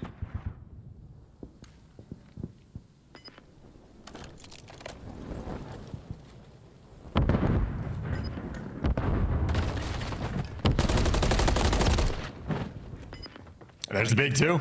There we go. This might be it. 18 seconds left, and you at least get a couple players out and about. It's going to be Mixie and Kremp. Still the player they're just trying to hunt down, doing a great job to stay alive. Felony, he's going to have to hop this zone. Felony, the time is now. Never. It's never. Clayster jumps in. Bullets ricocheting everywhere around him, and that's going to be the round. The Ravens could not break through. They could not find a difference. They did not win their attacking round. The LA Thieves go 2-1 up in the series, Chance. Yeah, and just such a good job on that final defensive round of making sure they maintain that junkyard presence. No sneaky spawns coming through for anybody to sort of slip that net and go towards B. That's where Carolina sort of dropped the ball the round previous. LA Thieves were happy to chalk up A and play for the long game. And I mean, we saw Kremp the first go round. Maybe he had a life that was 30 seconds long inside a junkyard. Well, Joe Deceive sat there and lived for a minute and a half and just made Carolina's lives miserable. And while Carolina was busy trying to work through mid or full flanks, guys like Nasty and Ghosty absolutely picking them apart. Shout out to Nasty. I mean, he started off 11-2 at the start of the game and virtually never slowed down. 17 kills in the 2 offensive wins as well that LA Thieves were able to get. Nasty, the massive beneficiary of their success, but everybody showing up there from LA, and now a sizable advantage in the series. Again, you're going to be happy for the Rio as we just get a look at all their highlights. That's one of the things I was trying to kind of keep an eye on the stats as we went through, but obviously it wasn't working at that time. Just seemed pretty dominant. The problem was the Ravens, once they got back into the spawn, they just never made the trades to open the map up even a little bit. And you were right, Joe Deceives was the problem. God, well, yeah, nasty too. You know, a 3-piece like that could be utterly devastating. Even though, funnily enough, this is actually a round that Carolina ended up winning. Honest to God, can't believe that Carolina won the round that they did, because it started out horrifically poor for them. Because Nasty was seemingly untradeable on this map, but maybe a couple little looks, a couple mishaps, mistakes here and there, but ultimately just on the slaying prowess alone, Thieves able to take care of business and maybe not too much of a sweat. They just want to talk over a cruise missile. That's a very good point. So, Chance, the question is thus. Do the Ravens win the hardpoint and take us to yet another map 5? I would not bet my money on it, but it is absolutely possible. Carolina Ravens do not have a strong record for hardpoint on Rio, but they obviously do have a ton of potential, and I know especially in the first hardpoint, they picked them apart on Karachi, and Gwyn did have that hot hand. So I know when Carolina has been at their finest on the Rio hardpoint, it is when Gwyn has been popping off. So maybe pay attention to him at least a little bit more than we're used to, especially so on the mini map for the Rio. But I just know for LA, I mean, kind of bread and butter. They're going to be happy to see it for the map 4, so much more than they were the Karachi. So I know if I'm the Thieves, you want to treat it like we've seen today, like teams just coming out, taking care of business. Seattle got the 3-0. Vegas played incredible Call of Duty. LA Thieves, maybe it's not going to be a perfect 3-0, but they want to join them and still dagger Carolina, keep them in the bottom 4, build that extra little bit of cushion. The opportunity is here. Yeah, it's even one of the ones for the other teams. A lot of the other teams will be watching these results, kind of like, who's the better team for us to try and overtake to keep us in that top 8? And yeah, with Thieves being a bit better, they do have the opportunity to get themselves more of a lead. But right now, going in a hard point for the last 60 days, it does look like a better situation for the LA Thieves, Chance. Especially so just on the Team KD front, right? Like Carolina's record isn't great, but not terrible, but they're very solid on the fundamental front. They will be making the right plays, but if the guns aren't hot, you can simply just outshoot them. And I mean, that is what we just witnessed on the Karachi. Nasty popping off, going plus 14 in the kills column. And if you keep that slang to continue on a map like this, it could be devastating. Carolina, a 2-8 record. And now they rely on this map just to keep their chances for these extra 10 CDL points alive. Well, let's find out. Who can put this one over? Do we go a map 5 for the Ravens, or do the LA Thieves bury the birds right here? Let's see as these two teams go into it. And I think you might be right, Chance. Who's feeling better? Who has the hot hand? And who can sort of come away after the explosive start. Both teams doing a great job just taking the routes to dodge all the nades, but Carolina get that sort of initial advantage. And question is, can they take advantage of it? By the looks of it, they absolutely can. Crypto's staying alive, trying to keep his team in the play, chopping down the reinforcements. At least the Ravens haven't been able to sort of cross the 50-yard line, and now the opportunity to sort of win and go for the contest time. Nice little turnaround here from LA. Maybe not the ideal perfect break, but for the moment, absolutely taking care of business. Just make sure they get all of these points as well. You can see there's a bit of a flank going in. TJ will go around the back to try and break this and get his team at those last 10 seconds. So they'll walk away the victors on P1, but as we all know, it's about the P2 rotation. Ghosty getting that trophy ready, knowing he has to deflect some of this pressure. Now Clayster's actually going to be the sort of entry guy with an AR. He gets chopped down, but trying to sort of open up the door. You can see Carolina, the pressure is swarming in, but now players almost running in one by one. And yeah, the gunfights end up going easy, so maybe a little bit too fast there on the break. And the guns right now too furious for that of the LA Thieves. Like family, these guys operating over towards P2. They got a lead. Let's see if they can run it up. Well, Jodeci trying to hold the cut. Isn't going to be able to as the rest of the Ravens pour in. Hitting the street like a quarter mile, and somehow the LA Thieves burn them out of it again. And there's just nothing the Ravens could do. They were on the back foot from the beginning, and now they're going to have to settle for this rotation. And it doesn't matter if you win a hill by an inch or by a mile. You'll take the extra scrap time there from LA Thieves. A pretty sizable one at that. And a good chunk of time on the rotation as well to sort of debate how you want to try to break it down. Nasty and Jodeci is working together. Maybe a triple hit, and they're going to try to just block the back spawns first. Clayster has to keep everybody at bay. Clayster fighting for his life. Here goes for the chow, but there's two of them, so will fall, but Tej backing him up. It's a fight behind the hill, for the hill. At the moment, the Ravens still have the bodies there, but the spawns are everywhere. I was going to say, it was like a couple block spawns coming through, so it's actually a pinch. You do have Carolina that are reading it. Clayster is ready for the flank to roll through, but they end up hitting through the window, but kills for the moment for the Ravens coming out on top. But as the trades roll through, Felony now has too much to deal with in a clean 4 down. Admittedly, the back spawn's still there, though, so this is a chaotic P3. It seems like neither team are really happy with how that one went. A lot of split points everywhere. It will be the Thieves to grab the last little bit, and their rotation through boxes. They're trying to get back into it, but they are pouring down the street, and there are guns against them. Burnley makes one, goes for the wild child for the second, but will be put down as there's nobody to trade him out, and the Thieves will have control. Yeah, Felony for 2, but Ghosty behind door number 3, and now TJ wants to pump the brakes and wait for his teammates. But a Gwyn strikes, yeah, the timing was gonna go his way. Kremp, that is absurd reaction time. I think he was more worried about Gwyn, and by the time Gwyn makes it there, neither Fellow nor Clay able to give you a kill, and that just means LA Thieves, I mean, already a solid first 30 seconds they're able to get on this hill, and if not for that double day, they could have gotten so much more. They're just putting more bodies in, and eventually will be scrap time for the Ravens. The Thieves, I don't think, will really swing this too hard. Nasty might try and pick a player, but already gets taken down by Clayster. However, I say this, they're already here. The Ravens have made a rotate. Tej left alone, though. A sea of Thieves against him. And because it's TJ doing the smart thing, backing down, waiting for his teammates to get in position. And now you try to strike, but TJ's gonna fall. A pinch coming through. Clayster on one angle, and there's the pinch making the impact. Final 2 players there around the time, but this is never a comfortable moment for Nasty. Worried about players jumping over him, worried about the gunfights through the front line, but he's been alive for a long enough time to get some reinforcements and at least make sure Carolina can't get it just yet. But overwhelming pressure is Gwyn popping off. A 5 spree for him. Couldn't get the cruise. And they really are throwing everything at it. This doesn't feel locked in for either team. Clayster trying to make a difference, though. Finds 2, not the third onto Nasty. And it gets cleaned up eventually by a teammate, but somehow Thieves still have the hill. This is what I'm saying. It is absolute scrappiness everywhere on this map so far. Yeah, you're praying for an extra trophy to be there as well.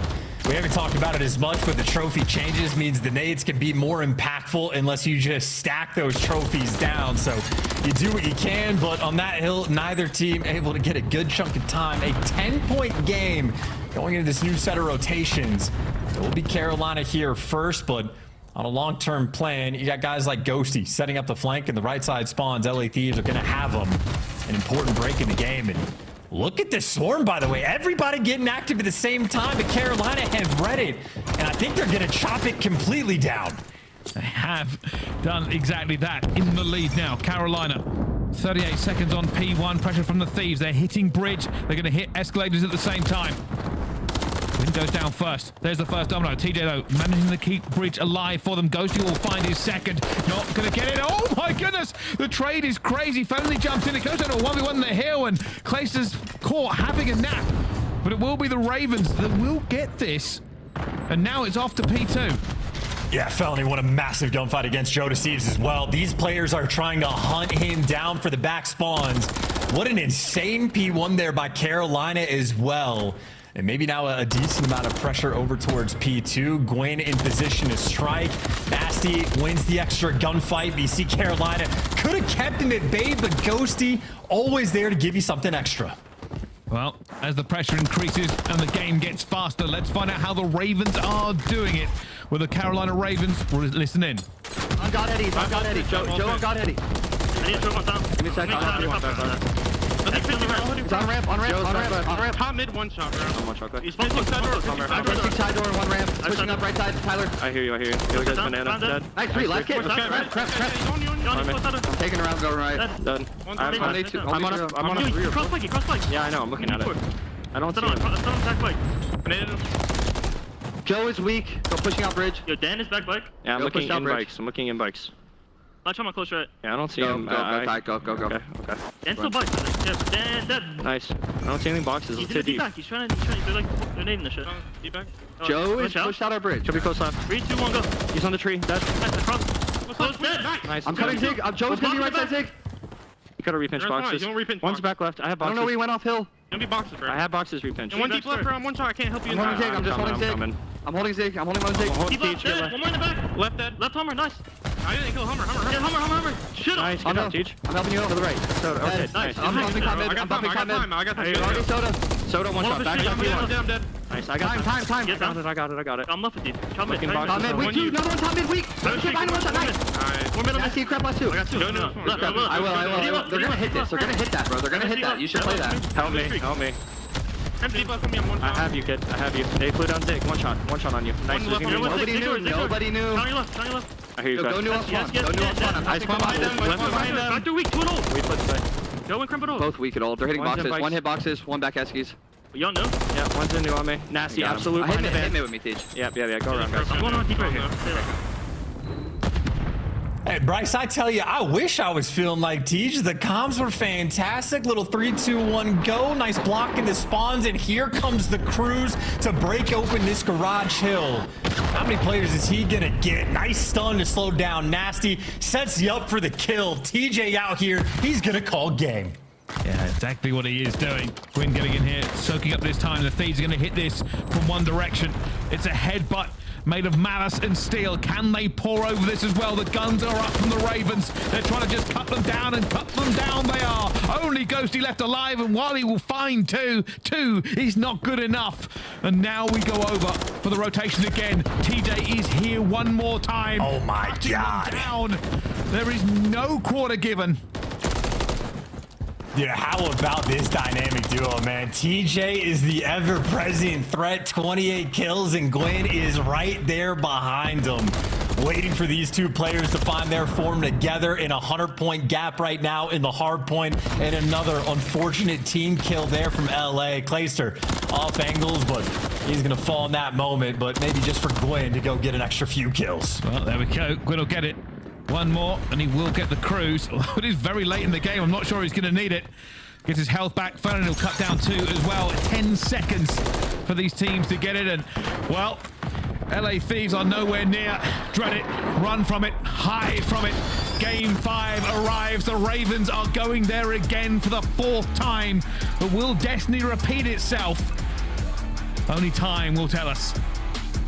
And game 5 has been their home, but eviction could be on the line. 4 in a row could be devastating, but neither of these teams has been a stranger to the game 5. Plenty of opportunities through the course of the year to show off the clutch, and just another one in such a dicey moment. Carolina, make no mistake, they need it more than LA does, but it is maybe a 10 or 20 point gap right now between 6 different teams we have in the league. But at least for that, Rio bowed down to TJ and Gwyn's supremacy. 29 kills for the both of them, and again, a truly fantastic listening coming through, especially so for TJ. But while you see the kills department, by the way, for TJ and Gwyn, the assist department from the other two, everybody getting involved on the damage front, and Clayster and Felony dishing out maybe some extra freebie kills for their teammates. That is teamwork, absolute aces. Carolina, 2-8 record on Rio, but it is shocking they were able to play like that, nearly flatlining LA. After a normal series, things always get weird. Sometimes these guys have truly game-breaking performances, so mixiness is always going to be out and about when Carolina Ravens are on any stage, online or on LAN. We'll see what kind of funny business is going to provide for the Game 5 as well. I know we're going back to an invasion. Certainly, Map Ravens going to be hungry to get back after the loss just yesterday against Atlanta Fase, but that's about the best experience you could ask for to get going into an invasion here against LA. And Invasion really is the perfect map because even for the Thieves, it has been one of those times where they're there in the round 11s, making the right plays until the final moments where they drop the ball. So either way, someone going to be happy walking away on Invasion. Wow. I wonder how the community is feeling. This is one of those games, we talked it up. We did say it's very important for both sides. Every single game for those teams in the bubble will now matter. Yes, the major is coming. Yes, more points are on offer.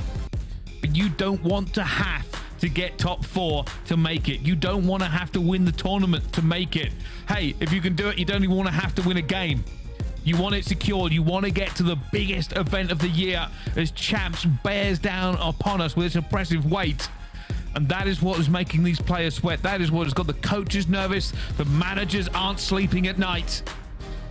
Everything rests on these next few weeks. Make it or heartbreak it. And I'll be honest with you, I don't envy them. No, this is not a fun spot really for anybody to be in, especially, I mean, we talked about Clayster. I know Nameless mentioned him sort of on the death segment right at the top of the show, but Clayster's a player that just barely, just shortly missed out on champs just last year, and it was in the situation that you just described, Brycey. It was a situation where it's like, hey, if we get, I think it was top 3 for Vegas Legion in the final tournament of last year, it would have been enough for those guys to get through, and they got close to it, but it was too tall of a task and couldn't get to champs in the end. You don't want to find yourself in that similar situation with a requirement at LAN to have a performance like that.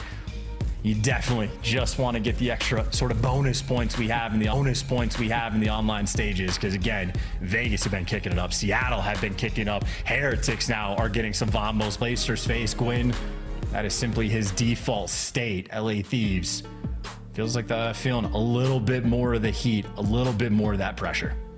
Yeah, I mean, Clayster, I don't know whether it's just a bit of nervous energy maybe, but LA Thieves don't. Whatever he's saying, the veins are popping out on his neck, and it's pregame, man. We're all over the place. I would assume just keeping the vibes light, because obviously it is an incredibly tense moment for this team, so you just want to be as loose and relaxed as you can be going into the game. He's trying to lock in all the same. If you paid attention to the map too, LA Thieves got 8 out of 10 first bloods on the Rio. Around Hook might blow up some more of them. Honestly, the first blood's even more important. I know if we watch the Seattle series early on, there's a lot of cars around. Hook might blow up some more of them, even from afar. That'd be wild on the steel chair. Oh my god, Hook with the car bomb. Well, it's not going to happen, but what will happen is these two teams will throw down on Invasion Search and Destroy. TJ picks up the bomb, and it will be the Ravens to open proceedings on the attack. This is aggression as well. Gwyn might have an interesting moment where, like, I don't know if he's been able to sort of feel out the pressure yet, but the B site is completely empty. It's only Nasty here to watch the cross. But without the stuns and nades, maybe to clear out the back bulldozer, yeah, Ravens maybe just completely unaware. So they're pushing the bomb right now into an A stack. They found it eventually, but it goes out back to the 3 versus 3. Kremp will find the second, though. That bomb is now down on the A site. The Ravens will have a tough time of getting this one. Ghost has been sent towards the back here as well as Felony. Maybe Gwyn can be the difference maker. I think he's going to be caught as well, and he will be. Nasty finds him, swings. Felony in a 1 versus 2. And it was just no eyes on Nasty. Gwyn's getting the call out. There's a guy back Palace. We know one's in Courtyard, and they just didn't know where Nasty was, but he was there to watch the cross. So Gwyn just uncomfortable, I think, because the B side was left open. It's unexpected. But for LA, it's the perfect call. And for Felony now making so much noise as he needs to go collect that bomb. But Ghosty's watching over, and simply nowhere you can go. A dominant first round there from LA Thieves. Their first blood prowess continues. They've got it. And yeah, I think you're right. The Ravens just weren't expecting that in the slightest. But will that trick wheel twice? I don't think the LA Thieves can probably do the same thing. The Ravens will be looking for a quick fire back, though. Can they win their defense?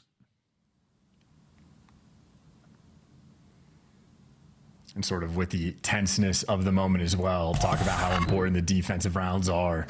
Any offensive win just puts so much pressure on the other team to respond. So LA Thieves, if they could strike early, it'd be miraculous for them to pull off. And there's Kremp sending by himself, and Nasty's there for the trade. They tried to trade out Kremp, and some player paid the iron price. Now I got a 3v2. Could be an instant offensive win. Nasty trying to dance about, stay alive. Joseph's trying to get a life back as well, and not going to get it. Gwyn stays alive, knocks the bomb down. Nasty challenging with the pistol, doesn't matter. Ghosty's going to be there. Placed her in a 1 versus 2. And this is a moment you feel like you need the 3-time world champ to step up and clutch. Here it goes. Nasty, does he throw a shoulder or does he commit? He's throwing the shoulder. Now they commit. There's the first one. Ghosty's going to chow, but Clayster is weak, so Ghosty wins it. Clayster's like, I knew that might happen. He wins the first important gunfight, but just did not have the health. Ghosty's just too clean. Even had the rival 9 for the job. Does not miss a bullet. Damn, Daniel, good player to make sure, like, if I'm in that situation, I'm baiting for him too, making sure he's the last guy alive. Nice execution there in the 2v1, and honestly, beautiful job just off the rip. Kremp gives you that first blood. Nasty's there to make sure the player can't be too aggressive and get the trade. And that's the offensive win that you were looking for. So much pressure now on Carolina. At the moment, they are looking for B control. They're playing it passive. They're waiting to see how many players are here. Kremp just backing down a bit. Takes a few bullets, but Nasty will be holding dark. The Ravens just creeping their way forward. Nasty, this is a full reposition to come and help out. Carolina had the intel, but they're going to know it's at least a 2-minute setup over towards B. Do you really want to take the bomb this direction? They're trying to figure it out. 45 seconds left on the game clock, but yeah, they're squaring up. B is going to be the play call. Here it goes. Somebody will hit the go button, and then all of them will have to commit. Kremp is waiting. He does have Nasty on Overwatch with him. Here they go. Smoke's down. Felony throwing the grenade. The rest of them here. Kremp knows a player's about to appear. There's the first one. Gets it. Gets away clean. Nasty gets the nade as well, and the Ravens push falls. There's nothing left for them. Placer left alive. A 1 versus 3 for him, but no time, no bomb, and, well, no gunfight win. And that is too easy as well. We're looking at the player cams. I know it's armchair psychology, but you had Carolina Ravens lose happy, trying to keep things fresh, and LA Thieves looking very tense. You get round wins like this, all of that is completely absolved, wash away. And if LA Thieves weren't playing with confidence before, they certainly are going to now. They've been utterly dominant against Carolina in the search and destroy, and again, devastation if Carolina loses another game 5, especially with the S&D players that they have on this squad down the line. They have not had the ice, and LA Thieves right now picking them apart, and we missed it. Already a first blood. Trace has gone down, and Gwyn will get it back to a 3 versus 3. Something the Ravens really need. Already down 3-0 in the S&D. And I wonder Vitality can withstand what is happening to them. They have been in this situation the last 3 times and lost map 5 the last 3 times.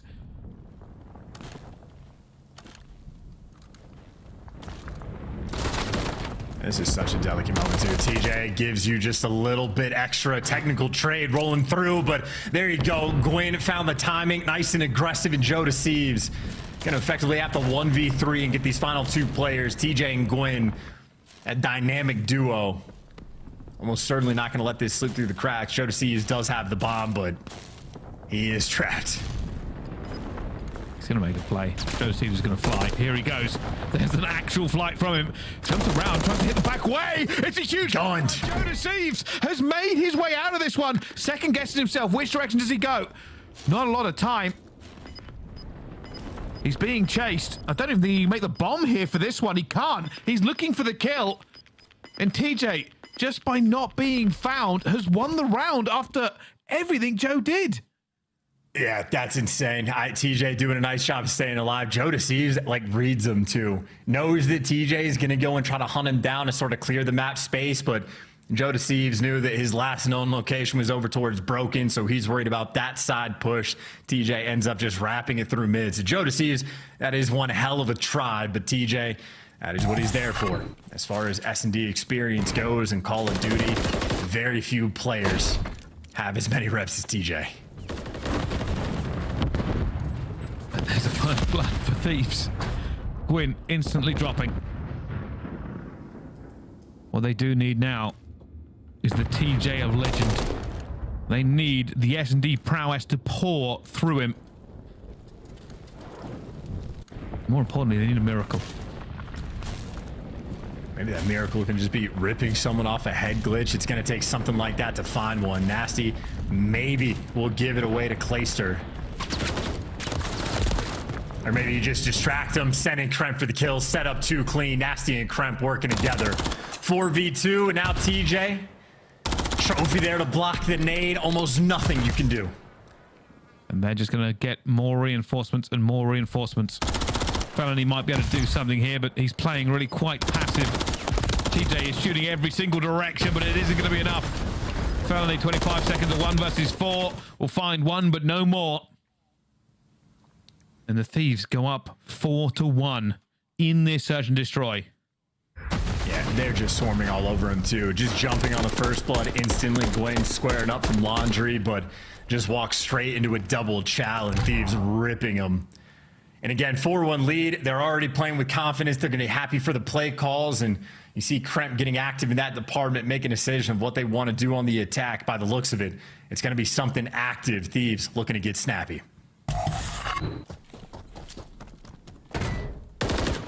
Hollow pit of despair must be setting into the stomachs of the Ravens. A nightmare they keep reliving.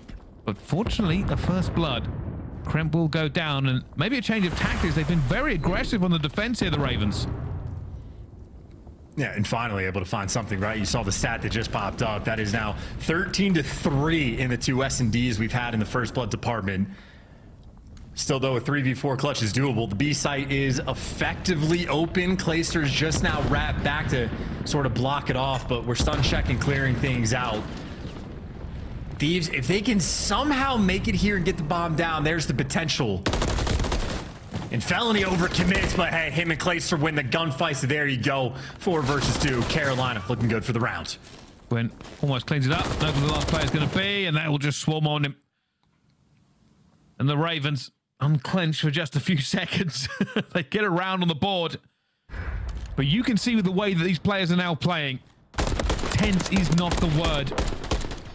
Every corner must be checked. Every play must be precise. Stress levels rising as the round count goes. And Carolina is still the extra stress that is needing to win an offensive round. LA Thieves put that print literally from round number 2. They've had so much success on offense, and you got to respond at some point. If they get it here, you're feeling comfortable in the defensive round to sort of tie things up at 4-4, but if you fail in this moment, being down 5-2, a Herculean task. They wait out the nades, make sure the van explosions don't cost them. taking their time here at the start of this round. Teach comes caught him. Clayster will go down though. Do they try to get towards it? Will not get Kremp. Well, Nasty on the long range almost rips Tej to shreds. The long range saves him. Are they going to now try and work this A site? I think that's what the call has been made.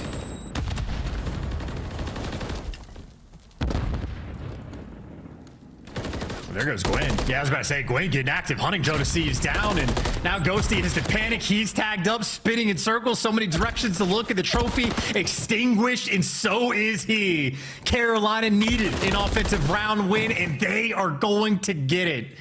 Clayster might have gotten picked for the first blood because Kremp is absolutely running it down, but they traded him out, and in the 3v3, Carolina making plays.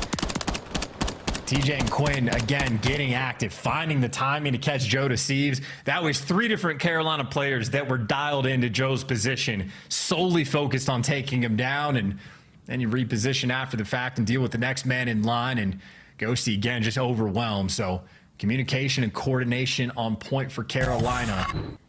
That's just the setup. You still have to win this defensive round to actually tie things up, but the opportunity's here. Just working these sites as well as they can. Felony, it's a bold push. Doesn't find anything, doesn't go down either though. The Thieves are working the B site. Felony to reinforce. You can already see the rest of the Ravens. Somebody's backing off. It's Gwyn.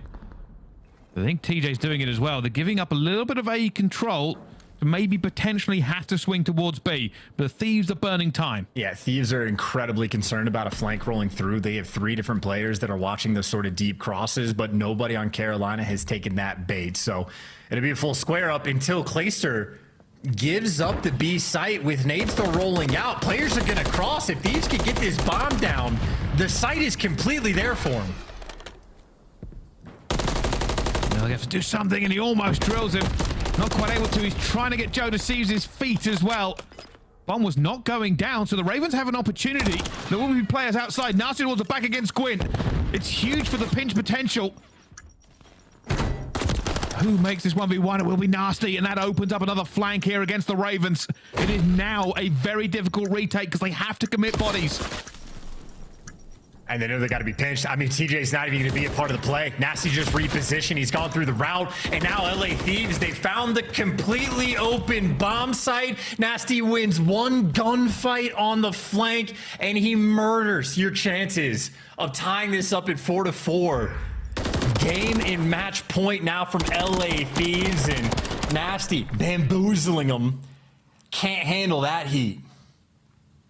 It was such a big gunfight. As soon as they lost it, the Ravens would have to send another person, leaving them 2 versus 3. Nasty decided, hey, let's make it 2 versus 4. I'm out of here. Hits dark, and it just fell like dominoes. The Ravens wanted to retake. They got nothing but pain. And now the Thieves are ready to stick the dagger in. Will they destroy the Ravens in another map 5? Look at this spot. Yeah, Kremp's playing for a guarantee. He's got Nasty looking over him. I think LA Thieves have played this map before. They know giving up the B bomb site, a very scary thing to do. So 2 men here to lock it down. And I mean, Kremp in his spot. We've seen Simp do it. We've seen one other player do it. A rarity. Ooh. And they caught him. Wow, they were heads up about it. Insane looks there from Carolina. Not a common spot to be used, but they got the first blood, and now the B site is in fact wide open. It was the trophy. They took it down and then stun checked it. Huge plays, and the Ravens are on now. Clayster is going to hit the flank potentially. But he will wait till that bomb goes down, and he's going to find Nasty. This is a big gunfight as well. He's going to play his life. That's just good enough. They will still have to look for Clayster. And this is just how much time can he waste. Joe Thieves and Nasty looking for him. Ghosty, meanwhile, is clearing out Broken. But if you wait too long, finally you commit. And Clayster wasting even more of their time. But a 2v2, question is, did he buy enough? It is 22 seconds for Ghosty and Nasty to work with. It should not be enough. They're just going to have to commit. Ghosty and Nasty about to hit this fast. Already the stun comes through. Felony will get the first, and it will be the second for the Ravens. They stay alive. Clayster burnt enough of the clock that it took the options away from the Thieves. And we tick onwards. Surely this can't be a round 11 chance, surely. Well, for Carolina, it needs to be. And that's a hell of a job as well, again, to sniff out the spot that Kremp was playing in, try to smoke himself out and get out of dodge, but just simply gets caught. Carolina on the defensive end, I mean, B has been the bigger theme for Thieves on the attacking rounds. Obviously, it's very late into the rounds that it happens, but it's 4 players that direction again. Thieves, they played for potential flanks to roll through as well. Got to be cautious about it, and Thieves maybe more cautious. Got to be worried about TJ. Certainly, they've identified it. They know he's in broken. Do they want to try to go for the kill? Oh, well, they've got him weak. They know he's here. Reinforcements coming in as well. Clace is trying to back him up. Smoke and chaos. TJ needs timing to stay alive. They're everywhere around them. Deceiver already takes down 1. Gone. Not able to get anything for them. The trades have gone against them. And Felony is in a horrible position, but gets a kill anyway. It's back down to a 2 versus 2. The Ravens pull it out of the fire. Everybody's panicking. Everybody's tweaking out too. Fellows full sending it. Gwyn is repositioned. Gwyn is in the perfect spot. Felony just needs to iron up and chill. Gwyn can see everything. And for Thieves, you got to trade him out. You got to make sure you 180. Can't line up, but you give it to him. And Gwyn and Felony, the bailout duo, the 2v4. Their teammates give them nothing, but they execute. They force the round 11. And they might just break the Thieves down. Be still, my beating heart. Here we go. We have gone the distance. We have set the scene. And we have watched the tales unfold. This must end. It must end in this round. The Ravens on attack. The Thieves on defense. Do the Ravens break the curse?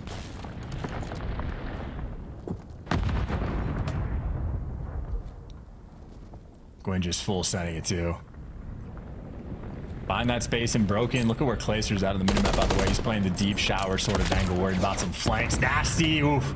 Delicate moment there from Gwyn, dodging IRL as well. But the play call clearly over towards B. These are here for it though. 2 AR players on the cross. The stun gonna slow them down in their tracks. No first blood just yet. They've made it to square. Smoke's down. Now they're gonna try and get it. That bomb is still not in sight. Clayster is really deep in their own spawn. Here comes the cross. He's got it. I think Ghosty's preparing a nade. Good dodge, no trophy. Got to make sure your head's up about it. But look at the flank. Clayster's not quite there. Maybe just enough time. TJ tagged up, but he's able to get the bomb down for the 4v4. That's a 4v4 with bomb down. Farron will get Ghosty. Clayster still alive on the flank. The rest of the Thieves are hunting him as well. He's going to go down to Nasty. 35 seconds, 3 versus 3. And they are packed into the site. The Ravens have made their castle. The Thieves have a smoke down. Kremp moving, Nasty moving. Felony gets Joe. Everybody pouring through. The Ravens now have the advantage. Nasty tries to get across. Felony with another one, and that'll be it. The Ravens break their map 5 curse. They take down the Thieves. They come back in the S&D. Oh my goodness, what a game. And LA Thieves feeling the heat. That was a 4-1 lead they had in the search and destroy. They were up 13-2 in the first blood category over both the S&Ds, but Invasion Ice cost them again. And don't get me wrong, Thieves in the standings still in a great spot, but another painful moment that is going to sear their memories as this year goes on. Not able to contribute.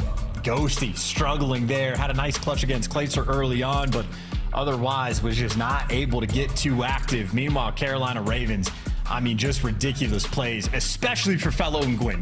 2v4, absolutely incredible. And in the final round, I think Felony was able to give you 3 kills as well. So Felony, maybe a slow start, but absolutely crank things up the final 2 rounds. And that is the type of series that just keeps Carolina in the conversation. They need this and more, but at least they've got it. They finally have a map 5 win, and they're playing everybody in the league close. Oh my goodness, my heart is going 1,000 miles a minute. And also, I was watching Clayster there in that final kind of reaction, and he sort of celebrated and then sort of sat down like the weight of the world was off his shoulders, and he might have a little cry. But what a series, what a game.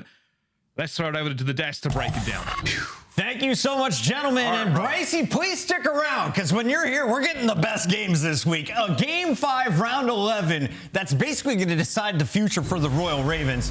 It looked like they had no ice. Allie came in, celebrated that she had won the prediction war over Nameless. True. And then Gwyn happened. The rest of the team chimes in, and the comeback is complete. Damn you. Nameless, kick us off. What are you most impressed by? I'm just impressed by these guys finally finding some ice. I don't know if they took some cups, got some ice from the gas station, put it next to their PCs. But listen, man, this Game 5 was absolutely incredible. Everything that you needed to see. I mean, you saw Gwyn make the play of the game, the play of the series for sure. I mean, it's a 2v4. He gets through dark, finds one in top broken, and then Gwyn, the wherewithal, zero hesitation, wraps through DVD, gets behind them, and traps them immediately with Fellow. Just a super heads-up play when they needed it most, backs against the wall. Shout out, Gwyn. And you can see the remaining schedule here for Carolina. 20 games across their first 4 matches. Up next, they get Optic. That's coming up on 6/14. The next day, it'll be the Heretics, and they close it out against the worst team in the league. So things are looking up here. Even if you lose to Optic, you still got a chance to finish strong. I mean, listen, if Vegas Legion could do it, I see no reason why Carolina Royal Ravens couldn't do it going up against Optic Texas. But this is obviously one of the must-wins in their schedule because it's one of the hardest thus far. But I cannot get over the play from Gwyn, hitting that instant flank to make sure they could push that round 11. I don't think you guys realize how important that is because then they secure the attack in the round 11. And that has been the trade throughout the entirety of that search and destroy has been Carolina Royal Ravens able to get the bombs out in the B Street and play for that plan. You guys both talked about the same round. Yeah. And I also asked him to cut it out. Here it is. It's the Scott play of the game. Do you want to do it for the second time, or do you want to do it for the second time? I'll take this one. It's your Scott play of the game. It's my guy, Gwyn. Rookie of the Year candidate once again.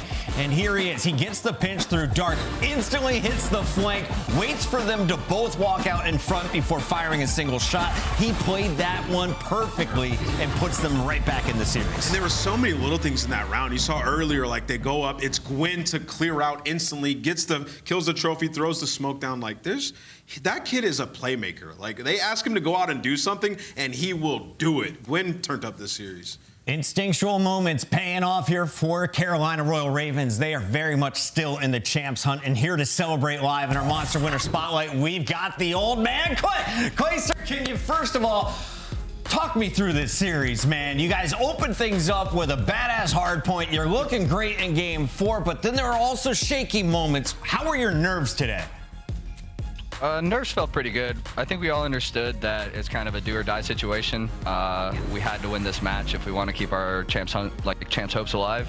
And so we just really talked about no pressure. Like, just go out and play our game. We're playing all these teams competitive. We know we're better than Thieves, and we showed it today. And we just saw an update on our lower third graphic. You guys seem to have the tiebreaker over Vegas and Minnesota. So if tomorrow was champs, you would have that 8th seed. Congratulations on jumping up the leaderboard. Huge win tonight.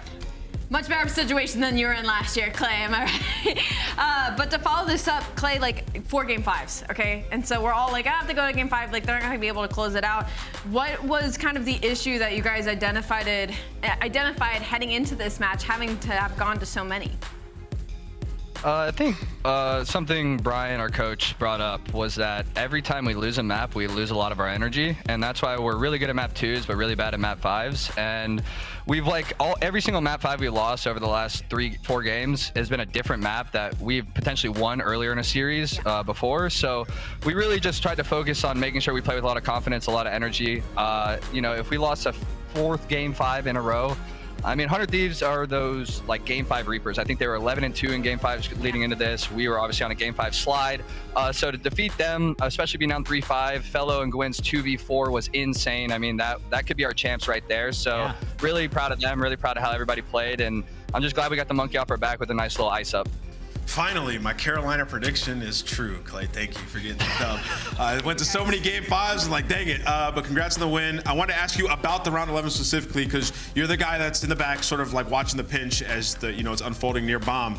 A player actually got through and started to shoot TJ on bomb. Can you talk to me about that situation? Did you like blind fire to get him to run away? Talk me through the round. Yeah, I mean, pretty much a lot of my role when we go B on Invasion is to just pick up pinch, but there's a lot of different pinches. Like, not only can they go through DVD, but they can also full wrap blue and stuff. And so it's really hard for one player to watch both of those pinches. So that was kind of known to be open to my team. I was like, yo, DVD's open, DVD's open. He started shooting from back lights, and I just sprayed a couple bullets that way, and I guess he ran away. Yeah, you did. My job is really just buy time. And that's what I did on both the offenses that we won. I just stayed alive in the back. One of them I got one instead and then died. Yeah. And the other one I just tried to buy as much time as possible, because once you get in that coop forklift setup, it's so hard to break, and especially in a 3v3, I knew we had it. When you rewatch it, it was real close. Them blind fire bullets might have got you guys to win. Yeah, Nate was calling out. He's like, oh my God, I think Clay just saved TJ. Oh, they got a chance now. We were going nuts here as we were rooting against Alley Cat's prediction. But Clay, now you're right back in the race, but the job isn't done. And coming up next, you guys are taking on Optic Texas. How do you prepare for that match that's going down on 6/14? Prepare the same way we always prepare. We spend a lot of time the day before just like looking at tendencies, looking at break-off, stuff like that. If we haven't shown it by now, we can compete with every single team. I mean, we took Fase to a game 5, took New York to a game 5, and then had 2 other really game 5 Grulers versus Thieves and Gorillas. So we know we can compete with everybody. It's just a matter of closing series. So I think we're just going to really hard focus that as we go into next week, is just maintain the confidence, maintain the energy, and close out these series. Best of luck, man. We're looking forward to it. Thanks, y'all. Appreciate it. That is Clayster. That is the Royal Ravens putting smiles across the whole competitive Call of Duty community's faces. But Allie, we're not done, are we? No, we aren't. Honestly, preying on my downfall instead of Clay's success is kind of absurd out of you guys. I smoke, buddy. I'm just saying. Shout out Johnny. Yeah, sorry. Hold that L. In the meantime, we'll hold a few L's for one more team tonight. Vamos, as we take a look at our standings. The Royal Ravens jump over Vegas Legion and Minnesota Rocker, but LAG is also challenging to tie things up at 130 piece as well. They're going up against Miami Heretics when we come back. It's going to be a banger. Let's get it.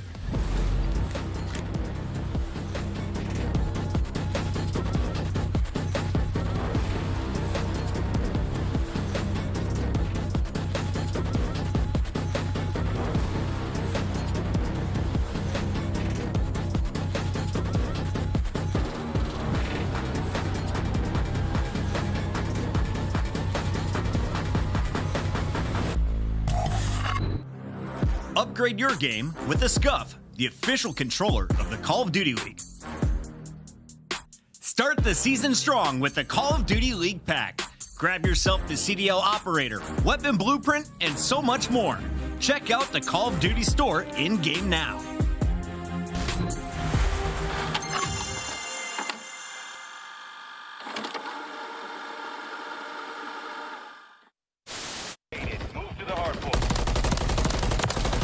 Top church. He's coming out of the balcony. He's on the balcony.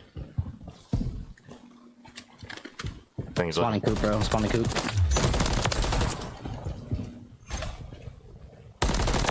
Standing by.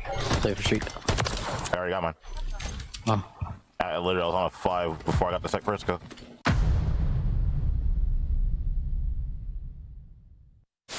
From this angle. You gotta be kidding me. Look at that line of sight! Kenny has absolutely no idea. Look how long that is.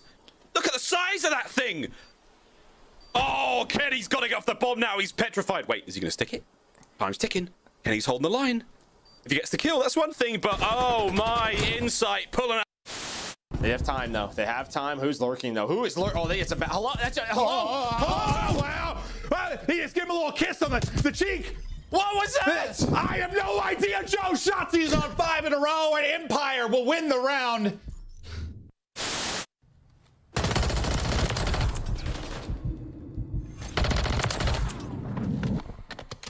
Nice.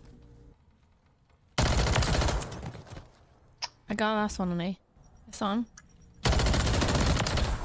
Oh! Hey, how many did I get? Oh my lord. Was it an ace?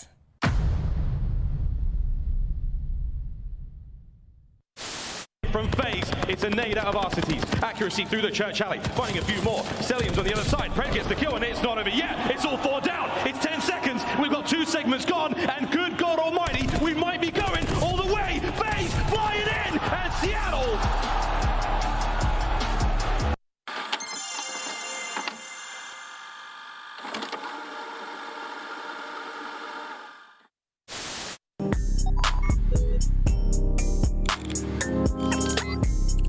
My best memory competing is probably last year with the Florida Mutineers, playing Optic in the main stage in the first event. We lost against them 3-2, but then we had the opportunity to play them again the day after, and beating them 3-2 was a really good memory for me. Only you remain. Finish the mission. Enemy. Oh my gosh, you done.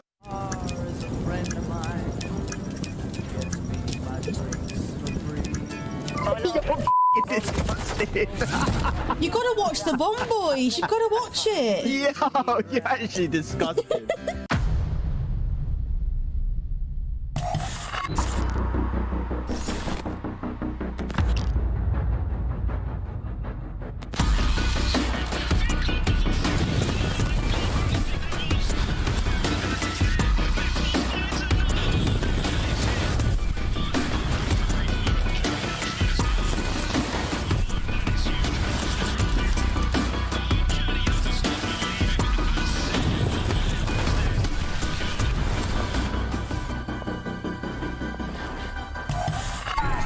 Shadows, ground team is mobile. Keep them covered.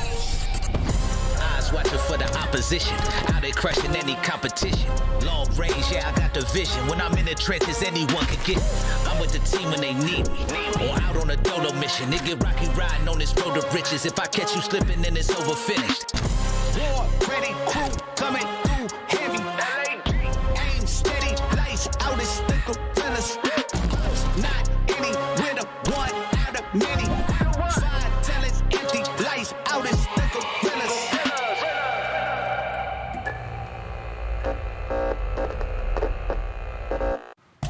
After everybody else in front of them won, LAG is now in 11th place, and they need 10 points to keep up with the rest of the pack. Welcome in, everybody. We have LAG taking on Miami Heretics, who have been on a heater recently. They've won their first 2 LAN events at Major 3. Now they're coming off a big win yesterday, their first of 3 matches with a win over Minnesota. Let's start here with LAG, though, Alley Cat. What have you seen from the team wearing purple in this fight? Not that much, especially when it comes to online. They are 1-9 in map 1s and 3-12 overall in the season, so they have really slow starts in a lot of these series versus a Miami Heretics team that it's quite the opposite. Their hardpoint has looked a lot better during this split. For LAG, I'm going to need them to find some success here early on these qualifiers, especially because all the teams above them are pushing into that top 8. Yeah, I will say for LAG, it's not all doom and gloom. Like, their search and destroy control's been pretty good. In the last 7 controls, they're 5-2, so they've been great there. Fame's actually 12th overall in the league, so he's been putting down some numbers. And then when you talk about their series, they went to game 5 in both of their last 2 series, where they showed a lot of life and actually pulled out a W over Carolina. And when you look at this map set, they feel pretty damn good about that sub base. It's usually auto vetoed against them. It's time to get this game started as we send it over to the casters for this one. Allie, who's winning real quick? Miami Heretics. Miami? I'll go with Miami, yeah. No! I'm going to LAG. Let's go to the casters live. I thought he was kidding at first because I didn't have my headset on. I was chilling, just goofing around. Yeah, usually with you Joe. wait for the predictions and you throw it on. Yeah. Usually and they hit you with a curveball. Yeah, once they do predictions, I'm like, all right, time to get my headset on and get into the cast zone. I was even ready. Hey, Chris, you did we're great. in the game, dude. We're in. Fantastic job. Allie, you killed it as well. Oh, okay. I will lock it in, Allie. Lock it in on Subbase, my favorite map. It's the best, dude. We love snow. Love it. Miami Heretics, LAG. This is a huge one in the scheme of things. Listen, the points, everything right now. Carolina finally got that dub. Now, what can these guys do? Big win over Carolina for LAG. Heretics hot off a loss, but trying to get a roll. No, I mean, for Heretics, this is like a chance to give yourself a bit of a cushion, right? You have teams starting to, Legion is starting to go. Carolina gets a big win there. Rocker's still very much in the mix. So to give yourself a little 2-match cushion would probably be pretty nice. It's not a big cushion. It's like you know how I like my flat pillows? Like, I like the flat ones, not like the big puffy ones. Yeah, it's like a flat pillow cushion right now. There's not a lot of separation at all between these teams. running out of bullets there. That was Diamond Con as they'll lose the gunfight. The Lucky. There's what, like 15 total points earned across the opening 60 of that hard point. So no one really able to get a lot of time as we get ready for next. Yeah, but look at this rotation. I mean, the orange arrows, they are where you would want to be for P2. And it's the opposite for the purple ones. Just LAG so far across the map. Now they're going to start to work on up. Real's going to lose that first one, but you won't even really have a chance to the point until the first 20 seconds are off. They do a very good job finding the next 3 kills and actually executing perfectly. It's a clean 4 dead through that push. Yeah, no, you set that up, Joe, in the sense it was everything you wanted for the orange arrows, and purple ones bashed on through as they'll get right into position. Oh, man, that sucked. And get something set up now as an early break for LAG. Important here, at least in the early going. Estriel, Flames able to connect there from around the point. Vickle back with the squad, looking to find any kind of opener for the team. He's able to get 2 before he drops. And now it's sort of the same thing here. 5 seconds left, you're gonna rotate. If you are Miami, you have Real middle of the map, just sort of cutting off reinforcement. I think he spots one. It's gonna be Vickle is taken out. I imagine gets that close one, he does, so he's gonna be there. But really, you're just waiting on Real for a pinch, and there we're gonna go. It's just that's the last player through. But that will stagger LAG time, Yona Heretics. Time to Heretics, Gunny to Diamond Con. He'll take down one. They still have 2 people here. So what, a 2 versus 2 near the point. Well, making a 2-on-3 as the safe spawn comes in deep there for Real, and you find all of the kills if you're Miami Heretics. Looking to secure this time. At this point, spawning out for 3 players for LAG. You got to think about the next hard point. You just can't even take really another crack at this. So the kills come at a big time there from Miami, and you'll enjoy an easy 35 seconds to close it out. Yeah, it felt like they had the pressure on the map, like top snow control. They just couldn't get him off the hill. Then you had Real pinch them through that setup. Now, Vickle is out, 10-3 start for him. He's on 3 in a row. Trying to find number 4 to help his team. Gonna get some bad timing on one, try to finesse as much as he can, but LAG want to hunt him down. Not going to happen. It's Flames. He hits the slide and gets smoked. And now you try to answer back if you're LAG. Like, honestly, like the early, like the deaths around 30 seconds and having to rotate, sometimes I feel like it's like a good thing in the sense you don't get baited into taking another crack at it. Then next thing you know, the extended fight, you only get 10 or so seconds. You lose this every next hard point. They can spiral out of control. But as I say that, you better hold this opening wave here. Is Vickle's 13-4. That's just it. It's like the same thing we saw at the start of B2. If you're gonna rotate that early, be in those setups, you better find the kills. Otherwise, yeah. It's a wasted 30 seconds, basically. Yeah, just that's what it's looking like right now. Fame is able to find 2. He's staying alive near the hill. You still have pressure here from Heretics, but behind Fame's play, they actually are able to hold on. And now they're going to take the lead. So it looked very tough there for a moment from LAG, but they're able to hold on. Yeah, a little sketchy there in the early going, but as you said, holding on. Metal's trying to get going as he's on 4. Really, Vickle's been kind of leading the way for the team with regards to the kills. Next hard point ready to pop. Early position for a couple of Heretics players, but you still have one rotating out from Old that'll be in a one-on-one. He's going to lose that. Now you try to collapse in the fort and take this 4v3 if you're LAG. And based on the position, you guys say he should be spawning out. There's nowhere really close for him to spawn. So 2 players spawning out for Miami Heretics. Chance here to break if you're LAG. Yeah, number 5 Flames goes on a bit of a pinch. Not able to find a kill, but he's in a position to deal with the reinforcements. Does have the help of Estriel, and now you're in this trap if you are Heretics. How do you get out of this? Well, that's going to help. Vickle spawns up on the left side with Real. So maybe just such a forward position. They don't actually block those spawns, and now you're sandwiched. It ends up, they're basically doing the same thing. Like you kind of saw LAG choke them out and spawn them out. Now Heretics trying to do the exact same thing. And it just leads to nobody in the point for now. Finally, Heretics able to battle back in, trying to chip away at this 30-point advantage that LAG have. I mean, this could have been a lot worse for LAG, like with that spawn out where they get trapped. Could still happen, but at least you find some time. And now they're up 43 points as we head into our next rotation. Opening gunfight, Diamond Con not able to take that. As Vickle relaxed in the hard point. He's been doing it from a slang standpoint. Now let the kid rack up some time in the objective. Flames trying to open things up top, trying to get some wallbangs through. Gets a couple of tags in through the door. Not going to be enough. All the kills go the way of Miami Heretics. They find all 4.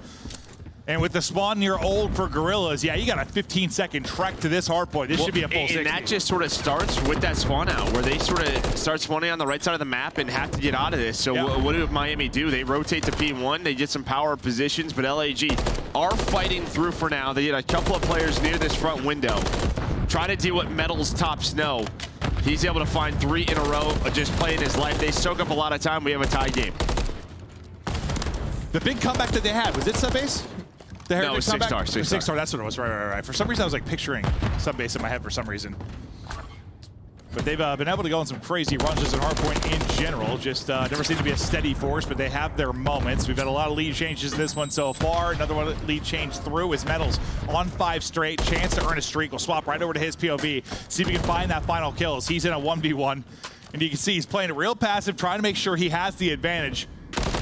Until he's not. Jumps out, realizes he rotated underneath, able to get the jump and get this streak. So a little bit added utility again now for Heretics. Yeah, but again, I mean, you rotate, you at least find it's a little bit later. You find the first 25 seconds, but a nice break for LAG. But Miami, a slight lead here. Let's go to a listening. No tiene trofillas. Venga, no me sea, te estoy quedando. Vale, un tiro arriba derecha. Escaleras, vale. Y escalera es real y otro punto. Me estoy calando dos anteriores, son dos. Dale. Otras, aguanta vivo, Javi.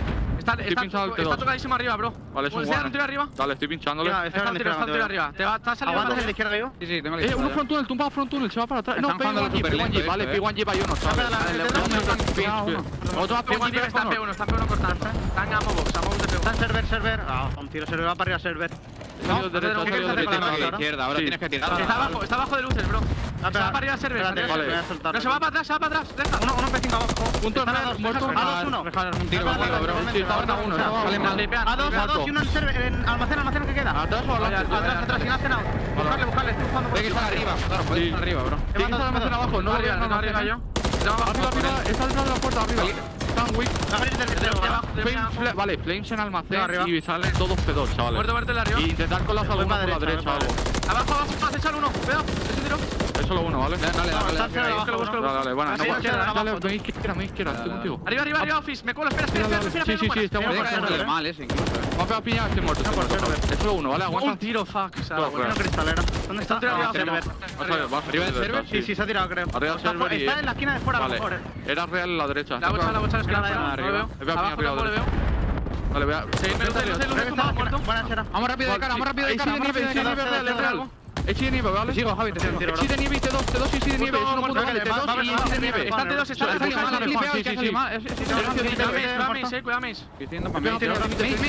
Cuidado, fondo, en el hat el fondo, vale. No tengo ángulo. Vale, y Nathan tosado, te están en astillo deep, Vic continuing to lead the way. It's a 20-point lead now for Heretics. Another one seems to be going down the wire. Everybody dropping, though, and another break-in for Gorillas to maybe grasp the last one. I mean, how good has Fame been, though, at this hill? Both times before, I mean, you know, a lot of pressure. This time, it's a bit of a better break for Miami. They find some time. But I think last time through it was like a multi-kill there from Fame. Now in this rotation, you have DiamondCon able to find some kills, but Fame goes big, keeps LAG in the lead, gives them map control. Yeah, I thought DiamondCon was about to get in behind to get like 2, and then things really might get disrupted at this point. But similar situation to last time. You had one rotating from old. This time Metal's able to win that fight, so there's not going to be a big pinch that comes through for Gorillas to spawn out Heretics. You get a much better setup, and you still have Metals being a threat. Yeah. Mickle continues to go off. What a great game. He's slaying from the hill as well. About to get close to 2 minutes, 30 seconds away from winning this map 1.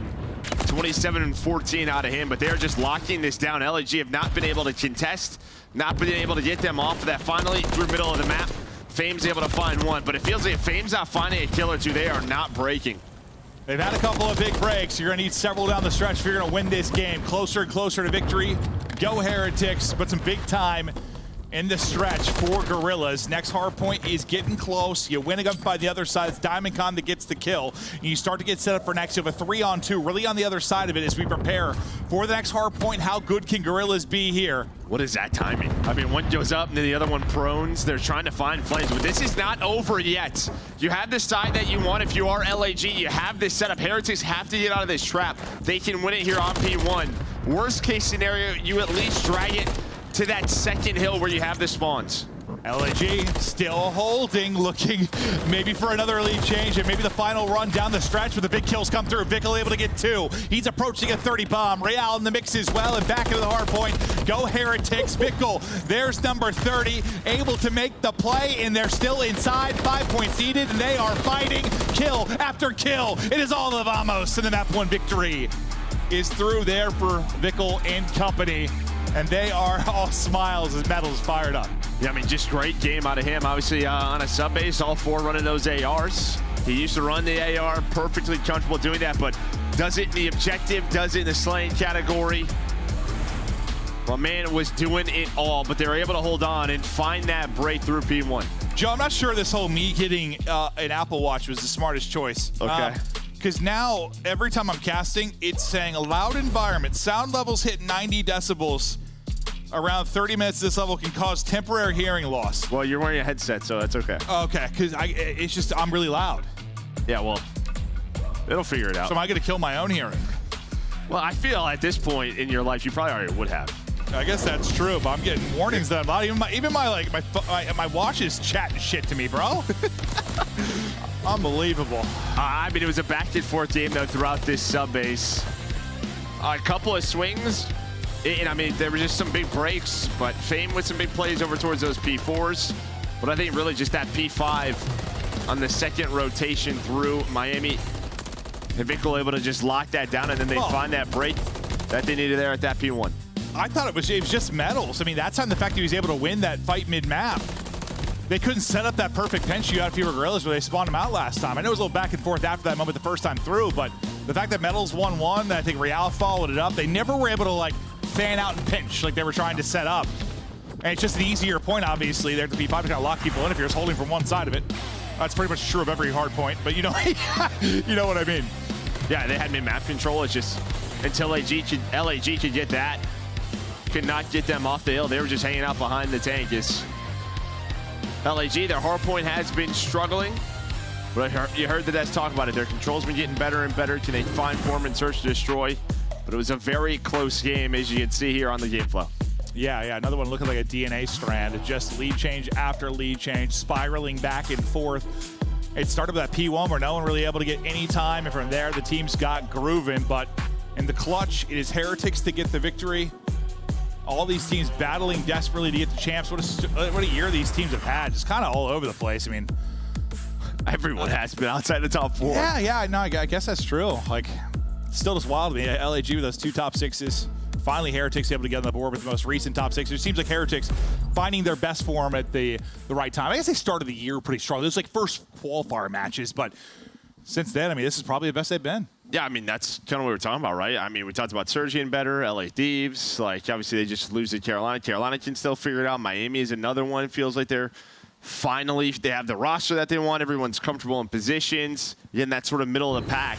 Vegas, I don't know who's going to make champs now. Well, that's kind of why, like, listen, as much as, like, the conversation about who's going to make champs is great, I think we all sort of, as much as Sundays have been lit, and, like, Saturday nights of the Major League, it's been God tier. It's been, like, the top 4 teams. I think everyone's kind of hoping that at least the possibility of, like, that Cinderella story is their champs, like, the possibility of a run, it hasn't really felt that possible. No. And now it's getting closer, though. It feels like, you know, with the teams improving, maybe that'll be potential. But we still have to see who's going to get there, because not everybody can be a threat. But here's a look at this, because, you know, we're chatting through it a lot. We're going to talk about this a lot. Yes. Like, we're gonna just beat this one into your brains at home of how tight this is. From basically the 5 all the way through to the 11. Just 40 points separating, but really it's just, I guess, the 6 to 11. It's just Surge is starting to go on a little bit of a spree here. And they got a little bit bigger cushion. Yeah, build themselves up a bit. But Miami, they would love to get to 150, move up to that 6 seed. Then LAG, that would put 4 teams at 130 points. They want to stay very much in the mix. And not saying they wouldn't be after this, but yeah, this is one of those matches on the schedule that it's winnable. Yeah, no, it's getting insane. I mean, a big talk's going to be the strength of schedule that teams have, you know, who you're looking forward to playing against, where you might find those wins. Nothing is free, but now we look at the Monster Energy pregame right now for Miami Heretics. And what are your thoughts? Yeah, I mean, kind of what we just talked about, really, but you'll see 70 points earned in stage 3 and 4. You know, ever since they brought Real back in, put medals to an AR, Victor running the second sub, this team is very much Yeah, I've gotten better and better. Yeah, it seems a little odd to look at it like, well, yeah, they're in 73 and 4, they're 70 and 1 and 2, like it's split. But yeah, we're not done with stage 4. Obviously, we still have a lot to go. We still have the major. And they were 5 and 2 stage 1. Their stage 2 was just awful. I think that's really it. It was, but like I think like when you really think about how short, like how we're the second week of stage 4 plus stage 2. Yes, it really is like stage 3 was everything for them outside of. Well, they won a land match. That helps. They won 2. yeah. It really does. It really does, right? Now we'll talk through Gorilla's Monster Energy pregame. And yeah, they were earning a lot of points, at least in the lands through their first 2, as they got 2 top 6s. Big part of that for them, but champ status fading. That is right, Joe. Yeah, and yeah, you can see it's been sort of the start of the year, right, where they earned 75% of the points in stage 1 and stage 2. And this is what I mean. Like, this is a winnable one because then you got Fase tomorrow. Now, they've beaten Fase online, so at least you have that. A little bit of momentum maybe to potentially build off of, but yes, not easy. It's possible, sure, but yes, I don't think you rely on that. You try to get the victory here. Don't hold it in your back pocket like, oh, let's beat Fase again. We've done it before. Yeah, I don't think that's necessarily the mental route I'd want to go. Let's get it done here. They already clutched up and beat, Ravens in the map 5. Might need to go the distance here to get it done as well. Yeah, let's see the boys smiling. See smile on Fame's face. So, again, that was Heretics map pick. Going now to LAG's Karachi Search and Destroy. But as you can see for LAG, it's not the best of records. Oh, I mean, the Search, like, I know it's, I don't know, looked okay. At times looked like it's improved, but it's never been that solid. Fame, though, I mean, if there's going to be a playmaker, you kind of talked about in the hard points, I feel like in Search and Destroy's got to be him as well. 1.52 so far in stage 4 through their couple of matches, but you're going to need him here. Yeah, I just think if you look at it, not to put all the pressure on one player, but it just feels like when he's playing consistent and sort of the role that he does, they just seem like a different team. It kind of feels like for Heretics how Real's been for them in Surge. Like ever since he came to the team, like they were struggling so much to find those Surge victories, so they got him. I mean, he was like, remember all the Surge wins they got when he joined the team? Like he had to get double digits basically every single one. Yeah, I mean, it's not a one-man army, but there's definitely more pressure on certain players to perform. Yeah, impact players. 100%. Medals. They'll be through with the first blood. Top there right after he got the kill, but Estriel ripped out of it. Progression for the bomb starting to work over now towards B. What's his timing going to look like here with Fame? Yeah, they're trying to set this up here with Victor. Medals. Oh, bye-bye. He's there to help, but at least you have the help from Real, who's able to find him in the middle of the map. It's always the worst when you're weak. You just see the nade hit. Yeah. There's nothing you can do. You just accept your death. I'll see you guys later. You got numbers? Well, almost back to a 2 versus 2, but it's a great read by Diamond. He's playing this so reactive, so well. And on the other side, Flame's able to find one. So they were trying to isolate Diamond Con, and he makes the play instead. Wins the 1-on-2. What a play out of Diamond. You had a 2-on-3, and you don't get a single kill if you're and you had Diamond Con weak in the P1. Like, yeah. He knew, though, that Real was just trying to buy time. Where was that time and help coming from? Right through Fountain, and he just took it to him. I thought I was just talking about Real needing to be the playmaker. I thought he was going to have to clutch to the 1v2. Never really got an opportunity to, as he's just climbing the ladder. But great clutch there from LAG. Diamond Con, he's the playmaker there, as he'll start out 2-0. Yeah, Flame's able to win the other 1-on-1, which we didn't see over towards the bomb site. Obviously, a huge win there because, yeah, it doesn't happen. Diamond's in a 1 versus 1 bomb down would have been very difficult to clutch, but it's just what it takes. Now, Miami's trying to find through the middle of the map, but doesn't see him as this stun connects. So Diamond Con with the first blood. Yeah, that's a frustrating death thing for Real. Stun hits, he's just going to chow off who he stunned, and he never spots him. I mean, it took Diamond Con his entire clip to get the kill because he's stunned up, but suddenly it's Metals 1v4. He gets the first down to a 1 versus 3 as he'll try to keep picking him apart. I mean, he's got a lot of time to work with. A lot of time in the round. Oh my, nearly sends Flames to hell. But he finishes it. Yeah, I mean, Flames is prone there. He's able to see that drop down. So nice little spot, nice little off angle. Saw Metals look for it, but yeah, it gets a little crazy. Near this P1 area. Oh, that makes sense too. I didn't realize he was throwing the stun on the second chow. So I was like, why did he just miss on the reach out? But that makes sense. Sometimes you just lose people in that rubble as well. Oh, it's yeah. just difficult. 100%. Good start for Gorillas, though. Now we'll see what they've got up their sleeve offensively. Last time, had to clutch up in a 3 versus 4 as they were working over towards B. Heretics, if they're able to get the first blood again, looking to get a little more out of that. Nearly Metal's able to get it again, but this time it's going to be Fame. Fame and Flames getting to work. Flames, though, his work is going to be a grave. Lucky brings it back. Metals gives him advantage. First Bloods seemingly mean nothing. Getting lit up as Heretics rally and find them all. I mean, we're just taking jouts. We're just taking them. Metals there with a nice double. Able to win the one. I mean, he's like waiting for Lucky, trying to buy time for Lucky to get there. It doesn't even matter. He wins the gunfight before he even gets in that position, but allows Lucky to be full HP, ready for the next one. Nice little round there with the aggression from Miami Heretics. Yeah, I feel like there is sort of like your makeup for a mistake round, right? Like round one, you had the first blood. You allow them to win that in a 2 versus 3. Here, Fame gets it, but you bring it back. Kind of like make up for a mistake. Like, good job. You get back to even now. He's got to win this one, tie it up. Vickle, kind of the hero of map 1 in many ways. He was pulling up LeBron numbers. Right now, it's 0-3 as he can't get rocking in the search. Still early, though. A lot of action to go. B seems to be the plan of attack, though. 3 players kind of working mid. 1 working bomb. Real trying to work the opposition. It's a tough one, but the movement is there. Toying with his food. Nice first blood from Real. Yeah, I thought he was going to stun his teammate there. Might nade his teammate, he will. But Victor's able to get on the board, but we're doing a 2 versus 2 because Flames finds Metals. And I don't think, yeah, he did not see him.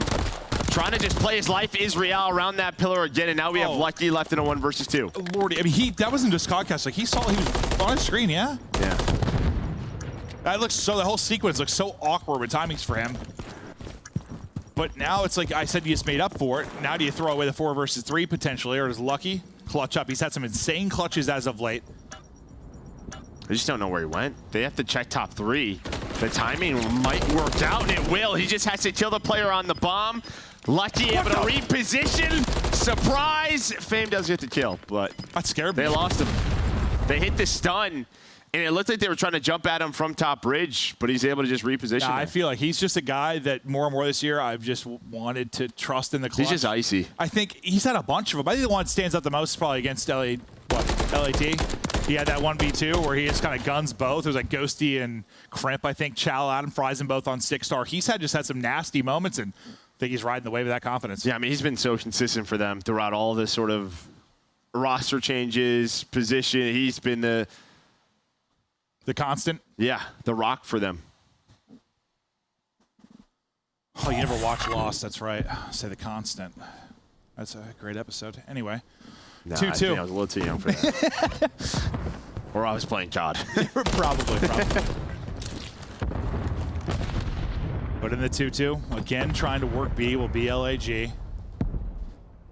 Kind of on the off-site, maybe trying to bait a push there. It'll be Fame. Or just waiting to lurk and collapse on the transition from Heretics. It's one of the first rounds where we haven't really had this crazy mid-map skirmish. Both teams just sort of taking a breath. Flames now going to pop Deddy. Trying to bait out some shots there for Real. Maybe to just find Real's position so Fame can make a play on the other side.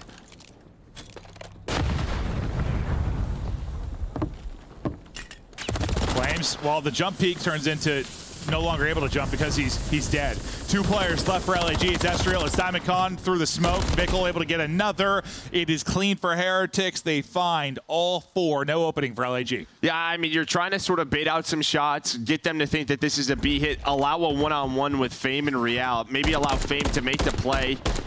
Maybe open up a bomb site, you can rotate it, or you just force Heretics to have to worry about that player on an island instead. Vickle gets the first kill, and then on the other side, Real wins that one-on-one. So no threat there for Miami. No threat at all. Balance right now from Heretics. Metals lead the way, but everybody else 3-3. Hell, half the lobby, more than that's 3-3 right now. It's pretty balanced across all sides.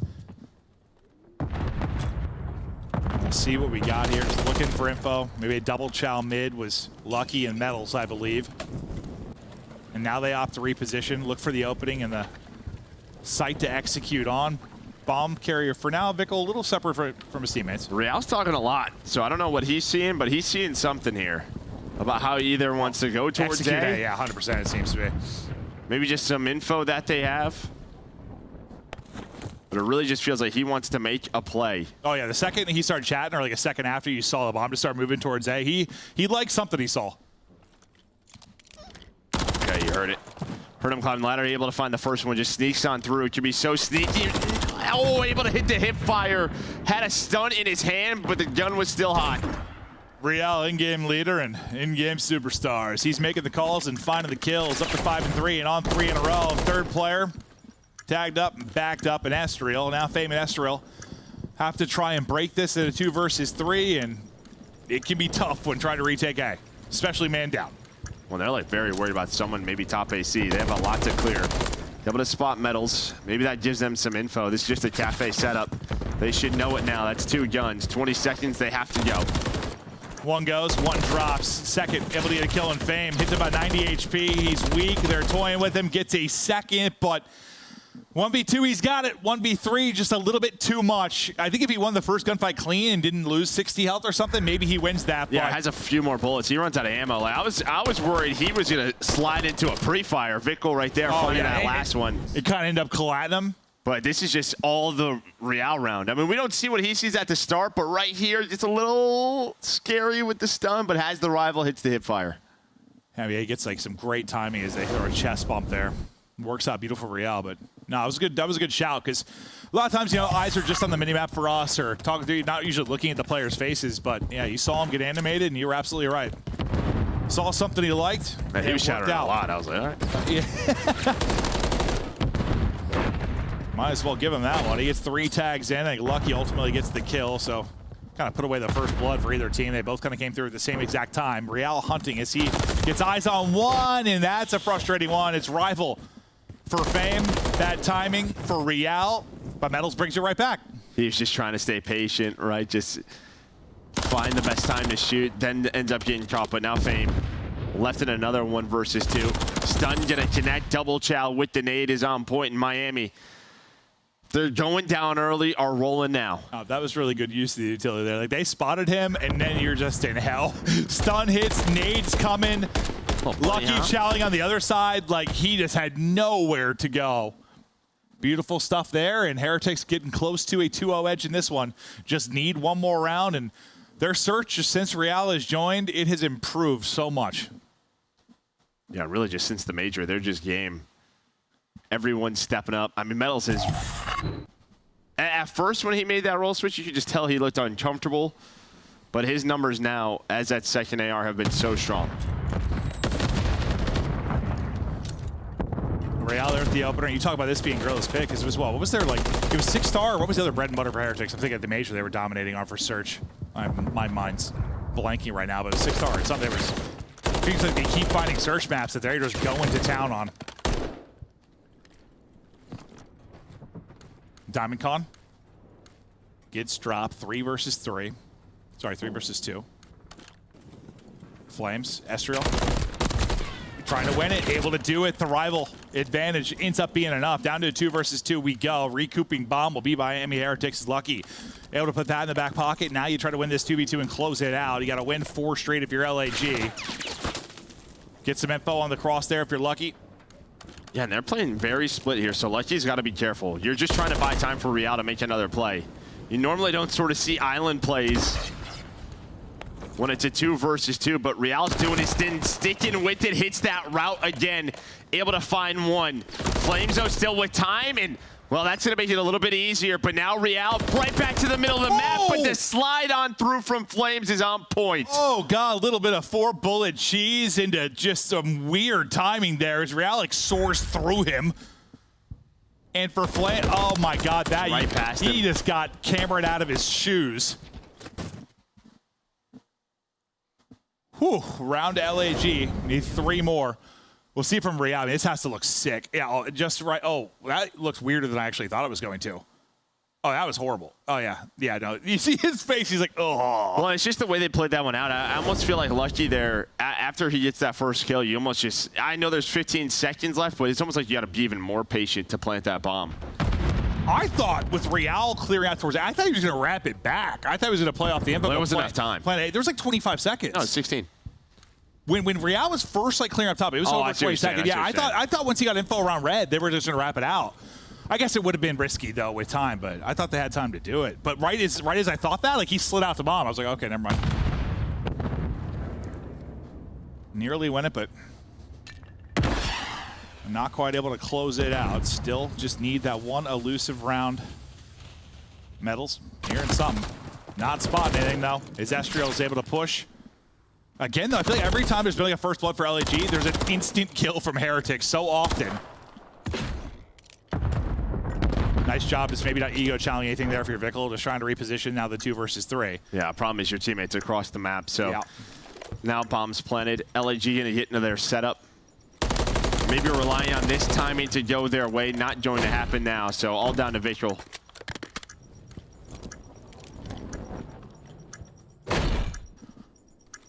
Yeah, this one gonna be so hard. You just gotta send it. Yeah, no time to work with. Good luck. Caught sprinting, tagged up. Not able to really get anything going there. Back-to-back now for LAG, chipping away at this lead. And I'm surprised. It always feels like offensive teams are finding these timings on that ladder, that top AC. Just how often it happens, it feels like at some point, like 20, 25 seconds of the round, you just got to start being ready for it. Yeah, I think it's just a tough timing. I think you are. It's just you're trying to watch so many things. Yeah, top red, the ladder hit, like the cross the diner. Yeah, you're watching. It's like 180 degrees, basically. You're trying to watch, like, and like you have a sixth sense for it, but like, it's just tough. You're probably getting comps from your teammates too. Like, I saw something here, and you're snapping around. But yeah, it happens all the time. It always just seems so free. They're just gonna go. Okay.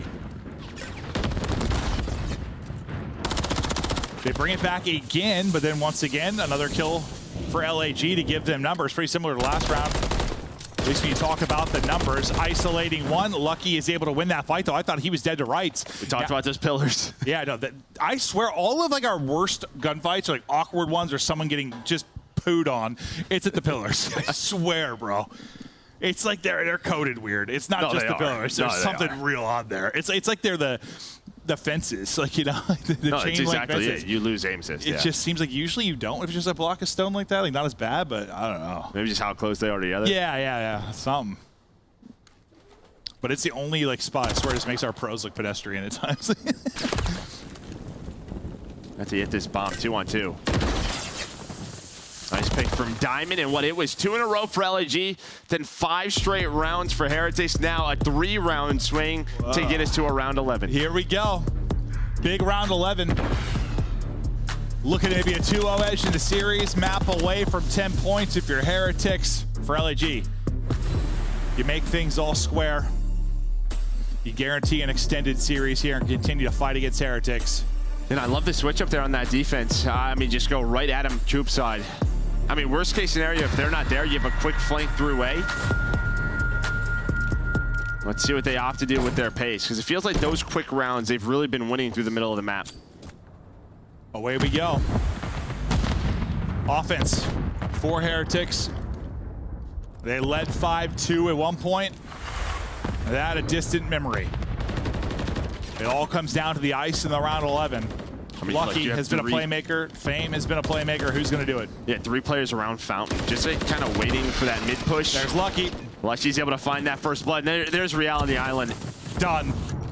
Metals with the 3rd. Diamond Con's got to do everything. It fell apart for a while.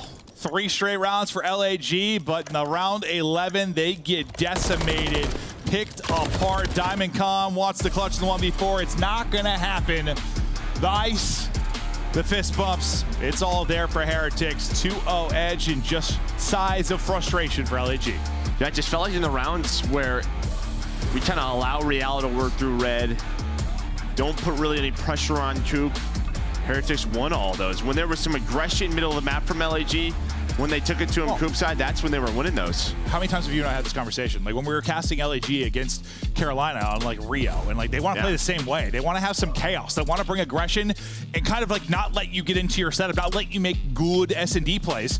Yeah, when Heretics got into it, like played the search they wanted to, they dictated the pace, they dictated like the playmaking, they picked them apart like multiple times. Yeah, Metals with a big game there, 11-10 non-traded. Close couple of first maps, but it's Heretics in control of the series. They are looking the better search team there, even though it got a little bit scary. Oh, I think it was Invasion. I think it was Invasion and Six Star. That was like their sauce at the major. Yeah, I remember they had 2 that they looked like untouchable, even against like top teams. I could not remember the second map, but that makes sense, as that'll be the map 5, and that was their choice. But getting ready to go to break is a 2-0 edge for Heretics. We had a couple of 3-0s to start today. We had a Game 5 banger as Carolina were finally able to earn 10 points in this qualifier. Question is, who will get them here? Trying to battle around that 130 mark right now for CDL points. It's gotten so tight. Don't go anywhere. We'll be right back after this break. Upgrade your game with the Scuff, the official controller of the Call of Duty League. Scuff Gaming is doing an ultimate giveaway where you and a friend can win a chance to go to COD Champs this year. The giveaway includes 2 VIP tickets, travel expenses, and more. To enter, scan the QR code on the page or go to scuff.co/CDL and enter your email. Terms and conditions apply. The Call of Duty League is brought to you by Monster Energy, the official energy drink of the CDL.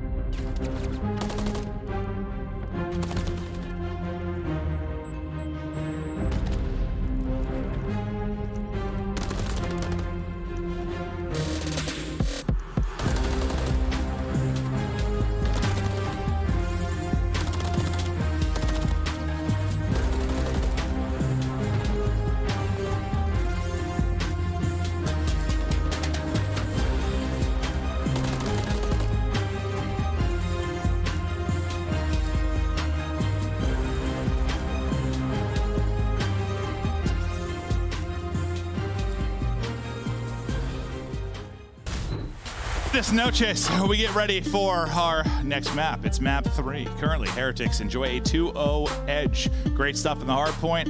Round 11 ice. They've got Gorillas up against it. Now we get ready for the map 3. And Joe, what are your thoughts on the upcoming control? Well, I think this is this high-rise control is one that has struggled for Miami, but it's one they've obviously been working on. They're 1-0 this stage, so yeah, 3-9 on the year. We're on the other side for LAG. Yeah, this has probably been their best control map on the year. Okay, well, if it's in their best, you talked about their improvements. Maybe they can get a win here and start to extend this. I mean, it felt like for last qualifier, they were like kind of a free 3-0 win online. Yeah, like I think at least they're competing throughout this stage, right? Obviously, they have to online for these important CDL points, but there's the overall records on the year. But yeah, it just felt like this was a group that was sticking together. They were going to stick this out, hope to get better, and it's like everyone around them was getting better, but finally there's some fight. I guess that's true. It's like maybe they're like, yeah, they may have improved a little bit, but it's just everyone around them improving a little bit more. It's just been finally finding rosters and players that make sense for this game. Has been the tough part, but can they now close it out? If you were Heretics, can you battle back? Extended, hey kitty cat, meow. I hate cats. I don't understand how people own cats.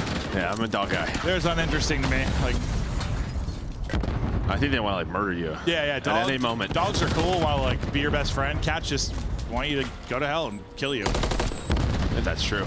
Yep. And the early going though, the nades are hitting there as you're trying to retake if you're Miami Heretics. Sliding through, it's Vickle, got one with the nade, one with the gunny, and a second with the gunny. Vickle feeling himself. I think these are all team shots. These players are weak, but probably they look good. Team fried in map 1. I mean, we watched that from like the LAG like POV. It looked insane. Like him sliding in, and after the next POV just zaps out. It looked nuts, but now answering if you're Gorillas. Yeah, good job by Gorillas there after that little onslaught from Heretics to get them spawned in their base. But nice nade on the flame, so now they can focus on a B. Trying to get the high ground cross is Vickle. He at least gets one, sets up Realden to close it out. You got 2 bits of progress done here if you were Gorillas, so a little bit of work done. Lives-wise, though, it's getting a little frightening, starting to build a bit. You're up 5, and that changed very quick. 3 through for LAG. Nice sequence there, because you got one more wave of big kills. You're starting to really build an advantage. Yeah, I mean, neither team has really taken advantage of a 3 or 4 dead quite yet. It's been like 3, 4 dead, and then boom, they get out of their base right away. But LAG on the attacking side, they put enough players on the point, can extend the round another minute. What can they do with this 90 seconds? It can be a tough nut to crack.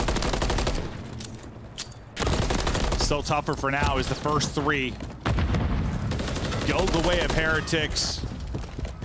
As Vickle tries to get into aggressive position, still keeps on shooting. Nice 7 and 4 start. Yeah, this might be like, this might decide the round, because if Heretics are able to find a clean 3 or 4 dead, then you're stuck in your spawn if you are LAG. With only, what, 6 or 7 lives remaining. So we'll see how this fight for middle of the map goes.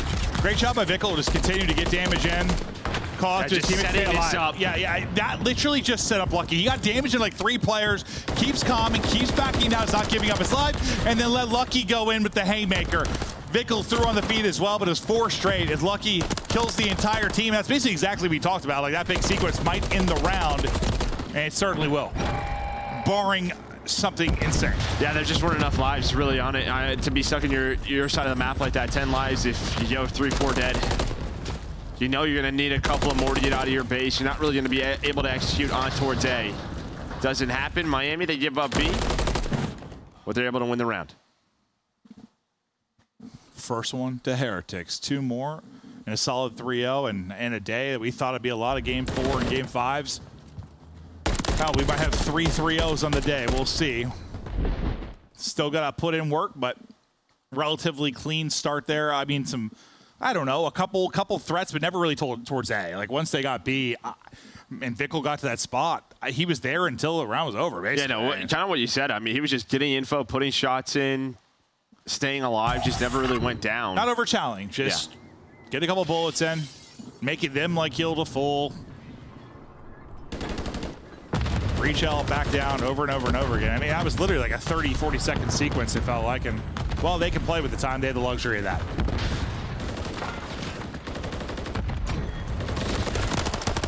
Vickle getting right onto it there with Lucky. Vickle will drop, but Lucky's still here, so some early pressure.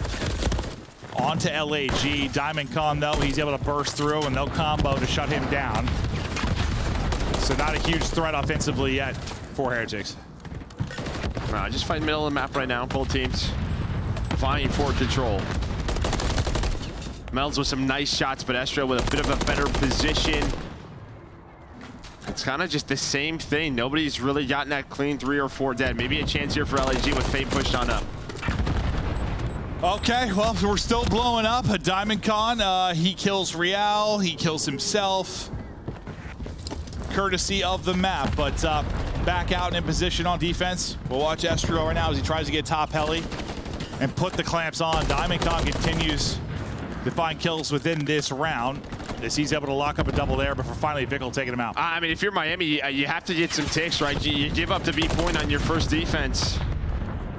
So LAG, they're going to take this all day. 20 seconds in there, finding the kills. That's going to be 3 dead. The last player left is Real. Sounds like Estriel hears him. Able to put some shots in. There is the trade, and they still have map control. All 4 dead behind Flames and Fame. I mean, you basically got out to B right out the gate. That was applied some pressure. Yeah, that was literally it. After that, you do not touch the 50-yard line. You're finally out to clear out your own offices, but it does not matter. Advantage now over to LAG when you talk about a round 5 defense. Yeah, you got those 3 ticks. I mean, obviously, Miami can do the same thing here in this next round, but yeah, maybe this kind of changes their mindset with how aggressive they want to play on this B point.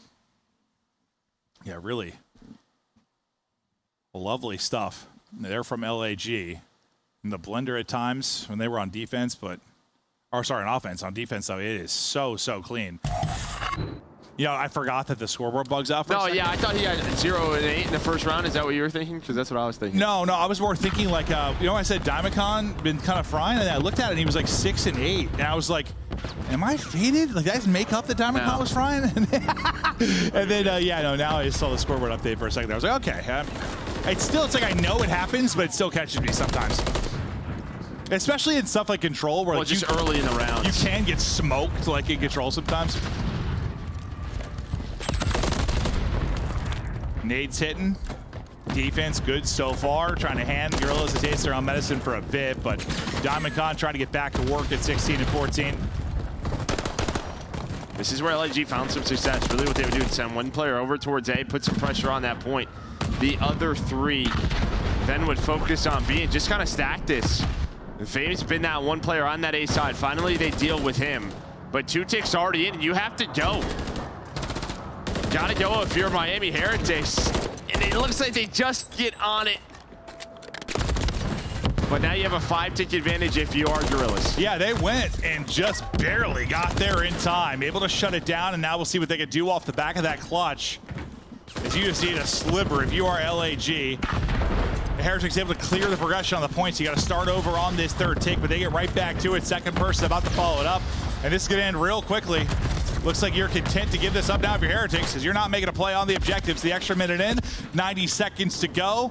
Just trying to clean it up and make sure they can't transition easily off of it.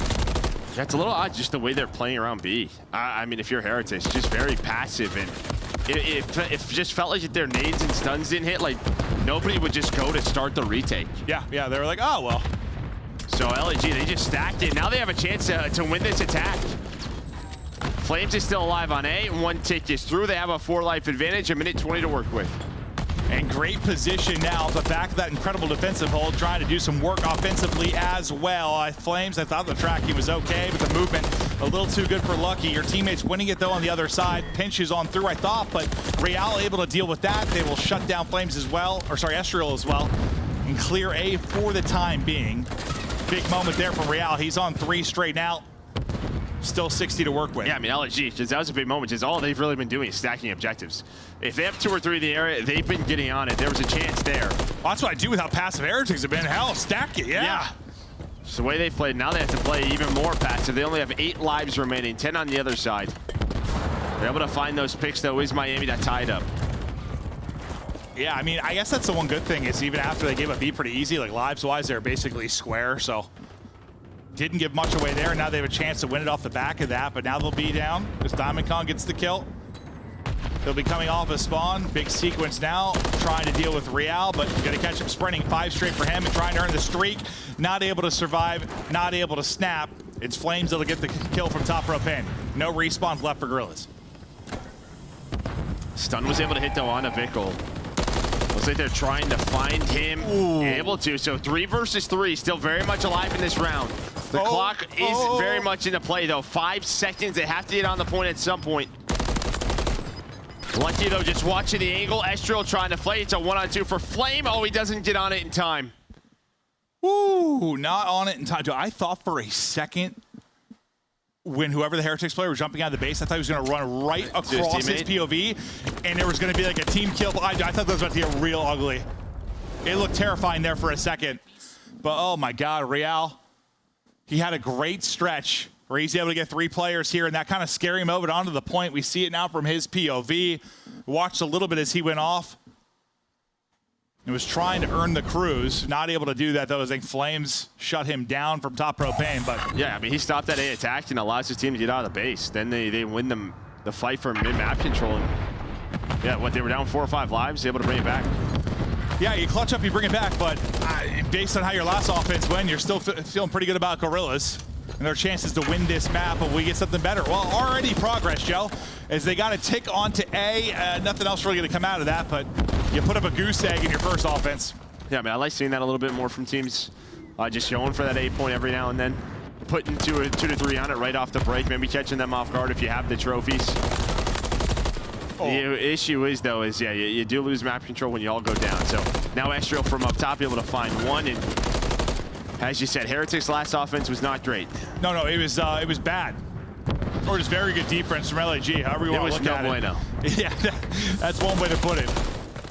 Down to the fight towards bottom mid. It's a double chow, and Estriel can't deal with that. But Flames winning on the top side once again. You get 3 through on the feed for Gorillas, and you send Heretics back to spawn. Like, they just haven't had any of those moments on offense. None, where they get like 3 kills straight. It's every time it's been LAG. Every stinking time. Or if they do, it's like to get out of their base. It's not, you know, being a threat towards mid-map. Maybe a chance here. Estriel goes for the dive. Unfortunately, that doesn't do any damage. Doesn't find you a kill. Vickles then gonna get on the point, and there are some trades, but numbers still here for LAG. There is 1 trophy down. Trying to just watch that spot, and now it's going to come down to Lucky. He's going to get picked off. 10 seconds about to go. They're going to send 2 out tunnel side. The flank, though, coming in from bottom middle, and Diamond Com, will they pick it up? Not going to happen. Real just trying to get back to full HP. Maybe Chow can't quite do that. 5 seconds and ticking. Only person to make a play is Lucky. Lucky has a chance to get on it. Not going to happen. LAG take it, and we get ready now for round 5, and it's going to be defense for Gorillas. And I don't know what you try differently here if you're Heretics, but you've had, I mean, I'll say, outside of the opening attack you had the first offense where you got onto B. That's pretty much been it. And then you got the first tick at A and the second crack. After that, nothing. So there was a little switch up there in the last 30 seconds. You had Real pull out a rival. So maybe that's how they can try to get some objective work done, at least early over towards B. Again, just commit to the objective. Maybe win those fights. It feels like they've been committing to it like right off a spawn at the beginning. And then after that, it's like it's very slow. Who's gonna do it? Like, they're looking for that 3 down, but they haven't got it. Looking for that perfect setup, right? Like, but when you don't get it, I mean, sometimes you just have to thrive in the chaos. You just have to, like, yeah, maybe that's where this rival will help out. He's able to find the first. They're fighting through underground. You just don't always get that ideal scenario. It's just not how it works. Their breaks have been solid, but after that, it's gotten ugly. Flames, though, gonna shut it down. He's trying to find his 3rd. Estriel is there, and now it's back to square one for Miami. Well, they spawn out over on A side. They're just gonna send it that way. I think I heard 12 stuns just hit for a moment there. Here they come to collapse. Diamond Con trying to get on the heady and pick him off the barrel, and able to do that. Just back and forth they go. It's like they're just funneling through. Now at least you're gonna have a little pressure on both sides of it. Yeah, 1 player on B and Real. Could the rest of the teammates maybe make a play A side? Looks like they just tried to funnel it across to actually help over at B. We'll see how the timing works out. There you go, get 2 straight. This is the best position you've had probably. Like, once you got to, I don't know, what do you want to call it, the mid-game. The problem is that there's only 1 person on it. One of your players is underground, one of your players just died, so you have the trophies. But this progress is going up slow. At least you pause the clock. Real's trying to help Metals. But this is where LAG have just been winning out every single time. And even if you don't win out there, when your defense just trading effectively, call that a win. This is basically what they did. Now the nades hit before the trophy gets down. You see Vickle toss it, but a little bit too late. They haven't had players been able to make a play from underground really at all.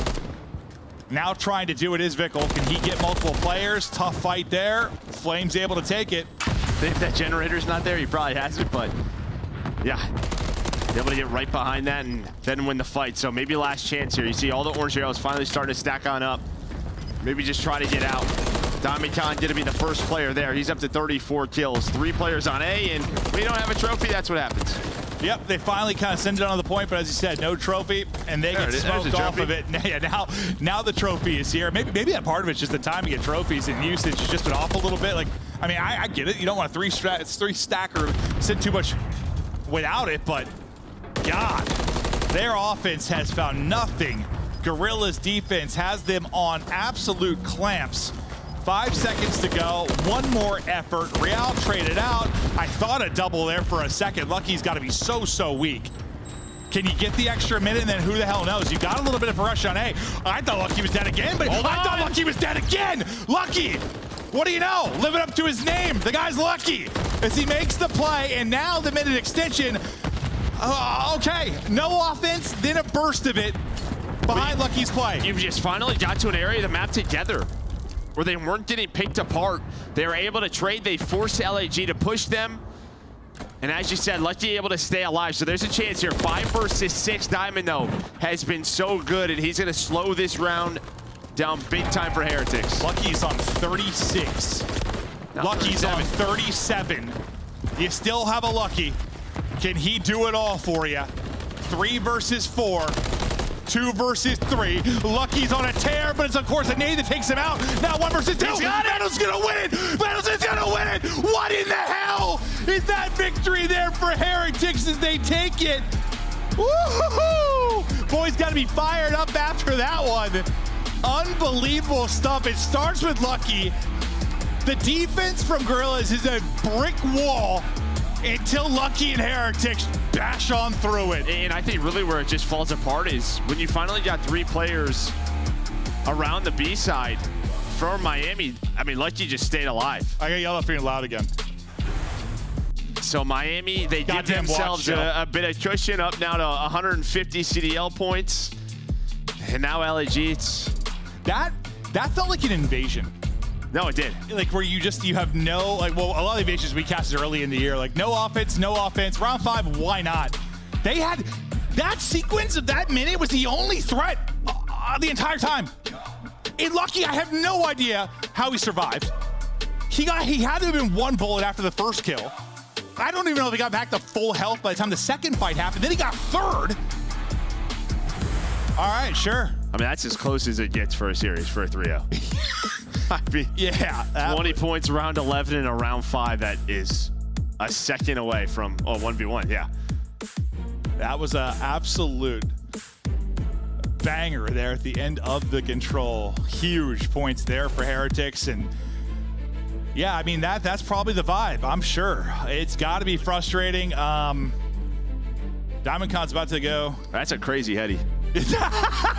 Yeah, that's Call of Duty heady in a nutshell. Maybe we'll just see the hair, honestly. But no, that's a painful loss. It is. I think as close as it was, like you said, but I think on top of it, it's just the map 3. Like your defense is so. Oh, I mean, they were so good. It was so good, and just for that a little moment, you weren't good enough, and that's how control is. Yeah, that's how Call of Duty is sometimes. Yeah. But that'll do it for the matches. For the breakdown of the final action. Just the cutest desk in the world. Heartbreaking loss there for LAG, and you could see DiamondCon hands over the face, just shocked by what occurred there. Yeah. Lucky though with the pop-off. So let's focus on the positive here. Ali, who did you pick to win? I picked Miami. And you picked Miami. Yes. So you guys are tied, or is it? Oh, nameless leads. That's right. So thanks for reminding me. Let's revisit though how Lucky was able to seal the deal. You did that on purpose. You totally did that on purpose. For Miami Heretics, not only is this series win huge for points-wise, just to keep them above that their head above float in the top 8 kind of water.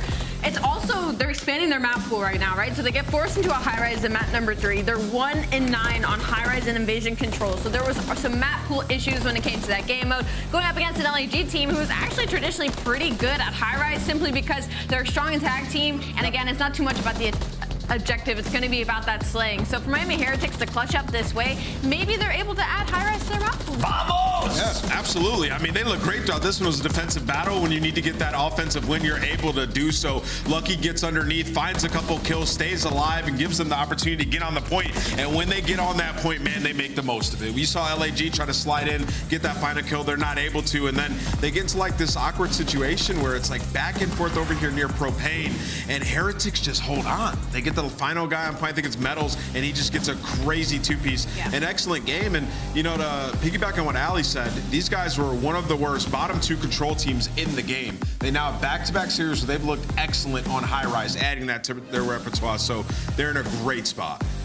Metals celebrating the end there. A fantastic finish for Miami. And believe it or not, with that win, and with Carolina clutching up in round 11 against LA Thieves, Miami just jumped the Thieves for top 6 currently in our standings. It is coming down to the wire. But we got our scuff play of the game from this one. Alley Cat, let's take a look at some of the greatest moments here from the Heretics going up against LAG. I mean, this is round 5, right? So Lucky gets this insane 1v1 win over on the A site, the B site to finish that capture. And then there's already some pressure over on B, and that's going to be the big wins from Lucky. He finds 2 and Metals with the most insane 2-piece. I don't even know, there was still a final player on LAG. They were across the map. My brothers, contest. Just sit on the point if you're LAG. Like, I feel like that's the story of them in the final moments of this series, just folding and choking. But when somebody chokes, somebody else has to clutch, and that was Miami today. A brutal finish for LAG, but a celebratory second day for Miami, who is just in the middle of their super week. We now welcome Vico to talk about it in our Monster Winner Spotlight. Vico, welcome back, my guy. First of all, did you think you were going to be playing a game 4? Maybe. I lost 4th round, and I was like, yo, nice try, boys. Like, let's get to the next round. I'm like, wait, never mind. We have another round to go. Oh, we got another round. Yeah, we still got another one to go. Vico, I can only imagine how insane the comms were after that map number 3 win. Not to mention, you needed to expand your map pool for high rise. Miami Heretics, you guys have strengths across all game modes right now. It's just kind of about tweaking a couple of things. What is your main focus right now heading into major number 4, since you're kind of already head over water in the top 8? So I feel like in Hardpoint and S&D we have really we have like a set map pool in terms of what we know what to play and what we like playing and not. I feel like our land performance in S&D was key for teams to be scared on certain maps against us, and we're just focusing really on our control, to be honest. I feel like that's the main struggle we had in Major 3. We were just a free win on that mode every single series against any team. So we're just focusing on that mode, trying to be more competitive, and we might lose some, and just trying to win some, and that's what we're focusing on.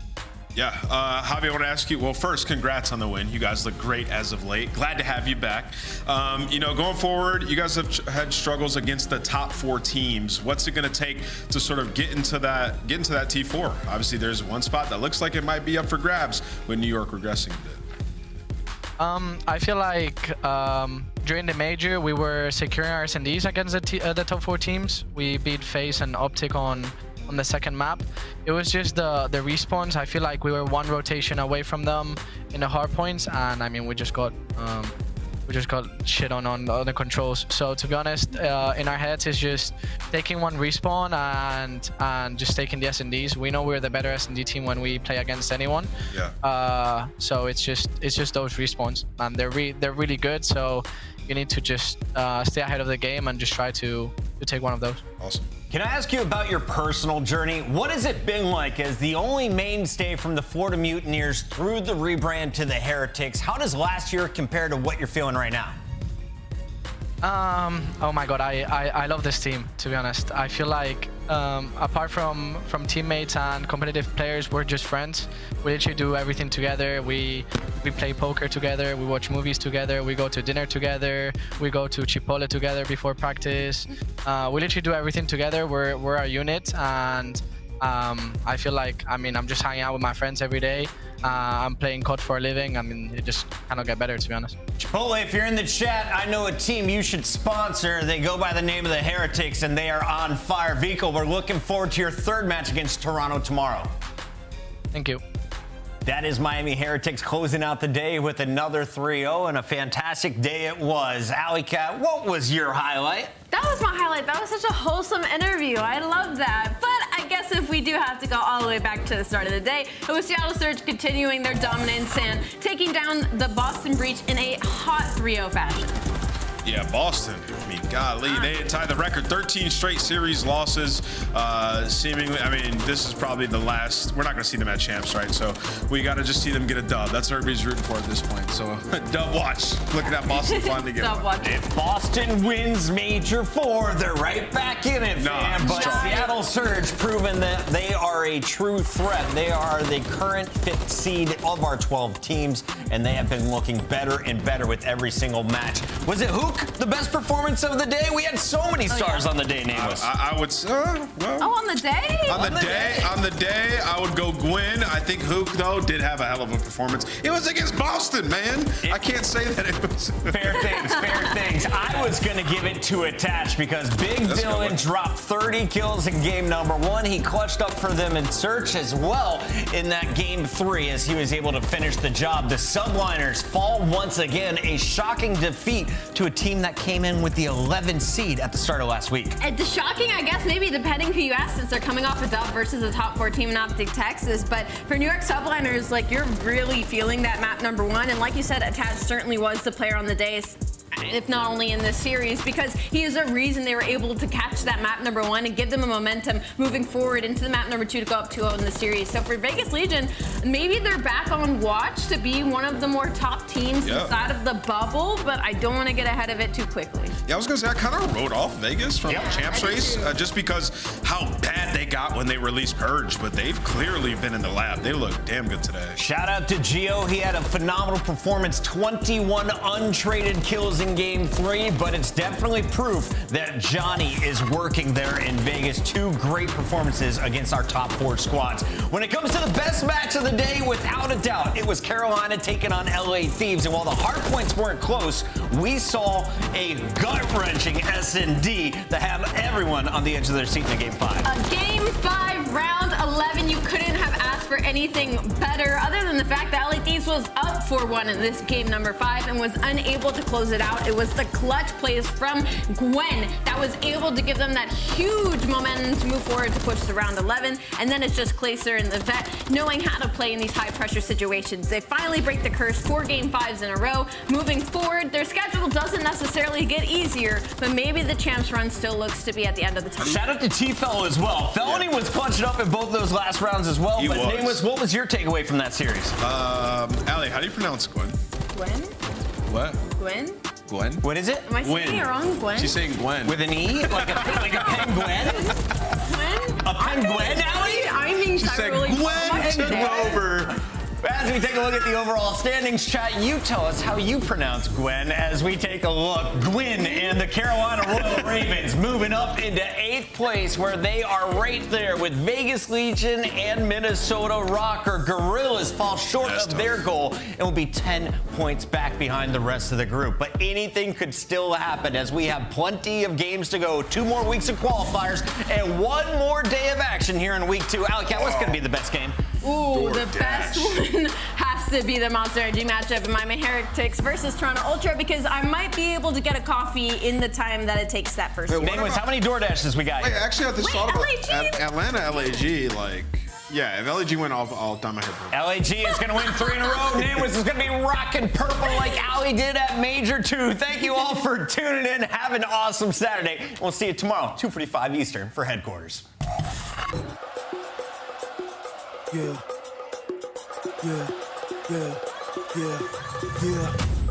Gotta hear you feeling right. Light it up till it's feeling bright. On the moon, like I feel a groove. Out of sight, like They can just win it on this P2, and they're picking up all the kills. 2 more seconds left. Cruise missile can stop it. Will dive out. The reach rallies on and gets it anyway. Shoot it off the second. Shoot doesn't care. One another line, sleeping rough. Jumping over hurdles, beat the rush. Hold it like a girdle, going out the burners. I'ma keep believing till I touch. Get another level on the clutch. I'ma get up in your face. Whoa, steady keeping up the one pace. shot. He finds out after the fact. Brady gives you the extra, and now it's one man Snoopy finds. This is the beginning, ain't no way to spin it. Headed for the finish, I'ma get up in it. We about to win it. for the show. Now we caught up in the flow. We gon' give a little more. Ready, set, go. Are you ready for the show? Now we caught up in the flow. We gon' give a little more. Ready, set, go. Maybe the door, maybe a bush. Stay in place, I pick up the pace, you give me some space, we feel so smooth. Look at this, kick is here! Work out, it's the long route, and Legion are up 2-0. Tap your laces, ain't no debate, so challenge your weight. It's about to be a rap, over in the snap, never coming back, yeah. I done doubled you and laughed. Johnny's still going! Johnny's still flying! And that does it. Never for the cap, ain't no running back, yeah. I'ma get up in your face, whoa. Steady keeping up the pace, whoa. Get the feed that you can taste, whoa. Squeezing by you like some pace, whoa. For your confidence and grace, whoa. This is the beginning, ain't no way it's been. Headed for the fans on the game win. Are you ready for the show? Now we caught up in the flow. We gon' give a little blow. Ready, set, go. Gwyn in Felony, the bailout duo, the 2v4. Now have the advantage. Nasty tries to get across. Burnley with another one, and that'll be it. The Ravens break. Are you ready for the show? Another one sees me point needed, and they are fighting kill after kill. Easier, but now Real play back to the middle of the map.